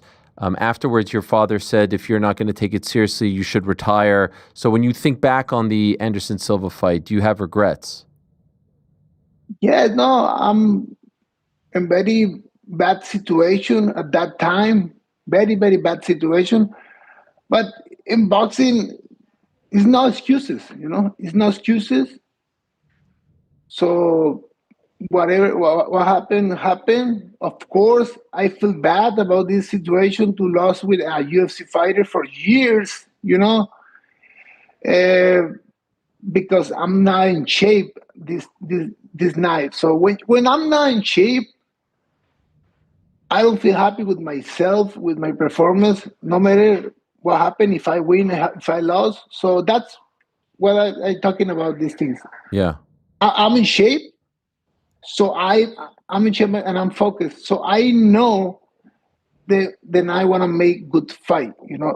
I don't want to quit like when you quit with Jacob, because I have the same condition. I don't want to quit like when I fight for Florida, because I'm out of shape, not disciplined. So now I'm disciplined. I'm focused. I want to finish the fight and win, and take this opportunity to be back in the real boxing. So that's my goal. So what is your ultimate goal? You beat Jake Paul, and then what? What would you like? I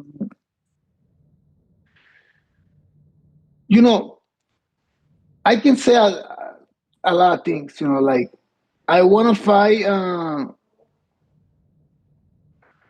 Zurdo Ramirez. I want to fight the rematch with Jake Paul.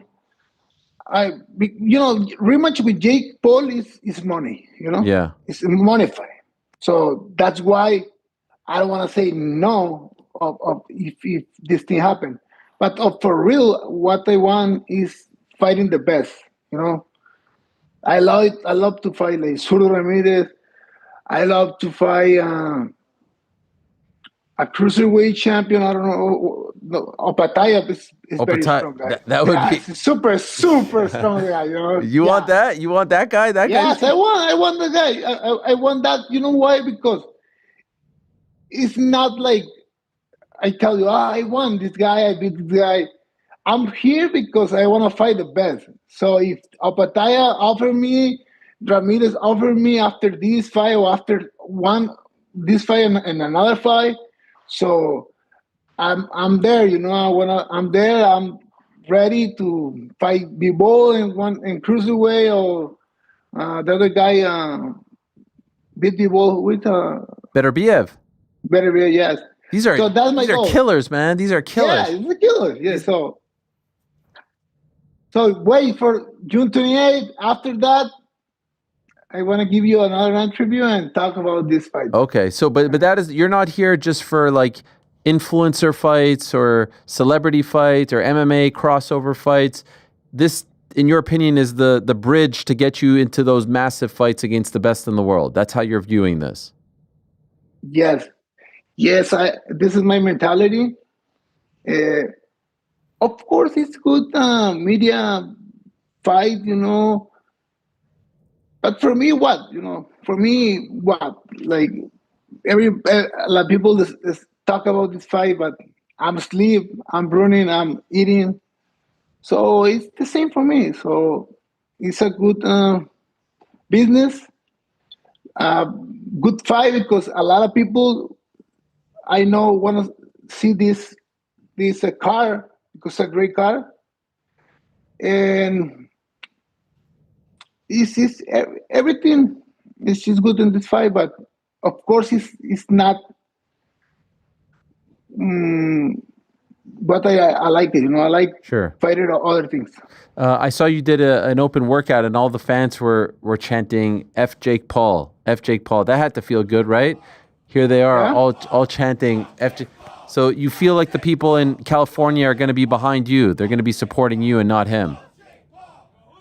I think the people in everywhere it's with me. Nobody like Jake Paul, because Jake, he tried, and he's one of these guys, and if he see you in your eyes like fear or that things, it's good. And that, to get old man like Mike Tyson, try to put him down with 59 years, because he throws some bombs.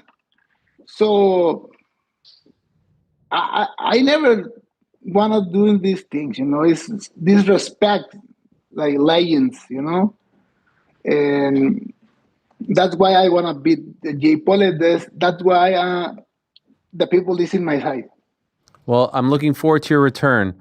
Thank you very much for the time, Julio. Good luck to you, and looking forward to seeing you out there in Anaheim on the 28th of June on DAZN pay-per-view. Okay, see you. All the best. There he is, Julio César Chávez Jr. Enjoyed talking to him very much. Has been in the game for quite some time. 54-6-1, 34 knockouts, 39 years of age, former WBC middleweight champion. Won the title back in 2011, defended it 3 times, and then lost to Sergio Martinez. Has wins over the likes of Andy Lee, Marco Antonio Rubio, no Barrera, John Duddy, Peter Manfredo, Carlos Molina.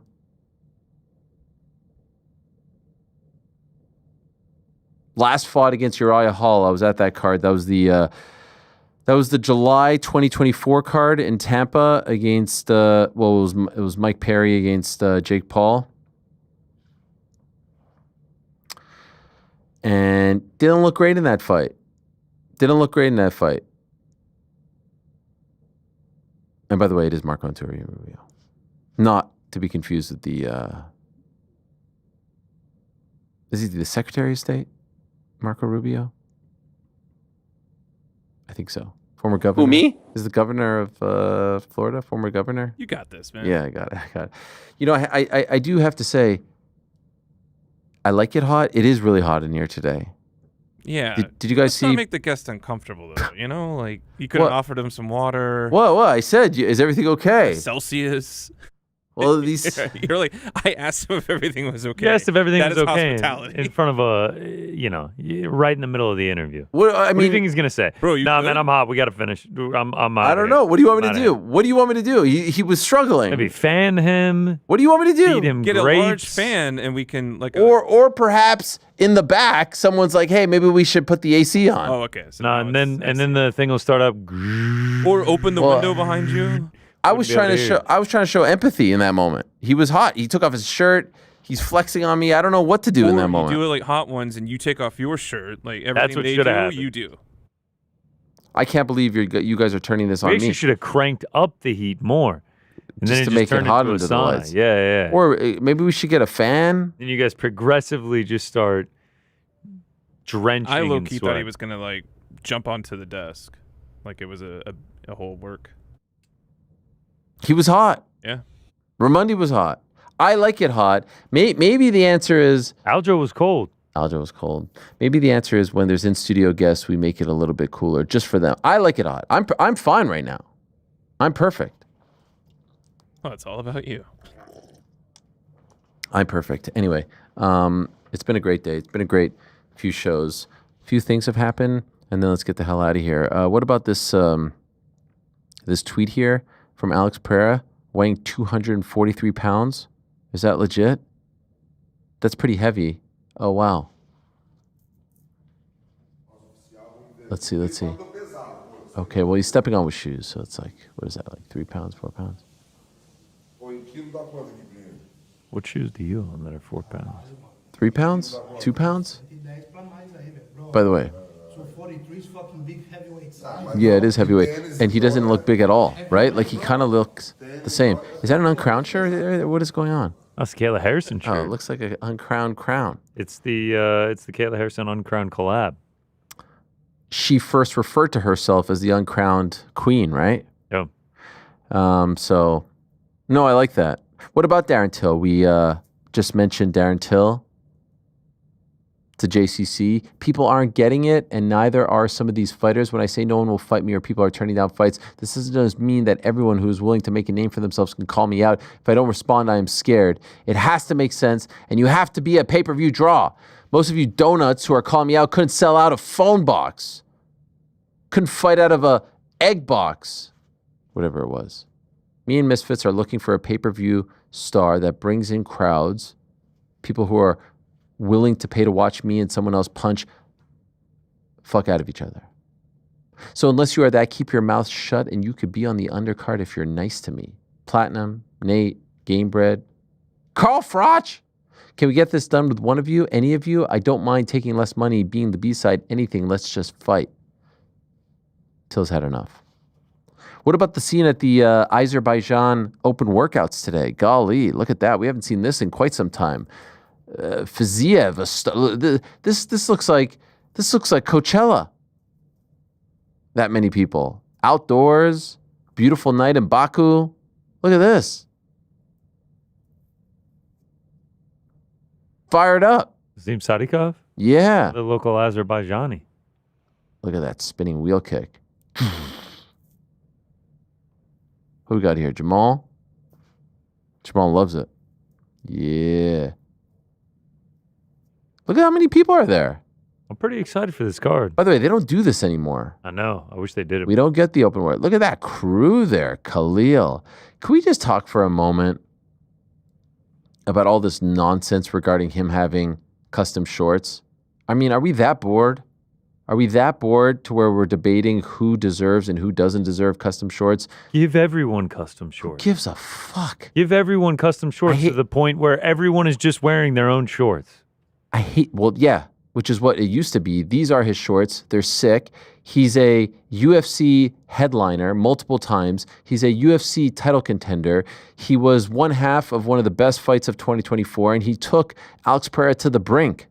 Yeah, I'd say he deserves custom shorts, for fuck's sake. I can't believe this is even a thing.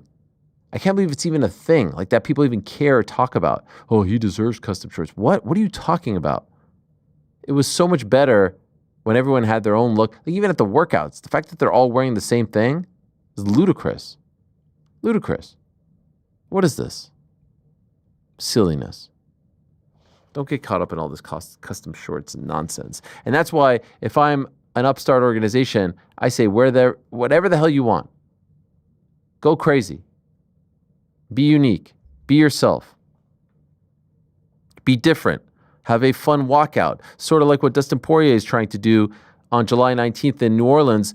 He spoke to Full Violence. You'll recall on this here program, he said he wanted to have Lil Wayne walk him out.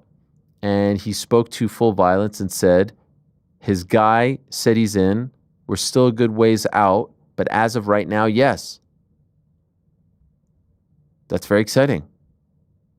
Lil Wayne walking out. That's something that they don't usually do for whatever reason, right?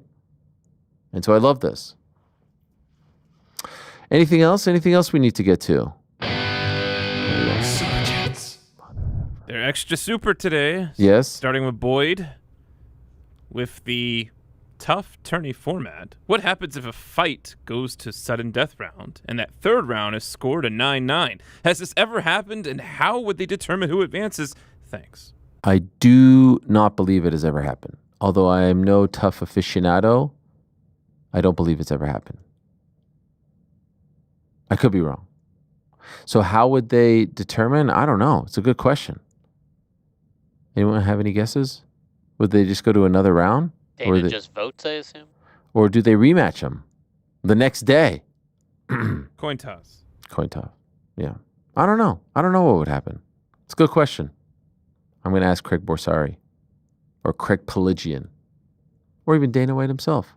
What else? J Dash, if we aren't getting Tom John or Islam Ilya, what is the most exciting fight UFC can make that's not already scheduled? I think Josh Van moves up to 135 and takes on Malcolm the Machine in a 5-round main event fight night card. I love Cory Sandhagen versus Merab Dvalishvili. Love it. Does that count? Let's see. Heavyweight, light heavyweight, middleweight. I mean, he said not booked. So Hamzat DDP is a great one. Welterweight, JDM. Sean Brady versus Ian Gary. I love that fight. I'm going with that one. That's my pick. What else? Jake from Windy City. Ariel, wondering if you've ever interviewed Don King. Where would you rank him in the list of all-time promoters? I mean, certainly one of the all-time best, and in the 80s and 90s was, very much in the mix. These days, not so much, but still going. A polarizing figure, no doubt. A controversial figure, no doubt. But as far as like the greatest boxing promoters of all time, he's up there. There's no doubt about it. And still doing it. Absolutely still doing it. By the way, I saw Brian Norman Jr. is fighting in Japan in a couple days. He's a top-ranked fighter. And there's Bob Arum, 92, I think he is. Bob Arum. How old? Born in 1931. That would be 94, December. So he's 93. I mean, like, for a 93-year-old to be consistently flying all the way to Japan is absurd. The work ethic, the motor, unbelievable. Anyway, that just, because Don King has got to be up there now too. Probably in his 80s. 31, 93 as well. Born the same year. How about it? Still kicking. Remarkable. Only in America. Punching. What else? Cosmo Kramer. Is Dana completely checked out on promoting MMA? I don't think so. But you could see, like, when he talks about I love the way he talks about the Crawford-Canelo thing. My first foray into boxing 8 years after, he was talking about it and promising it is going to be Crawford-Canelo. When, in reality, they're not footing the bill. It's Turkey who's footing the bill. Like, it is a little... I mean, when you're talking to some of these guys, they don't know the difference, but it's a phenomenal deal for Zuffa Boxing / TKO. It's a phenomenal deal. You get to put on the fight. You get to work with Netflix. You get to go to Allegiant Stadium. You get all the glory, all the attention. We put this on. We're promoting it, but you don't really have to make the investment. You don't have to foot the bill. It's like the great Bill Parcells once said, if they want you to cook the dinner, the least they could do is let you buy the groceries. Well, in this case, the groceries are being paid for by someone else. The dinner is being cooked by someone else, but you get all the accolades as if you're the chef. Do you understand what I'm saying, Frank? Absolutely. Proud of that one. What else? Nimpe sends over 50 pesos. Oh, by the way, I didn't really answer the question, but I don't think he's checked out. But I think as far as like the nitty gritty, like he's just not as invested. He's the type of guy that needs a challenge. He needs something in. So like the boxing, the slap fighting, the BJJ, the energy drink, these things, the army parades, these things excite him. I think it's a byproduct of the success of the UFC is that this thing just kind of goes on without him. Like he's not as needed. To a degree, I still think a promoter is needed, but there's a case to be made that the whole machine just kind of feeds itself at this point. Okay, back to... Well said. Yeah, thank you. Nimpe sends over 50 pesos. Keeping up the turning heel subject. Oh. Picture this. Wow. Topuria turning on Ilya and fighting him for the belt, saying, I'm the real Topuria. To a degree. I mean, saying I'm the real Topuria is a little weird. They're both Topurias. So it has to be like an Owen Hart, Bret Hart thing. Like, you were stealing my shine. You were stealing my, my thunder. I was in your shadows. I'm the real champion of the family. I'm the one who's going to bring glory to the family, not shame like you. I believe in my roots. I support the family. I send back money to the parents, something like that. But it's not a bad shout.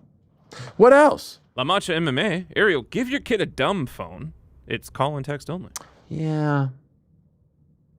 He has an Apple Watch, and I tend to feel like that's enough, but apparently not. It's like Dick Tracy. You can call. He never takes it. He never charges it. Well, if he's not showing the responsibility, that's another thing. Like, you know what? Take care of the iPad. Does he take care of the Apple Watch? Your lips to God's ears. I say that all the time. If Wait, you who's God can't, in this case? if you don't remember to take the watch, how can I trust you to? You know what I'm saying?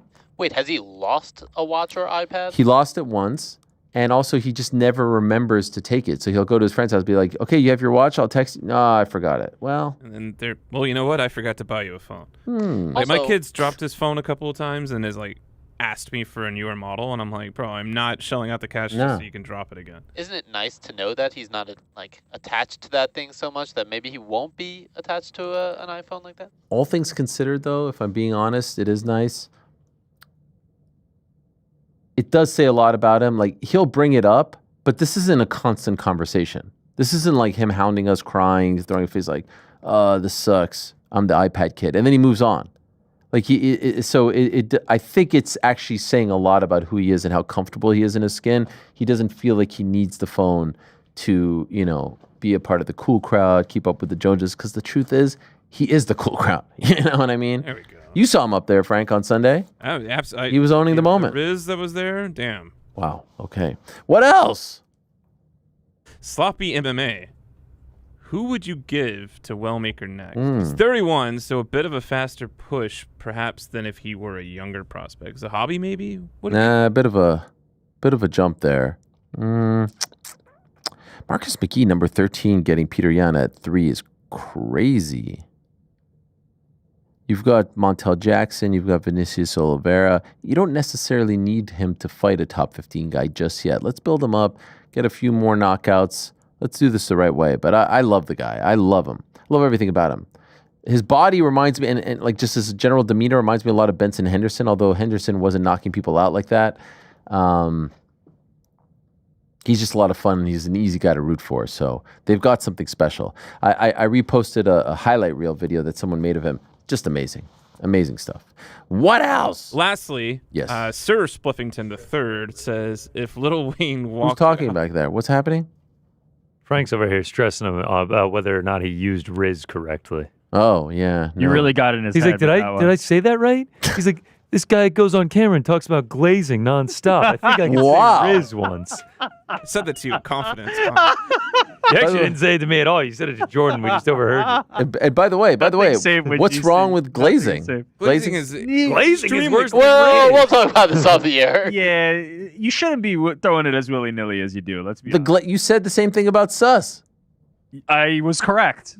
Both of those should not be used as often. All I'm going to say is your glazing as casually. GC, they're okay, right? I think they're fine, yeah. I think they're Riz is the most fine. It's just By the way, for charisma. It's not that they're not fine. By the way, It's I like was the just giving you context shit, of man. them. Glaze I was proud of your kid. He had the Glaze glasses and on. He sus had have all more. of those kids shouting him out. I'm like, damn, that is... Yeah. You should have said he had aura, Frank. He had aura. You just misused it. That's what I was referring to. I wasn't saying it was let's go back to inappropriate. glazing. It's fine. By the way, glazing is totally fine, and I used it in the right context. I don't even remember. Not that it's not fine. It's just the what? That I'm an old guy saying it? No, glazing and sus have Don't Urban sexual Dictionary that one while you're- innuendos in They're there. coming from a place that isn't just like being, an avid supporter of people. Now, when did I use it today? I don't even remember. Yes, Frank. Was it? Frank has a glaze counter I'm for you. Frank now? What is this bullshit? Was it to pee? All right, go do that. Slip of the tongue. Fuck off. Yeah. You got in Frank's head. Now Frank has gotten it back in your head. Actually, Connor has got it in your head. PWG, PWH. It's been a long day. Is that when I used it?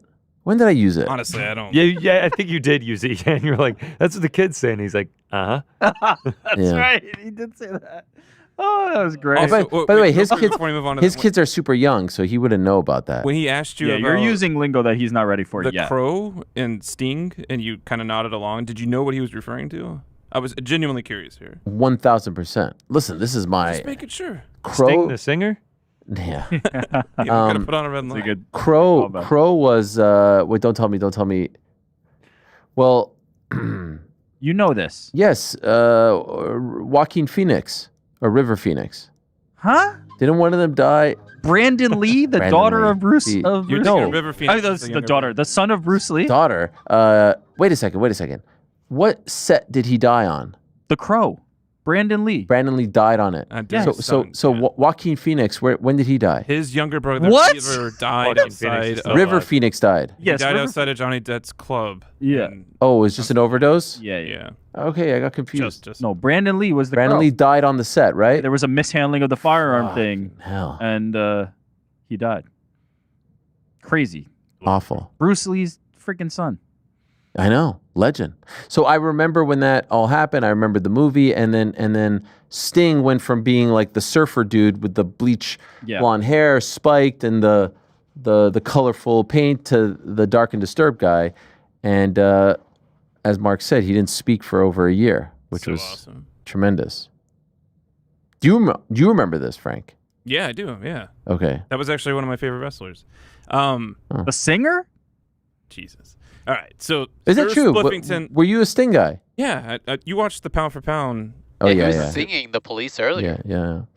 What else? So, as I was saying, Sir Spliffington III says, if Lil Wayne walked you out to a fight, what song is he performing for you? Asking all the boys. I don't have an answer. Da da da da da da da da da. I kind of screwed that up. I was singing the Cormier song right above it. You know what I'm talking about? Yeah. Anyway, That is a good one. I'll probably do Millie. HYFR. Is that Lil Wayne featuring Drake, or is that Drake featuring Lil Wayne? Still works. All my exes live in Texas like I'm George Strait. Give me a Millie. Amelie.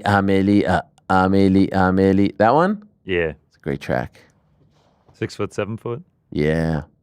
I was never a huge Wheezy guy. Not even Hot Boys era? No, it was all right. What you mean, like, what you mean, boy? I need a hot boy. I need a hot boy. That one? I don't know if that's the Oh. Or was that Juvenile? Cash Money Millionaires. I loved Cash Money. I was huge into like the Master P, No Limit Soldiers, Mystical, that whole era. You guys know about that? What you know about that? Not too Yeah, much. we know about it. Frank, anything else? That's it. I got to be honest. Going from like all the emotions of this past weekend. Wow. Okay. Why does the song There's always a start? director back here. Why does the song always start like mid-song? Let's try that again. Here we go. Now, I am exhausted. Lucky for me, we're doing another show on Friday. That's going to be at the Fanatics Fest in New York, the Jacob Javits Center. If you're in the vicinity, come check us out. 3:00 live on the Cold as Balls stage. We're sandwiched between Adam Silver and a pod featuring Damar Hamlin and PJ Tucker, which is kind of insane because that's a Buffalo Bill and a New York Knick. And then the commissioner of the NBA, and then it's us in the middle. We're the white stuff of the Oreo there. The middle portion, the bologna. That's kind of cool, right? Who's excited? Hell yeah, I'm excited. I'm excited too. Excited about going. Live shows are always just a little extra, you know. This is a little Yeah. show, Shout out to the mustard on it. Javits Center. I think the plan is, so this won't air live, but I think we're hoping to be able to air it next week, right? We will be able to air it next week. Yeah, so we'll have Ice Cube and maybe one more guest. Short show, 45 minutes. Yeah. Bite size. We'll give it to you as part of the rest of the program. Yes. So in case you missed it, it'll be a grand old time, and that'll be on Friday, and then a big week next week. Tomorrow, of course, Boys in the Back, send in your voicemails. What's that number, by the way? What's that number again? 415 Sup BITB. That's right. There it is. Marc Raimondi, thank you very much to him. Thank you to Cory Sandhagen. Thank you to Paul Walter Hauser. Thank you to JCC Jr. Have we ever gone this far past the music? Back tomorrow, same time, place. Till I say peace. I'm out of here.